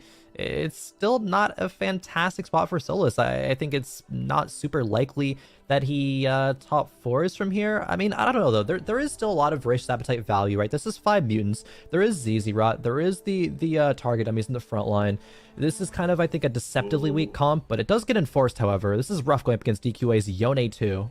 Yeah, this is actually DQA, once again. I mean, I hate to say it, but that is 4 Enforcer Yone 2. DQA after that long Merc cash out, just absolutely melting the board of Solis. And I mean, Solis has great healing here. I mean, with the Jewel Gauntlet, with the Gunblade and the Hajj, able to heal up actually pretty much back to full after ulting. But yeah, it's not going to be enough here in DQA, showing the power of Mercenaries. By the way, we were asking earlier, Asa, how are they going to fit the Jhin? How are they going to fit the Jhin? Well, the answer was new recruit. They actually were able to fit the Jhin 2 via the Prismatic Augment, but unfortunately still losing that round. And for both Solis and Asa, it's starting to look pretty dire. I mean, if your Prismatic Augment doesn't spike you as hard as the rest of the lobby, or even if it keeps you in the same relative position to the rest of the lobby, there's not that much health left. And there's a Ziggs 1 on this board, there's an Urgot 1, Blitzcrank 1, Kench 1. I feel like there's some pretty major upgrades that are still needed for this board to really turn things around, and there's not that much gold to play with. Definitely agree with you. A lot of gold coming through actually from the neutrals and Nico's help as well. That could be big, but even if these upgrades come through, right, what is an Urgot 2 going to do on this board? It has no items. Ziggs 2 upgrade. Ziggs misses half his bombs anyway, right? That doesn't do anything. Yeah. It's just a really weird spot. Moving on to Ramblin', another 5 mutant player has not great upgrades either. Most of this board is 1-star. The only upgraded units are Mundo, Fiora, and Kog'Maw, and there's only 1 Rage Blade on the Kog'Maw. This is a kind of weird spot for Ramblin', is he has a lot of gold, not rolling down either. I guess is just going to sack 1 more, level to 9, and kind of pray he hits Kai'Sa too? Yeah, I mean, that's probably the plan, if I had to guess. We did say they took Windfall, and once again, we're seeing the power of 4 Enforcer. Kai'Sa didn't get to... I don't think Kai'Sa auto-attacked a single time. I think by the time the Yone got on her, yeah, she was gone. She was deleted. And so Ramblin' actually, after we've been singing their praises all day, we've been talking about how good they are in 8th place. And I'm not sure if they're going to have time here to make this transition, or gold, or health. I mean, they after such an incredible start, I mean, we kind of feel like it's felt like this has been Ramblin's game to lose. And I wonder if mutants were kind of a red herring, you know? Surely they're going to roll here, right? Surely they're not going to sit. 1 roll, 2 Kai'Sas. Can we hit? I mean, kind of have to. I think Ramblin' just wants to dodge 8th. If you roll once and luck into something else, I mean, it's so unlikely though, right? I think Ramblin's a player who plays to a lot of odds, a lot of percentages, and rolling once, you're not generally going to hit an upgrade, seeing as you're not on any pairs. So I guess I don't mind this decision. You have to play it this way, but going up against Roby Van Knob with the Dragon online, I don't know if Ramblin's going to get another chance. Yeah, it's not looking great. Kai'Sa's ult comes out doing big damage, but she's really going to need a second one here. If she gets a second one off, it's possible, but her health is gone. Oh my goodness. I don't know if Ramblin killed it. He barely killed any units, and Ramblin takes a very fast 8th, and it's all of a sudden this feels a lot more doable. And DQA, our player who I believe was in second coming into this, is on a win streak in second place. Was on a win streak and is in 4th place. These HPs are jumping all over the place. Ramblin', however, out on 5-3. Went 8th place, not what we expected to see for Ramblin'. He's still in a good spot, however, right? Almost nearly a lock into, top 4. But top 4 might not be all that Ramblin' wants, right? Still, winning the mid-set finale would certainly be huge for his confidence moving forward. He came to this tournament saying that, really needed to prove to himself, to other people, that he was, he still had it after a disappointing Zon Cup. But moving forward, DQA. Ooh.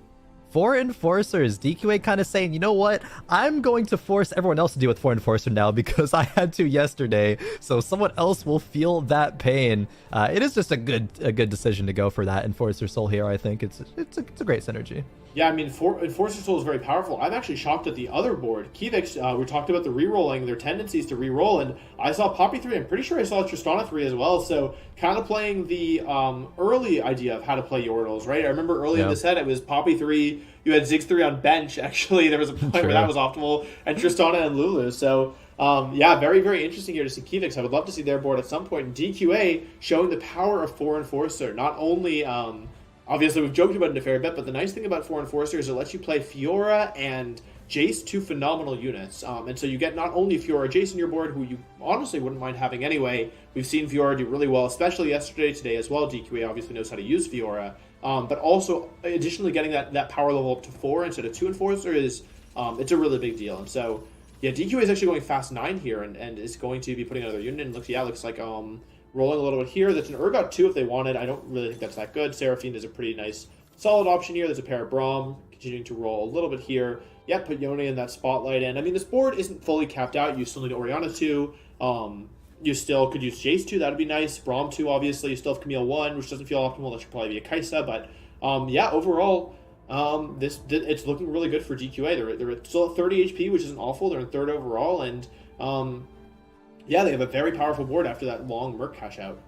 Go up against Asa. Asa needs a good finish this game to start coming back, but he might not get the opportunity to. DQA's board, these challengers make quick work of the rest of Asa's board. The Yone does go down, though. Maybe the sustain is enough. Asa hitting that Janna 2, that Seraphine 2 as well, allows the backline enough time to deal damage. DQA takes a big hit, drops to 12 HP. Meanwhile, Solus goes 7th. Another bot 4 for Solus. I don't know if he can even make top 4 anymore. Yeah, I don't think it's going to be possible, but I don't know for sure. Jumping on board here with our Yordle player, we do see... Actually, they're not even playing Yordles. They're just playing Poppy Tristana, so that's really interesting to me. The Kivix, I mean, they're sitting in 3rd with these 3-star Yordles with, multiple Scholars, multiple Snipers, Enchanters, Scrap, Bodyguards. It's a pretty powerful board. We have 4 Bodyguards. We have this very scary Tristana 3. We have Orianna, who would love to be upgraded, but it's probably not happening. And yeah, really curious to see how they stack up against the rest of the lobby. Obviously, the fight against DQA we saw went pretty badly, but against Valet, who also has, I mean, some challengers, a lot of Academy units, and just like a hodgepodge of units here. I'm curious to see how this Tristana does.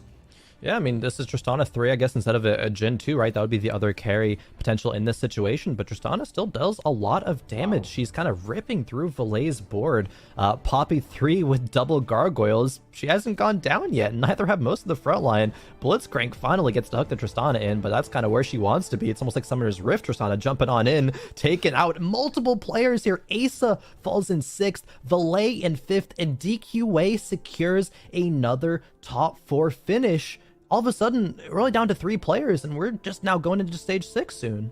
Yeah, by the way, I'm just going to say it. I think Zyra is the most broken unit in the game. I don't know if anyone agrees with me, but I literally feel like every Zyra is so impactful. And by the way, Poppy 3 double gargoyles, pretty nice, but what's even nicer is giving that Poppy additional armor, not only for Bodyguard, not only double Stoneblade, but now Bramble Vest, which obviously prevents crits, but also gives additional flat armor. And for anyone who doesn't know, Poppy's spell targets a unit the unit furthest from her, I believe, and it scales off of her armor. And so that is actually, there was a point where Poppy was very strong, and she was known for doing damage to units in the backline just because units in the backline typically are frailer, squishier, and she has a lot of armor. So we are jumping on board here with Setsuko, who is playing the AP tree. We see a very scary Victor. They are level 8 with an Imperial emblem, actually. Was that Wow, that's very unfortunate actually to roll Imperial Emblem and then Assassin Emblem. Those are two. Yeah. I'm not even sure that's worth putting on the board, to be honest. No, I don't think it is at all. It's probably just gonna ride the bench for the rest of the game. Unfortunate stuff. I do like what Setsuko's done with this board here. It is a non-traditional Arcanist, I suppose, a little bit, right? There's still no Lux focusing. It's gonna be more on that Victor carry. It's still good though. Roby Van, 4 Clockwork now with 7 Innovators. Jace 1, however, has some big shoes to fill, and this Poppy is just not taking a lot of damage at all.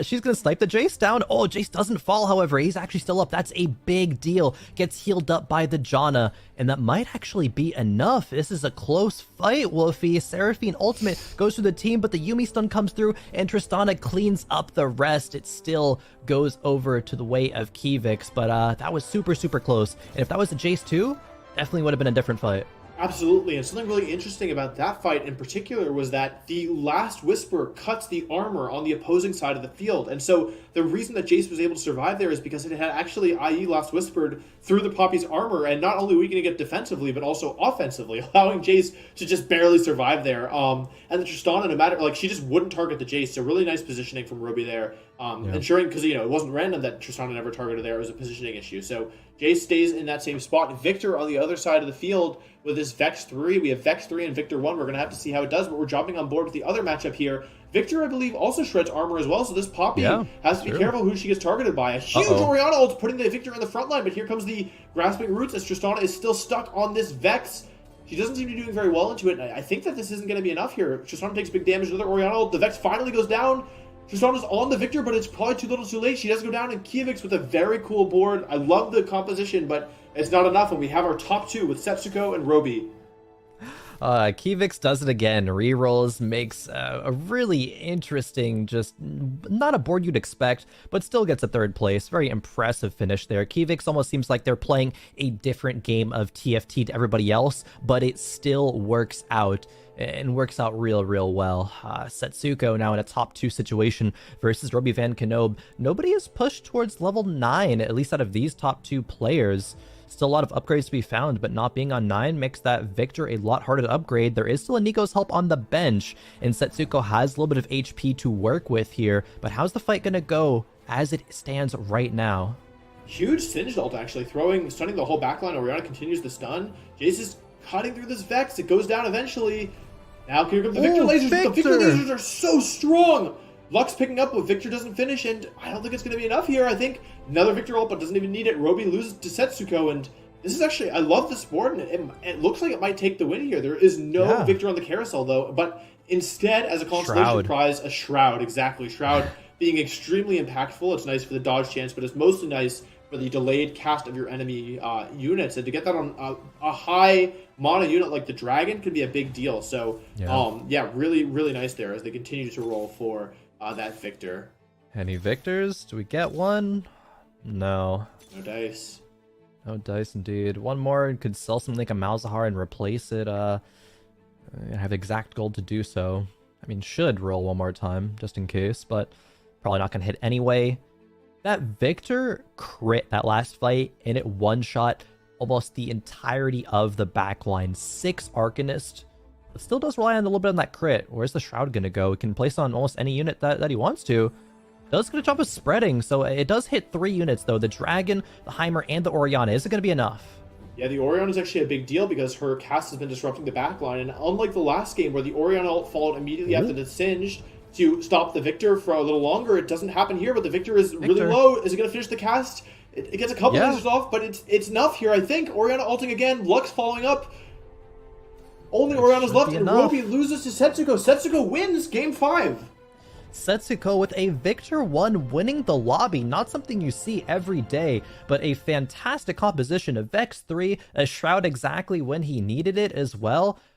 Huge props there. That's a huge finish for Setsuko. They came into that game 4th place, but it wasn't a comfortable 4th. But that's certainly going to be huge moving into the final game of the day. Yeah, I think there were only 2 points separating Setsuko from the 5th place player. But wow, like some incredible TFT still. I am so blown away by the skill expression coming out from these players today. But Khroen, I want to go back to something that you said in that game number 5, which is that a lot of the players in game 5 were playing with a Yordle start. And you mentioned that it can be difficult to pivot out of early Yordles, and so I was kind of wondering if you could expand upon that and tell us why. Yeah, I mean, if you have multiple players running Yordles in the lobby, I think there have been, I mentioned multiple games today where there's 4 players running Yordles. Sure, it's a great opener, but you're going to take some big losses from a few different players, and that accelerates the pace of the lobby, forces you to roll down maybe a lot earlier, be a little bit panicked in your transitions, and multiple times we've seen players succumb to that. I think Asa comes to mind, Solus as well, and they haven't really found these great transitional points to get out of Yordles, and so they just fall down through a couple of bad matchups and get bottom 4 placements. Yordles are great, like they're still good to run, just, you know, need to get your transitions, you know, good enough to let you get that top 4 with the econ advantage. Yeah, econ advantage can definitely help, but what has helped some of our players even more is just getting some really interesting compositions online, Wolfey. Kivix comes to mind, just kind of piecing something together and having it work. I mean, is there a secret formula that you've seen, or like a key that is making Kivix's creative board so successful?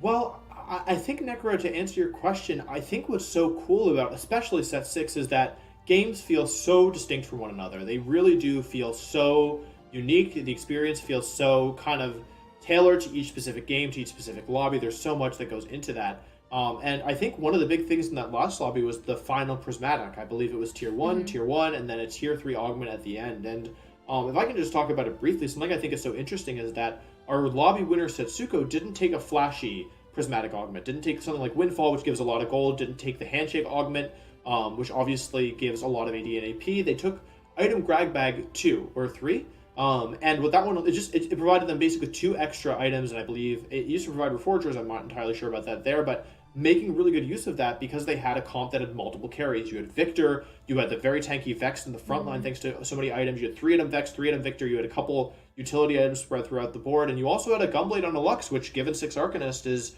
actually pretty powerful, it turns out. And so I think that's like something that's really cool, is that it can be really fun to take augments like Level Up or you know, Built Different or all these kind of flashy augments, but sometimes it's the kind of quiet, less exciting augments that really make a big difference. Yeah, absolutely. Especially when you're able to just make sure that they are such a key component to your composition. I personally really like Thrill of the Hunt. That might be one of my favorite Hextech augments. But let's go ahead and take a look at the composition once more from Setsuko.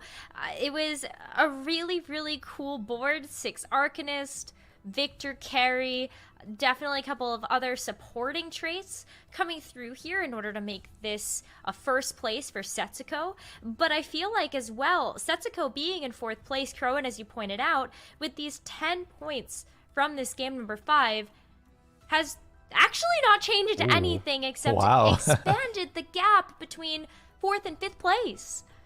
This is really interesting. I don't think I've actually seen quite a makeup like this going into a final game. As long as, like, Roby Van Knob doesn't first place and, like, one of Setsuko, Kivix, DQI, Ramblin goes 8th, they're probably all chilling. So wow, this is so fascinating, actually. What a tournament, right? We see everything kind of happening. Setsuko, fantastic first, right? Had a rough game 3, but really bounced back exactly when he needed to. 7-point gap though. My God, that's crazy. I feel like we might have just solidified the top 4. I mean, Wolfey, I'm not going to ask you to do math or caster math right now, but what are your thoughts right now on the standings? Well, I think what's so interesting, Nekkra, is that look at the standings within the top 4. 34, 33, 32, and 31. So in many ways, I mean, of course they could all have the same point totals, but effectively it kind of feels like this final game, this game 6, it's anyone's, at least in the top 4, is to take to win the tournament. I mean, obviously, you know, maybe if Setsuko goes first and Ramblin goes second, Ramblin would still come out on top. But other than that, I think it's pretty much their fate for winning the tournament is in their own hands, and that's especially nice because it would take a pretty big edge case for anyone in the top 4 to finish outside the top 4. However, of course, Asa and Roby are still playing for the fighting over 5th and 6th. And of course, Valet and Solus looks like they're still going at it for 7th and 8th. And of course, finishing even one placement higher does give you additional prize money. So every player here is still playing for something, which I think is exciting. Yeah, I mean, top 4 gets a larger chunk of that $20,000 prize pool, but everyone's going home with something. And yeah, we're going to see these players again in the 6.5 Innovation Cup, and then of course our top 4 players at the NA Regional Finals. But Khroen and Wolfey, sad to see you go, but thank you so much for your casting this weekend. Khroen, what do you gotta say to sign off? It's been a pleasure to commentate another TFT event, especially one as exciting as this, as we see the new talent of TFT really rise up and make a statement, right? Especially impressed out of everybody in the tournament who's kind of that newer blood, Kivix, playing, you know, their own game of TFT so well, bringing that reroll style and, you know, complementing the rest of the lobby dynamic. Every single player that has competed in this tournament is super strong. There's like one more game and, you know, only one person can have that first place spot. I'm just really excited to see who it is. Absolutely. Wolfey, what about you? Yeah, I echo everything that Khroen said. And I think for me, it feels like players are deepening their understanding of the game. I think we've seen some very, very good, very deep knowledge and awareness of the game. And, you know, all these players right now, they're competing against each other. And for the next few tournaments, they're going to keep competing against each other. But the eventual goal of these tournaments is for, you know, a North American representative or two to make it to the World Championships and hopefully to put on a good performance. And so it's exciting to look at it now and say, wow, these players are giving it their all to best one another. But at the same time, they're making each other better and they're learning from one another and they're improving. And yeah, I think, you know, I'm not really a big member of the league community, but it does seem like NA at Worlds is typically something that gets some flack, and so I'm just really excited to see how these players continue to make themselves better and to continue to kind of push themselves to be the best. And so it's exciting to kind of take a look at this kind of snapshot of that journey within NA and TFT. Yeah, the TFT community is so wonderful, and we are blessed to have so many incredible players that like to help each other out and also the rest of the community. So I can't wait to see what's going to happen in this game, number 6. But viewers at home, don't forget to check out fantasytft.com for the final time tonight, because the stock market is about to close. Last chance to get your predictions in and hopefully win some of those rare little legend eggs. We're going to go to a break, but don't go anywhere, because you're watching the Gizmos and Gadgets mid-set finale.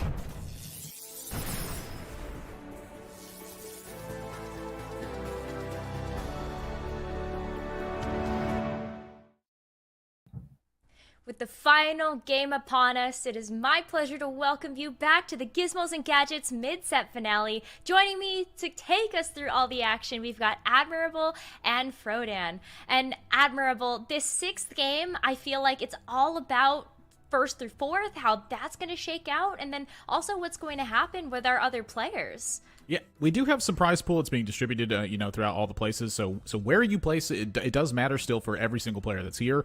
But really, Roby Van Knob and the top 4, Ramblin', DQA, Kivix, and Setsuko, they're the only ones who are in contention to find themselves in this top 4 spot. And for Roby Van Knob, he needs a big finish, while either Setsuko, Kivix, or DQA does not have one in order to find themselves in that spot. But Khroen, it is so close in that top 4. They are all 1 point away from each other, and so it really does feel like this last game, it is in your own hands. Yeah, that's right. I mean, in some ways, there's things that you can't really control, and Ramblin', for example, last game, kind of an uncharacteristic 8th place, went for a fast 9, died immediately afterwards. I mean, we've all been there. But I think the really interesting storyline might even be something that's happening outside of this tournament, which is the big picture for who qualifies for regionals. And I believe Setsuko right now is number 2 overall in points. And right behind him in 3rd place is Milk. And Milk couldn't even qualify for mid-set to play for a chance for regionals. And I know that Milk was cheering for Setsuko, because if Setsuko qualifies for regionals directly for a top 4, I believe that also means Milk is in, and the pressure is off for him in 6.5. So I think that it's really interesting that there's also another storyline happening even outside this tournament, because I know that Milk is actually cheering very hard for Setsuko right now. Yeah, absolutely. You bring up such a great point that there are other ways to qualify for the NA Regional Finals. We're going to be taking a couple players from the 6.5 Innovation Cup. There's also another Challenger Series, and we're also taking a look at the snapshots from the first half of Set 6 and also Set 6.5. And of course, there are still spots available from qualifier points. So even if today doesn't work out for these players, there are other chances to make it to the NA Regional Finals. But what a relief it would be for Milk if Setsuko ends up in the top 4. Absolutely. But going into this last game of the day, Admirable, are you surprised at all from some of the way that the tournament meta has developed over the last 3 days? I'm not so sure I'm surprised by the tournament meta. I certainly have been learning some things. Honestly, most of my surprise has just been how thirsty and hungry the new guard is just to get their hands on some tournament wins. Like, my gosh, they have just been putting in an enormous amount of work, and frankly, it has been showing. And that's been one of the things that I think has most impressed me about Set 6, is that it feels like the players who are practicing the hardest and putting in the most diligent effort are the ones who are coming out on top, especially when you can track that practice as well and put it into play. It's just been fantastic so far this tournament. Practice, the VOD review, and of course, helping each other out has led our top 8 players to this final moment of the Gizmos and Gadgets mid-set finale. This is game number 6. Let's go. All right, here we go. We're on the beginning of the end here for the mid-set finale. The top 4 players in point standings will advance to the Teamfight Tactics Regional Finals for North America at the end of March, which is not too far away. You blink twice and all of a sudden we're in March. Just look how fast January blew past us. And then we'll be sending some representatives to World Championships. And that's what a lot of these players are ultimately gunning for. Hopping on board with Setsuko, one of the players of interests, after a very strong showing with a win in the previous lobby, just needs one more solid top 4 placement. And not only will he go to regionals, where I think many people will say that he's one of the most deserving players to do so, but also he helps one of his other friends, Delicious Milk, also qualify as one of the top 2 point earners for 6.5. That's right. If Setsuko can actually, I believe it's if they secure a 5th or stronger, that they are locked into this top 4 here. And that pretty much just kind of goes across the board in terms of how the players are looking to finish here. And if you're Roby Van Knob in this spot, you are pretty much gunning for the first place finish. This is very much feels like if you're not first, you're last sort of situation here. So I am very excited to see how the players actually take this, because when players are presented with these circumstances where sometimes they have to take enormous risks, they often do. And when they do, some really crazy stuff can happen, not just on their side of the board, but pretty much across the lobby. You know, one player having one of these strong reactions and taking one of these big wagers oftentimes leads to this tremendous butterfly effect that just has a sweeping effect on the entire lobby, where suddenly everybody has to start gunning for the strongest board they can. Yeah, it's a really good point. Setsuko scouting around. We're taking a look at what people are going to be picking in just a moment for their augments, as this is a very pivotal game. But for the bottom 3 players, they're playing for seeding, and I believe that qualifier points also do serve as a tiebreaker, so it is in their best interest to try their hardest here and not necessarily tamper by like messing around and meme and say, hey, why don't we go 6 Yordles, or like, what if we just try to go 8 Academy? You know, like these kinds of like really like off the cuff builds that don't really work that often. You know, I don't think we'll see any of that. I think every player is going to be trying their hardest. Thinking, like I said, Setsuko's position a little bit closer. He does have 3 Syndicate in. I'm kind of curious if he wants to level here and potentially add a different synergy in, such as this Clockwork. He does end up going for it, but doesn't have the easiest to slam item situation. Yeah, it feels like all of these items kind of commit to something pretty heavily, and that just doesn't feel like where Setsuko is at the moment. I don't want to focus too much on the prize pool being a significant factor of how the players are going to be competing and why they're going to be doing so, but we do have some pretty big differences moving down from 8th to 1st. Like, just from 8th to 7th is a $200 difference, and then from 7th to 6th is a $250 difference.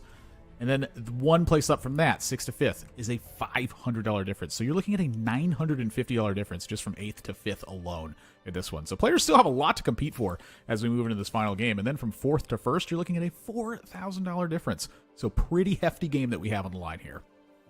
Yeah, fair enough. There's money on the line. That's always the case here when we have one of the bigger tournaments of the set, as we take a look at Keyfix, a player who has turned a few heads today, this weekend entirely, to say the least, with some very unconventional reroll strategies, utilizing champions like Vi in some unusual spots, was playing like Tristana 3 with a sniper emblem on Vi. It was just weird, man. Like, I don't even know what to say. Like, I don't even have commentary for that kind of situation. I'm glad Wolfey and Khroen had to deal with that, because I don't even know how to analyze that stuff. Yeah! Take that, Khroen and Wolfey!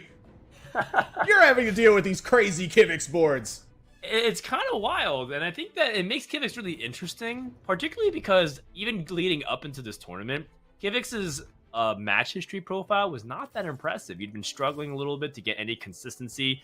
He had dropped out of Challenger repeatedly and was stuck in Grandmasters, and Kivix has been Challenger for several sets in a row pretty consistently, topping out at some pretty high LP. So it was kind of a shock to see like a 1600 player kind of flounder about a little bit 800. But now we can see why that is, because this man has truly limit tested everything. And when I say everything, I mean everything. This guy's like, in one of his profiles, like, what if I 3-star Zillion with Assassin emblem and Chemtech emblem?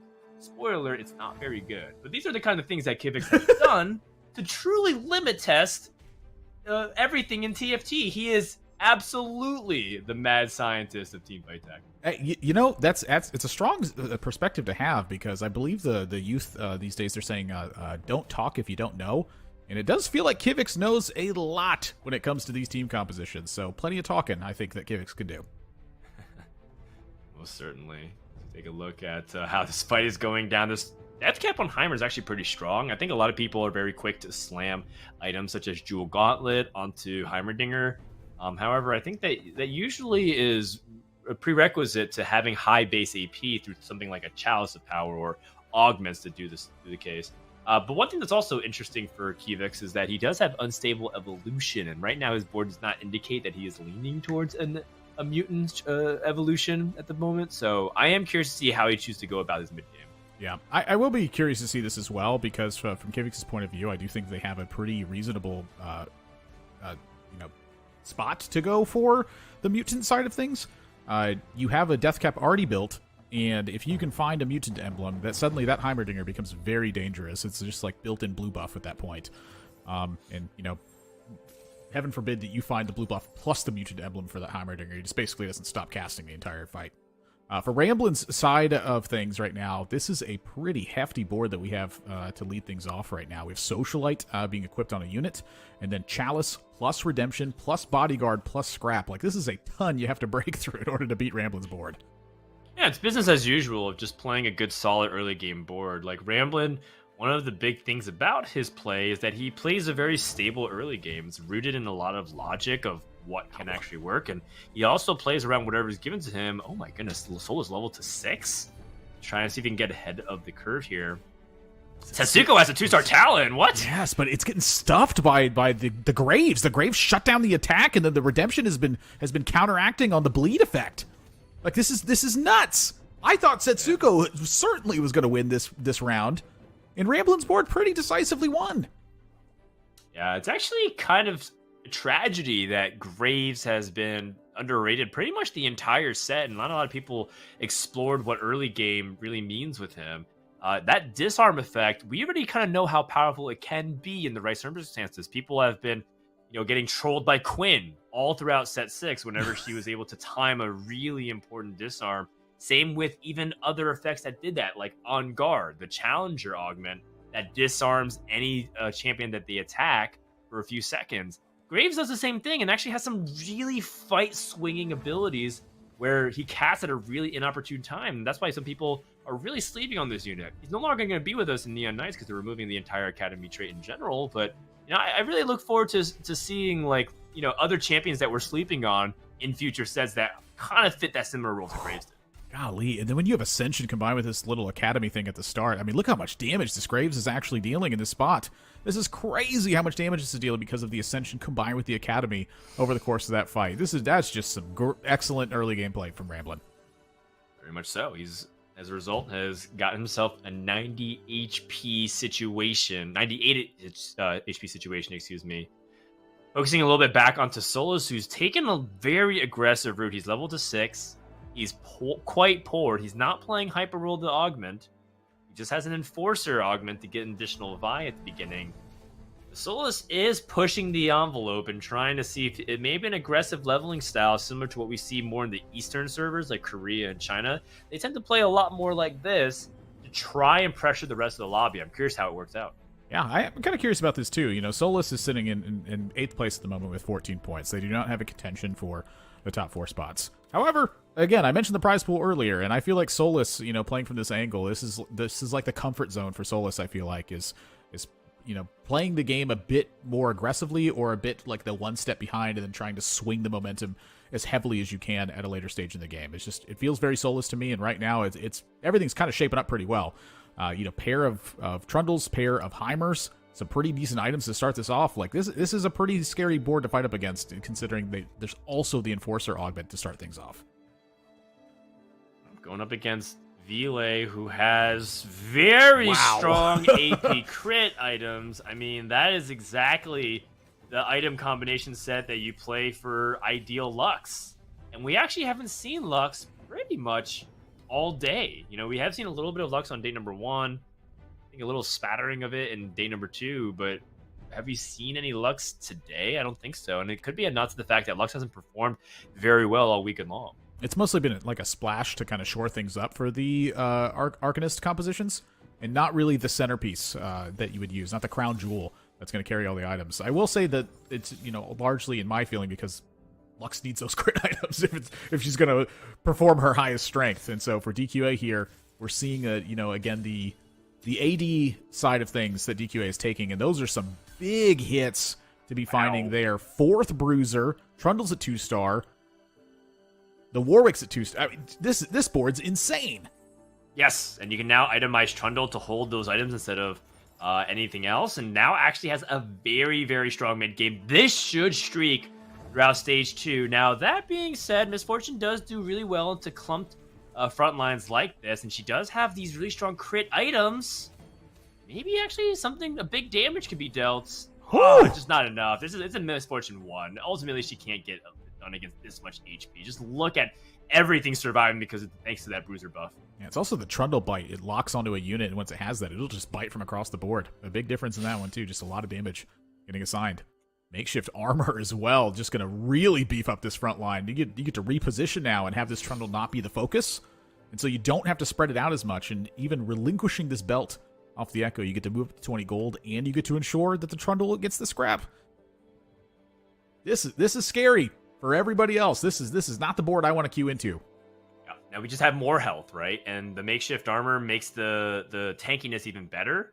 So now that he has additional health, resistances, and shields thanks to exiles, it's going to be really difficult to deal with the board. And I think for DQA, the name of the game is just to make sure to cruise into an easy, top 4, even a 5th is totally fine for him, as he's pretty much all guaranteed locked in. And I think this kind of board, even if the worst case scenario happens and he loses the next couple of fights, is still going to be pretty competitive because the building blocks are so solid heading into stage 4. Yeah. Now, I did talk to, Mortog was streaming earlier today, and I asked him who he thought was going to win today.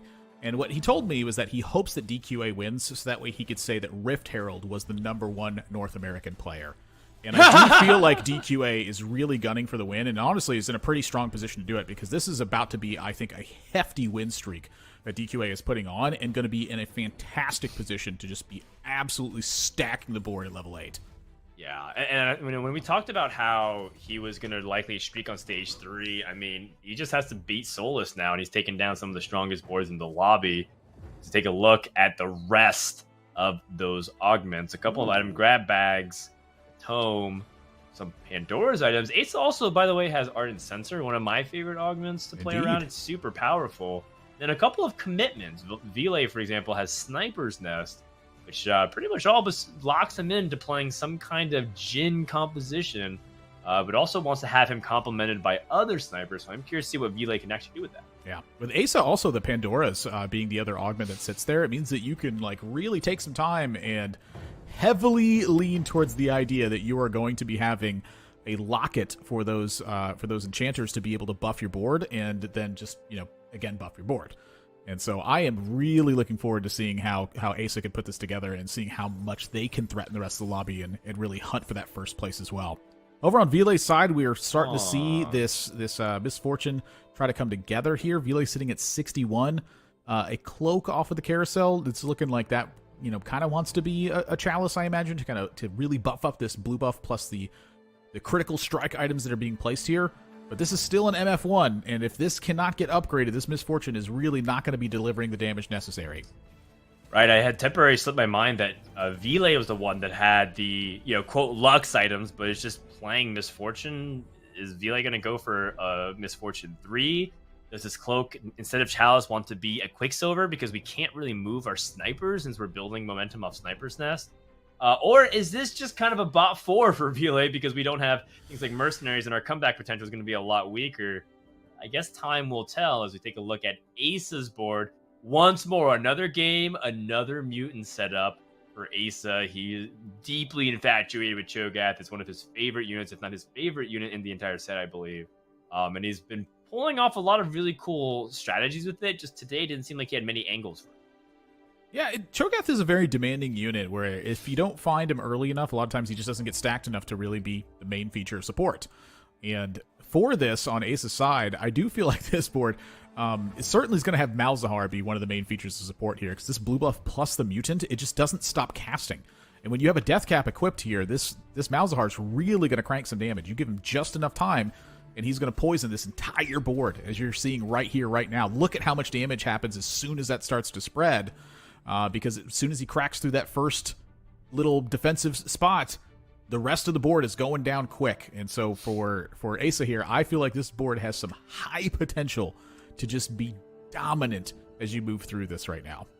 Yeah, what's particularly interesting is how he will navigate the Ardent Sensor aspect of it. It doesn't have any enchanters in, but he has the locket ready, and he has a Taric. And so for people who aren't familiar, Ardent Sensor, anytime a unit or an ally is healed or shielded by an enchanter, you gain 50% attack speed. If you put that onto a Taric, you get a shield from the locket, so you instantly get granted 50% attack speed.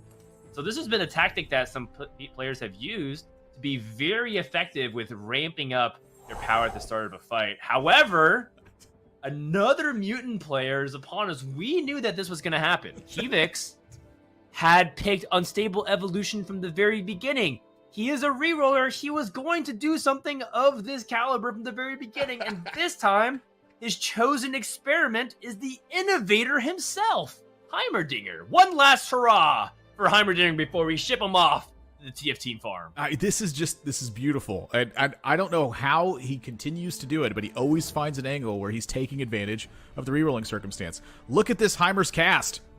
It doesn't stop. He just keeps going. This is one of my favorite builds. Kivix only has 5 mutant in play as the trait. That's it. He lost. He gives a little thumbs up to Vile. I mean, basically, Heimerdinger is going to be permacasting. So with the reduction, all he does do is auto one time, and he's good to go. I don't even know if he needs to auto. I right off the top of my head, I just kind of see like what Heimerdinger is doing, and he's just basically machine gunning. Ooh. The only thing is he needs a little bit more frontline. Cash out coming from cashes out. Thieves Gloves being offered in the cash out as well. Chemtech Emblem. 2 Last Whispers, not the most exciting thing in the world, but you know what? This board is looking pretty strong right now, and I'm feeling like Robovan could have a really strong potential to catapult through here. We are going through a transition point, though, so for these next 2 rounds might look a little bit rough, and then, of course, 2 Urgots show up right as you sell one of your gangplanks, so maybe a detour from the transition. Has not 1 but 2 Last Whispers. I think the setup here was very much leaning towards challengers, but we do have a Mundo 2. We do have this pair of Urgot taking damage from the Shaco 1. And we talked about it earlier. The reason why people roll their eyes at Shaco isn't necessarily because of any of the traces. When you put 3 items, a 1-star Shaco can do exactly this. Setsuko pressuring Robovan, despite the fact that he cashed out. Now, that being said, Setsuko has rolled all the way down. He's at 0 gold at level 7 and still has not hit Shaco 2. Meanwhile, Robovan did just hit an Oriana 2 and has some pretty interesting options at his disposal right now. I feel like Setsuko would just be having a field day with this these couple rolls that Robovan just had. Finding the Akali, seeing the Shaco there. Thieves Gloves onto this Oriana. Oriana at 2-star as well. This is a big deal. Like, it's just, the cast from Oriana is just very strong in this spot. And I do feel like that while Robovan had kind of a pretty rough round in that previous one, you're going to see a little bit of how strong this Chemtech Urgot can be if given just enough time, which I feel like is exactly what they have here. Yeah, I mean, the Mundo is taking a lot, actually, now that I look at it. The Mundo actually hasn't really taken any significant damage whatsoever, so Solus, with the 1-star Heimer, 2-star Ezreal, is not going to really get it done. So it is good enough for now, for sure. I do think that long-term, Robovan will have to think about scaling his secondary carry, and I don't think Trundle is it. Maybe Fiora does allow him the ability to splash in challengers and Clockwork with the Camille as well. So these are some of the things that Robovan surely is going to be exploring. Also, kind of want to put a little bit of the rest of the lobby on notice here. Ramblin is in 8th place right now at 28 HP, and while he is guaranteed, it would be kind of interesting to see Ramblin pretty much lock it up and then go 8-8 to wrap up the tournament and not finish in 1st place.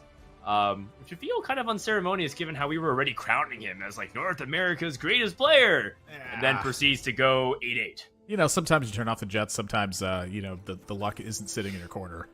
A lot of different things can happen there, but yeah, I'm in total agreement with you. It would be quite anticlimactic as we hop over to DQA side and we see that this Kai'Sa now gets picked up, and this is starting to look like we're going to be moving towards the challenger aspect of things, or perhaps a big mixture where you just have a tremendous dynamic of carries that are available to you, and your opponent just has to pretty much take care of every single one, or they're going to pressure down the board. And with Exiles here, I feel like that's where these plural carries really hit their strength, is when you have Exiles. I feel like when you don't have that strong defensive element, things can really go wrong pretty quickly. Yeah, very much so. Kai'Sa does have a lot of time. The team is very, very tanky, so but the setup is pretty decent for the Kai'Sa. Oh, things like the Malzahar burn is just a little bit too much. Malefic Vision's just able to get onto all these targets, shred their MR, and whittle it away. Without Guardian Angel, DQA can't really rely on that to inevitably win a scaling fight. Robovan loses again, by the way. So the Merc cash out is just really not translating to winning out. It could be just a nod to the fact that the power of that Mercenary cash out wasn't strong enough. DQA here, Challenger Crest being offered, Stand United, and Titanic, which I don't think the Titanic force is going to be the pick there. A little bit of technical aspect being in the way at the moment. Okay, Stand United. Makes sense. We over-index a little bit on tankiness. I think we do lack a little bit of damage, so I like this. We also have Fiora and Kaisa with AD items, so we have a lot of flexibility with how we can choose to itemize. So, for example, we could move some of these AD items onto Fiora later on and just start to scale up our board with stronger units as opposed to just going for wider synergies like this 4 bruiser setup. That being said, DQA still is pretty healthy and right in the middle of that pack, and just has to be very stable, and more importantly, his goal count is pretty high. He hasn't fast 8'd at stage 4. He's just going to go at 5-1 and have basically a full stash to roll down and make a very strong board. Yeah, I feel like this is quite wise too, given the items. Is that just so many different scenarios could come up where you're like, oh, I have a pair of Yones, I have a pair of Vergots, I found a 2-star Jin, and so many things are starting to stack up that you start finding yourself in sort of like a naturally dizzy state where it's like, well, if you sell any of these, you're kind of just giving up on one of the angles. The full gold stash is really going to help that a lot. So being able to take out Setsuko here, so many units living with just a shred of health as well. Not what Setsuko wanted to see, but for DQA, this is chef's kiss right now. Full stack of gold to be able to go into this roll down. It's looking gorgeous. Now taking a look at how everybody's augments ends up shaping up, as DK is actually doing a really nice move here by rolling preemptively, understanding that he wants to make good decisions, not just quick decisions. So rolling a decent amount, 40% of his stash. We do see that Setsuko picked up that Syndicate emblem, meaning that he probably can go for a pretty easy 7 Syndicate. And then over on a couple of other people's sides, seems like Stand United was very popular. DQA is picked, as you see, Asa, Robovan also picking up Stand United. So we do have some high power potentially coming in at the beginning of Stage 5 here. I am really paying close attention to this roll through here because just so many slight factors can change so much. Yone certainly getting tilted off base there because of all of this this bind to support what's already in play right now. Janna 2 shows up as well. Yuumi is very powerful, I feel like, for the Scholar aspect, the way that it's going to support a number of different angles, plus the Stand United. Yeah, it's just difficult because you do want to keep in the Urgot for the 4 bruisers and really make Exiles and Makeshift Armor really strong. Does end up going up against Ramblin, who has hit a 2-star Scion with double redemption. That's a lot of tiers in Ramblin's comp that I'm just noticing. Almost every item has a tier touching it in some capacity. Has Jin working with Seraphine in the back. Ascension has kicked in for Ramblin, and while this Kaisa is trying to do damage, DQA's board is going to take another loss. Not entirely super stable here, so DQA is very much not done rolling. Roby Van Kenobi takes another big hit, but honestly, this was an excellent point out that you made on Ramblin's side of things, the number of tiers that have in play. When you have Ascension, one of the most important factors is to be able to support that time frame, and one of the ways to do that is to get a ton of defensive stuff that just continues to add up. Innovators in play to buy that extra unit. 3 Protectors are in play. Double redemption on a Scion, which cannot be manipulated by CC right now. So you're getting to add a burn, you're getting to CC that board, and he's getting a shield constantly. If you don't have a way to get to that back line, you probably are not getting to that back line. And when I say get to it, I don't mean by attacking through it. That's going to be one of the hardest things to do. Yeah, I love the 2 Socialite on the Scion as well, because you can't really punish that Scion outside of a Shroud or a Zephyr, and not many people have it right now. And you just get consistent amount of mana, so that Scion can just keep casting over and over again. A mid-round Mana Reave is not going to do it. Scion still has 80% HP. Ramblin is back in business and streaking at 20 HP, while the rest of the lobby is going to drop off a little bit. Robovan Kenobi, can he find a way to stay alive just for 1 round longer? He does. Gets the win over Setsuko. Oh no, Setsuko starting to sweat a little bit. But the only player that can actually challenge him is Robovan Kenobi, because he's the other player trying to play for top 4. If both of them hold hands and stand united in 7th and 8th, that still means Setsuko goes. Setsuko sits at 31 points. Robovan Kenobi sits at 24 points. That's a 7-point trough between the two of them. Robovan Kenobi needs to win basically every round for the rest of the game if they're going to overtake Setsuko in this position. Now, it's still possible. It just seems very unlikely. Setsuko, though, I guarantee you they did not expect this board to be sitting in an 8th place position this early. Yeah, and you can't blame him in either. He went for Merc cash out. He definitely played for a top finish, and now is basically scrapping for his life to see if he can even survive beyond 8th place. But Setsuko's in the same position as well. Setsuko trying to just survive as long as he can. Looks like he just had the numbers advantage over this Cho'Gath, as it doesn't seem like Asa is rolling at all. Asa's trying to greed and potentially go to 9.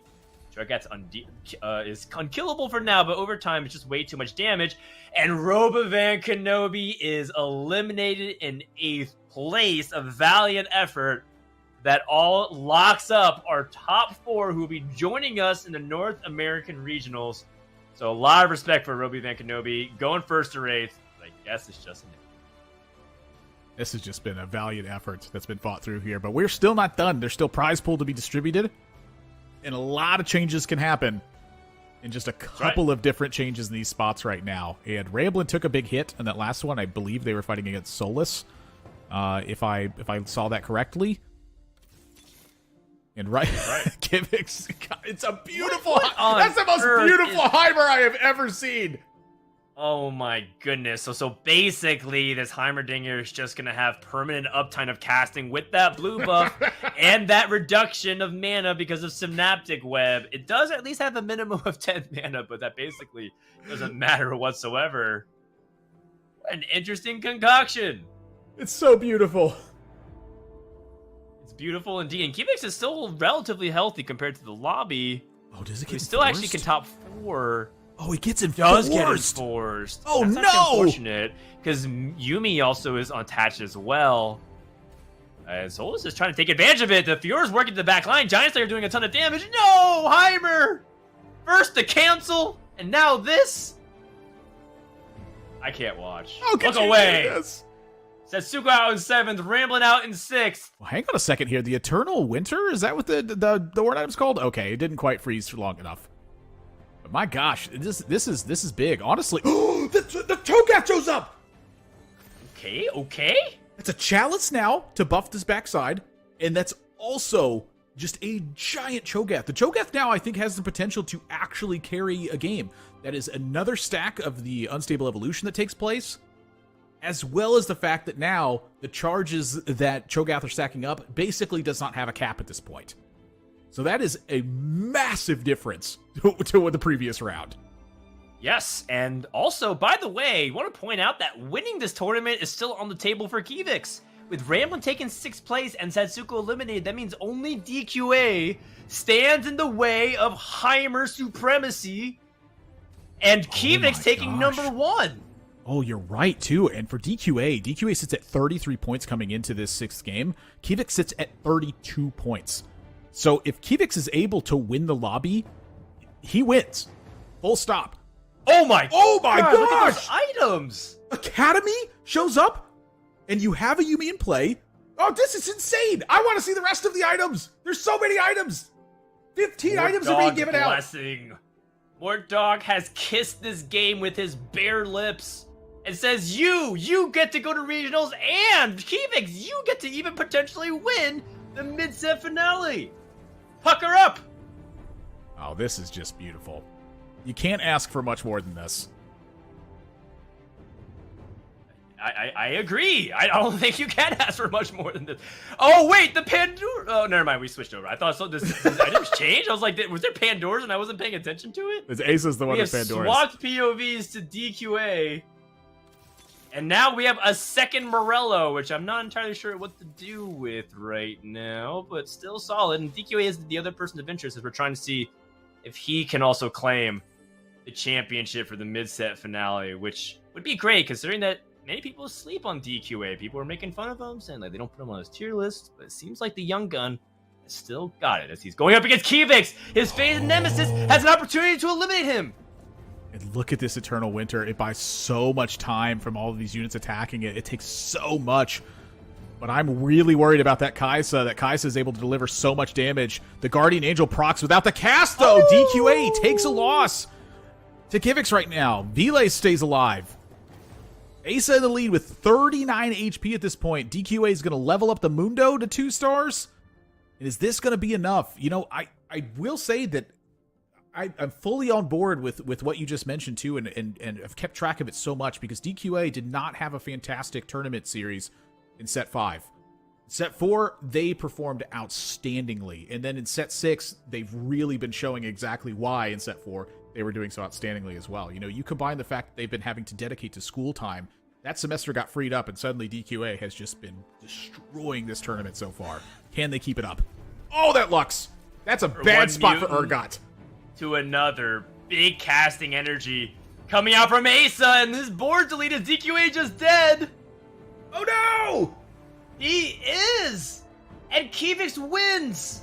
And with that, Kivix has a 3-point advantage. Oh, hold on. Solus ended up taking even more damage. So Kivix right now has a 1-point lead in this game. And that is exactly the difference between him and winning this tournament. And so for a final showdown, it'll be Mutant versus Mutant, Cho'Gath versus Cho'Gath, Creatures of the Void facing off with more hats than the entire School of Hogwarts combined. What is happening? There's hats everywhere. Death caps for you. Ice cream for days. If this Heimer can carry this fight, which, you know, I will say that Dragon's Claw is absolutely the weakness to this Undertaker right now. You know, you have to be happy that this Cho'Gath is at the front to try to chop away at this. But I don't think it's enough! No! Asa wins the final game! Asa takes it with a decisive victory behind 5 Mutant featuring Lux as the carry and the reroll dream, the Heimer redemption arc. He was outcasted from Piltover. He's been removed from set 6. No respect for the original innovator. I am offended and I'm leaving the broadcast. He's actually leaving! Oh my god! All right, so that's going to do it. Dan's gone. Yep, I was gonna get some final thoughts from Dan, but I suppose not. That was his final thought. Poor Heimerdinger, I guess, with those incredible items. Admirable. Unfortunately, it wasn't enough. Asa taking an incredible first place, and a decisive first place for that final game of the day. But Mutant versus Mutant, I really thought that, maybe that Cho'Gath 3 was going to be the winner there. I'm not sure what I was expecting, but yeah, that was a final game for sure. Yeah, I mean, the Ardent Sensor, you know, proving to be like quite a massive, you know, benefit onto Asa's side, that Asa also, instead of focusing on the re-rolling aspect, focused on the leveling aspect of it. So they're, you know, level 9 plus the Ardent Sensor, and you have a locket to go with it. Like, it's gonna just be pretty tough to overtake that board. You're gonna take some hits as you're trying to, you know, piece together that mutant build, but as soon as it gets on track, it's really tough to derail that. And I think that it showed exactly why. It's just so much shield you get, and then so much damage that you pump for the entirety of it because of the mutant trait. It's just giving you so much mana across the board. Just gonna be tough to beat. Yeah, I mean, I love that we're seeing players see that mutation and then they're like, oh yeah, Synaptic Web, I can totally work with this. Or Voidborn, yes, like that is something that I can use to make a strong mutant board. Let's go ahead and take a look, though, at that final composition that Asa was running. It was the 5 mutant Malzahar carry. You can see the other traits that was really supporting that mutant trait. And I feel like we're all here because we want to see where that prize distribution is going, that $20,000. Who has made it to the 6.5 Innovation Cup, and who has made it to the NA Regional Finals? Your top 4, Kivix, DQA, Ramblin', and Setsuko, and by that matter, Milk. Congratulations, Milk. You made it to the NA Regional Finals. Oh my gosh. Let's go. It's just everything's coming into full effect here. We have a tie at the top for 40 points, which means we have to go to the tiebreakers to see that first place finish. Ramblin', you know, having just a complete drop off the cliff in terms of their first 4 finishes that were here. Setsuko, you know, just barely getting enough points to be able to pull through here, and then Asa going out with just a crescendo, finishing with a first place performance in this one. It does feel like Asa was very much on like the 1st or 8th style of play today, but only took 1/8 here. You know, I think it's like a big a big asterisk to really tack onto that as well is that when you're playing for those win or don't win kind of styles, every single time you can step up that placement just one little place, it really makes a big difference here. In this case, it was a 6-point difference between the 5th and 4th place finish, and that's an extra $500 to the pocket. Yeah, absolutely. Wait. Oh. Well, Are you looking? Wait. Are you looking at the score line between Kivix and DQA? They have almost the exact same scores. Yep. And so tiebreaker is through average placement, but they actually have the same average placement because they both have a first. They both have a cup. I think that's actually the average placement is pretty similar. So doesn't this go by better placement in the most recent game, which would mean that Kivix with his Heimer 3 actually did it? Correct.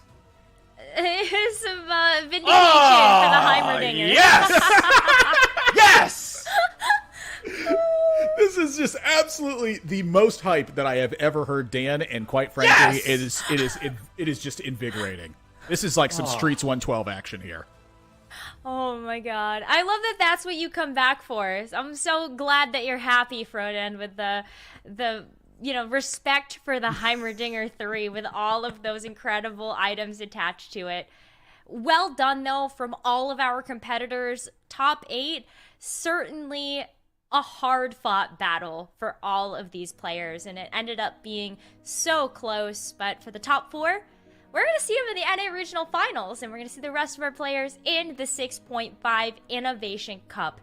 It's going to be great, absolutely. But before we go to our winners interview, I actually don't know who we're going to be interviewing. There was that first place tie. I guess Kivix. I feel like we're gonna be interviewing Kivix. But before we go to that, thank you so much to our partners at Ball Street for providing such an interactive way for the community to get involved in these TFT tournaments. The stock market is closed for today, but make sure that you come back to our future TFT tournaments because there are many more opportunities to play and to win those rare little legend eggs. But let's go ahead and go to the short break, and when we come back, let's chat with our champion, Kivix.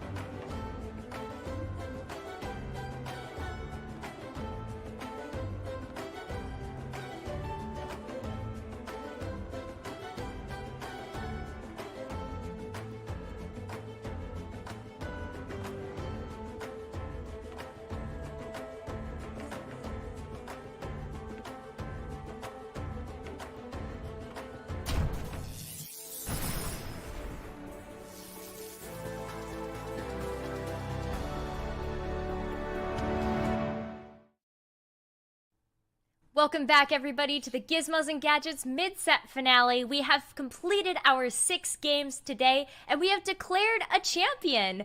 Welcome, Kivix, to the broadcast. I want to say, first off, congratulations on such an incredible performance today. You've made it to the NA Regional Finals, so what's next in store for you? Yeah, no, super cool to make it to the finals again. Hopefully I do a lot better than I did in set 4. I think I bombed out on the 3rd day last time. So hopefully this time I actually make it to Worlds this time. Yeah, it's great. I wanted to ask a little bit about just your style, right? So for people who maybe been playing, set 6 is like their first set and they haven't really gotten to know you, what inspires you to play all these kind of really interesting reroll compositions? And also, I want to follow up, are you coming up with them yourselves, or is someone else kind of helping you out with some of these ideas? Most part, there are that I've kind of tried on ladder before, like the Imperial Zac Vi game. Like, I did that with Imperial Zac before. It was absolutely terrible, but I don't know, Vi seemed to make it work a little bit better. The last game, the Mutant Heimer game, I was actually just...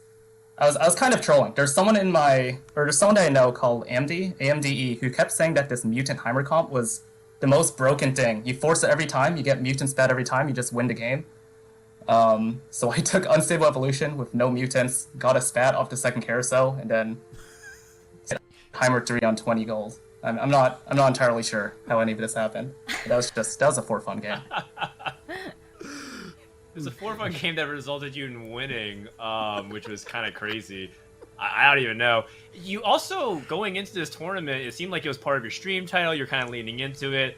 Do you believe in the Grandmaster's buff going into tournament? How you were like limit testing and experimenting with all kinds of wacky stuff on ladder? Yeah, I don't know. I feel like the things I try on ladder aren't actually that bad. Like there's like a Chemtech Sin Zillion game where I was doing like super well until I just lost everything. But I'm pretty sure I'm not actually trolling that hard on ladder. It's just, yeah, no, I'm just bad. But gotcha. So Zillion 3 with an Assassin emblem, a Chemtech emblem, and Infinity Edge is a viable build. You think it's pretty good? Yeah. I went fast 9 with it. I was turbo win streaking, and then I just lost every fight because Zillion kept fizzling. So like it's actually it's actually not my fault. It's Zillion's just bugged. He kept fizzling. So like the comp's actually good. There just needs to be some adjustments there. What do you feel is man. Your favorite composition that you have cooked up in terms of re-rolling for this set? I'm not sure. I really like 3-starring Zac. Say like I don't know. Like I remember the beginning of set, he would just like do double damage every once in a while. So if you like 3-star him, just say like Zac attack every time. He would just one-shot the whole board. Except you just lose to Colossus boards. But I mean, it's kind of fun to do. Sure.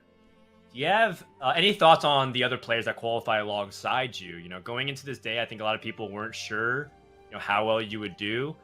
But let's talk a little bit about like DQA, Ramblin, and Setsuka. What are your thoughts on their play today? Oh, like I'm sure. I don't know. They're always like super good players. All of them do super well. But to be honest, I don't know. Today, I wasn't really scouting too much. I was kind of just rolling, to be honest. So I don't pay particular attention to how they're doing, but. I mean, they're really good players, so you just assume they're doing super well. Well, yeah, if you're making up how to play comps on the fly and you're rolling, you have no time to scout. Like, what? All the mechanical skill going into just rolling the shop and seeing what you get. Love it. Admirable, do you have any final questions for Kivix? I think that just about wraps it up for me. Just congratulations on the win. This is just an impressive day of play. Honestly, I'm glad to hear that this was just such a surreal feeling to you, and that you were just actually improvising even at the very final spot of the game. You're like, oh, let me just cook this up and see how it works. I was really hoping that you would go for that direction, and you did, and it paid off. Just congratulations, today was beautiful.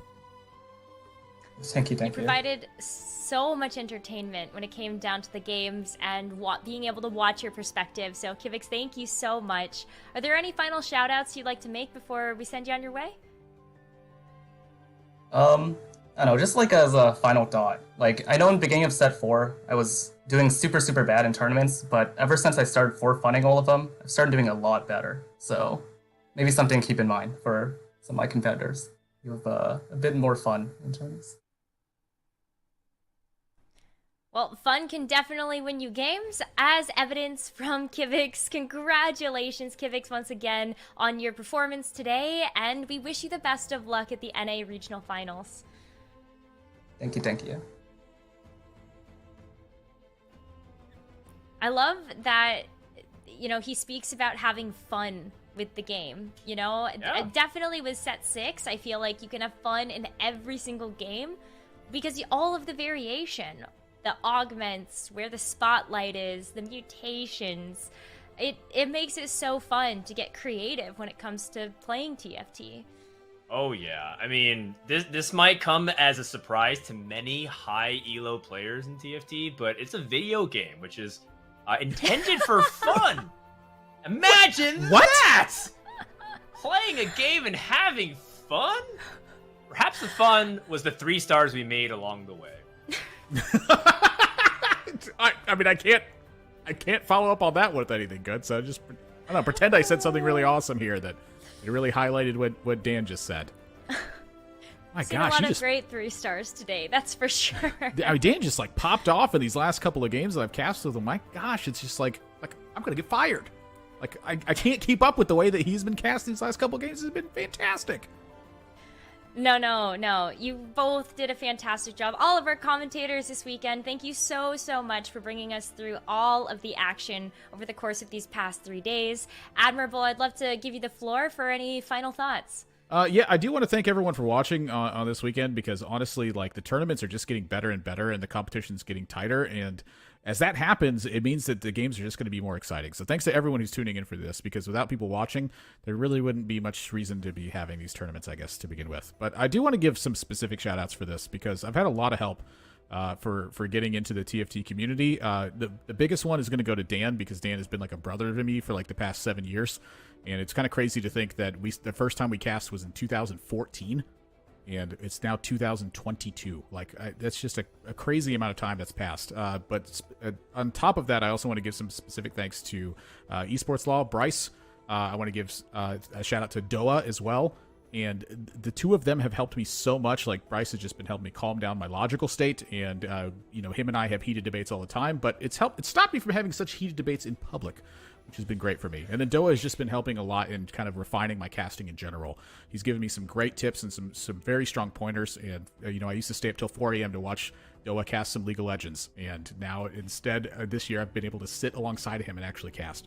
So big thanks to all of that and to just everyone else who's assisted me. I'm sure there's plenty of other people whose names I don't have time to mention because it's a very long list. But thanks to everyone who's just been helping me out in TFT scene. TFT is a big community and, more importantly, a big family. So it's great to hear that. Khroen, what about you? The first thing I want to say is a big thank you to my wife. Today is her birthday, and it is an absolute pleasure every day that I get to wake up next to her. She's so supportive. Today, I was like, I have to cast on your birthday. And she's like, okay, well, I'll put it on the big screen. I can't wait to watch you perform, honey. And it was so sweet. It was so nice. She's so gracious. So I want to give my one and only shout out to the best person that I know on the planet and my best friend. Thank you, Taylor. I love you. Oh, that's so sweet. Well, I'm gonna go ahead and let you both go, Dan specifically, so you can go hang out with your wife. Once again, thank you so much for your commentary this weekend. It's been an absolute pleasure to be on this broadcast with everybody. And to you viewers at home, I hope you enjoyed the show. From our production and our tournament organizers and everyone else behind the scenes for the Gizmos and Gadgets mid-set finale, thank you for enjoying Set 6, and we look forward to seeing you in Set 6.5, Neon Nights. Have a good one.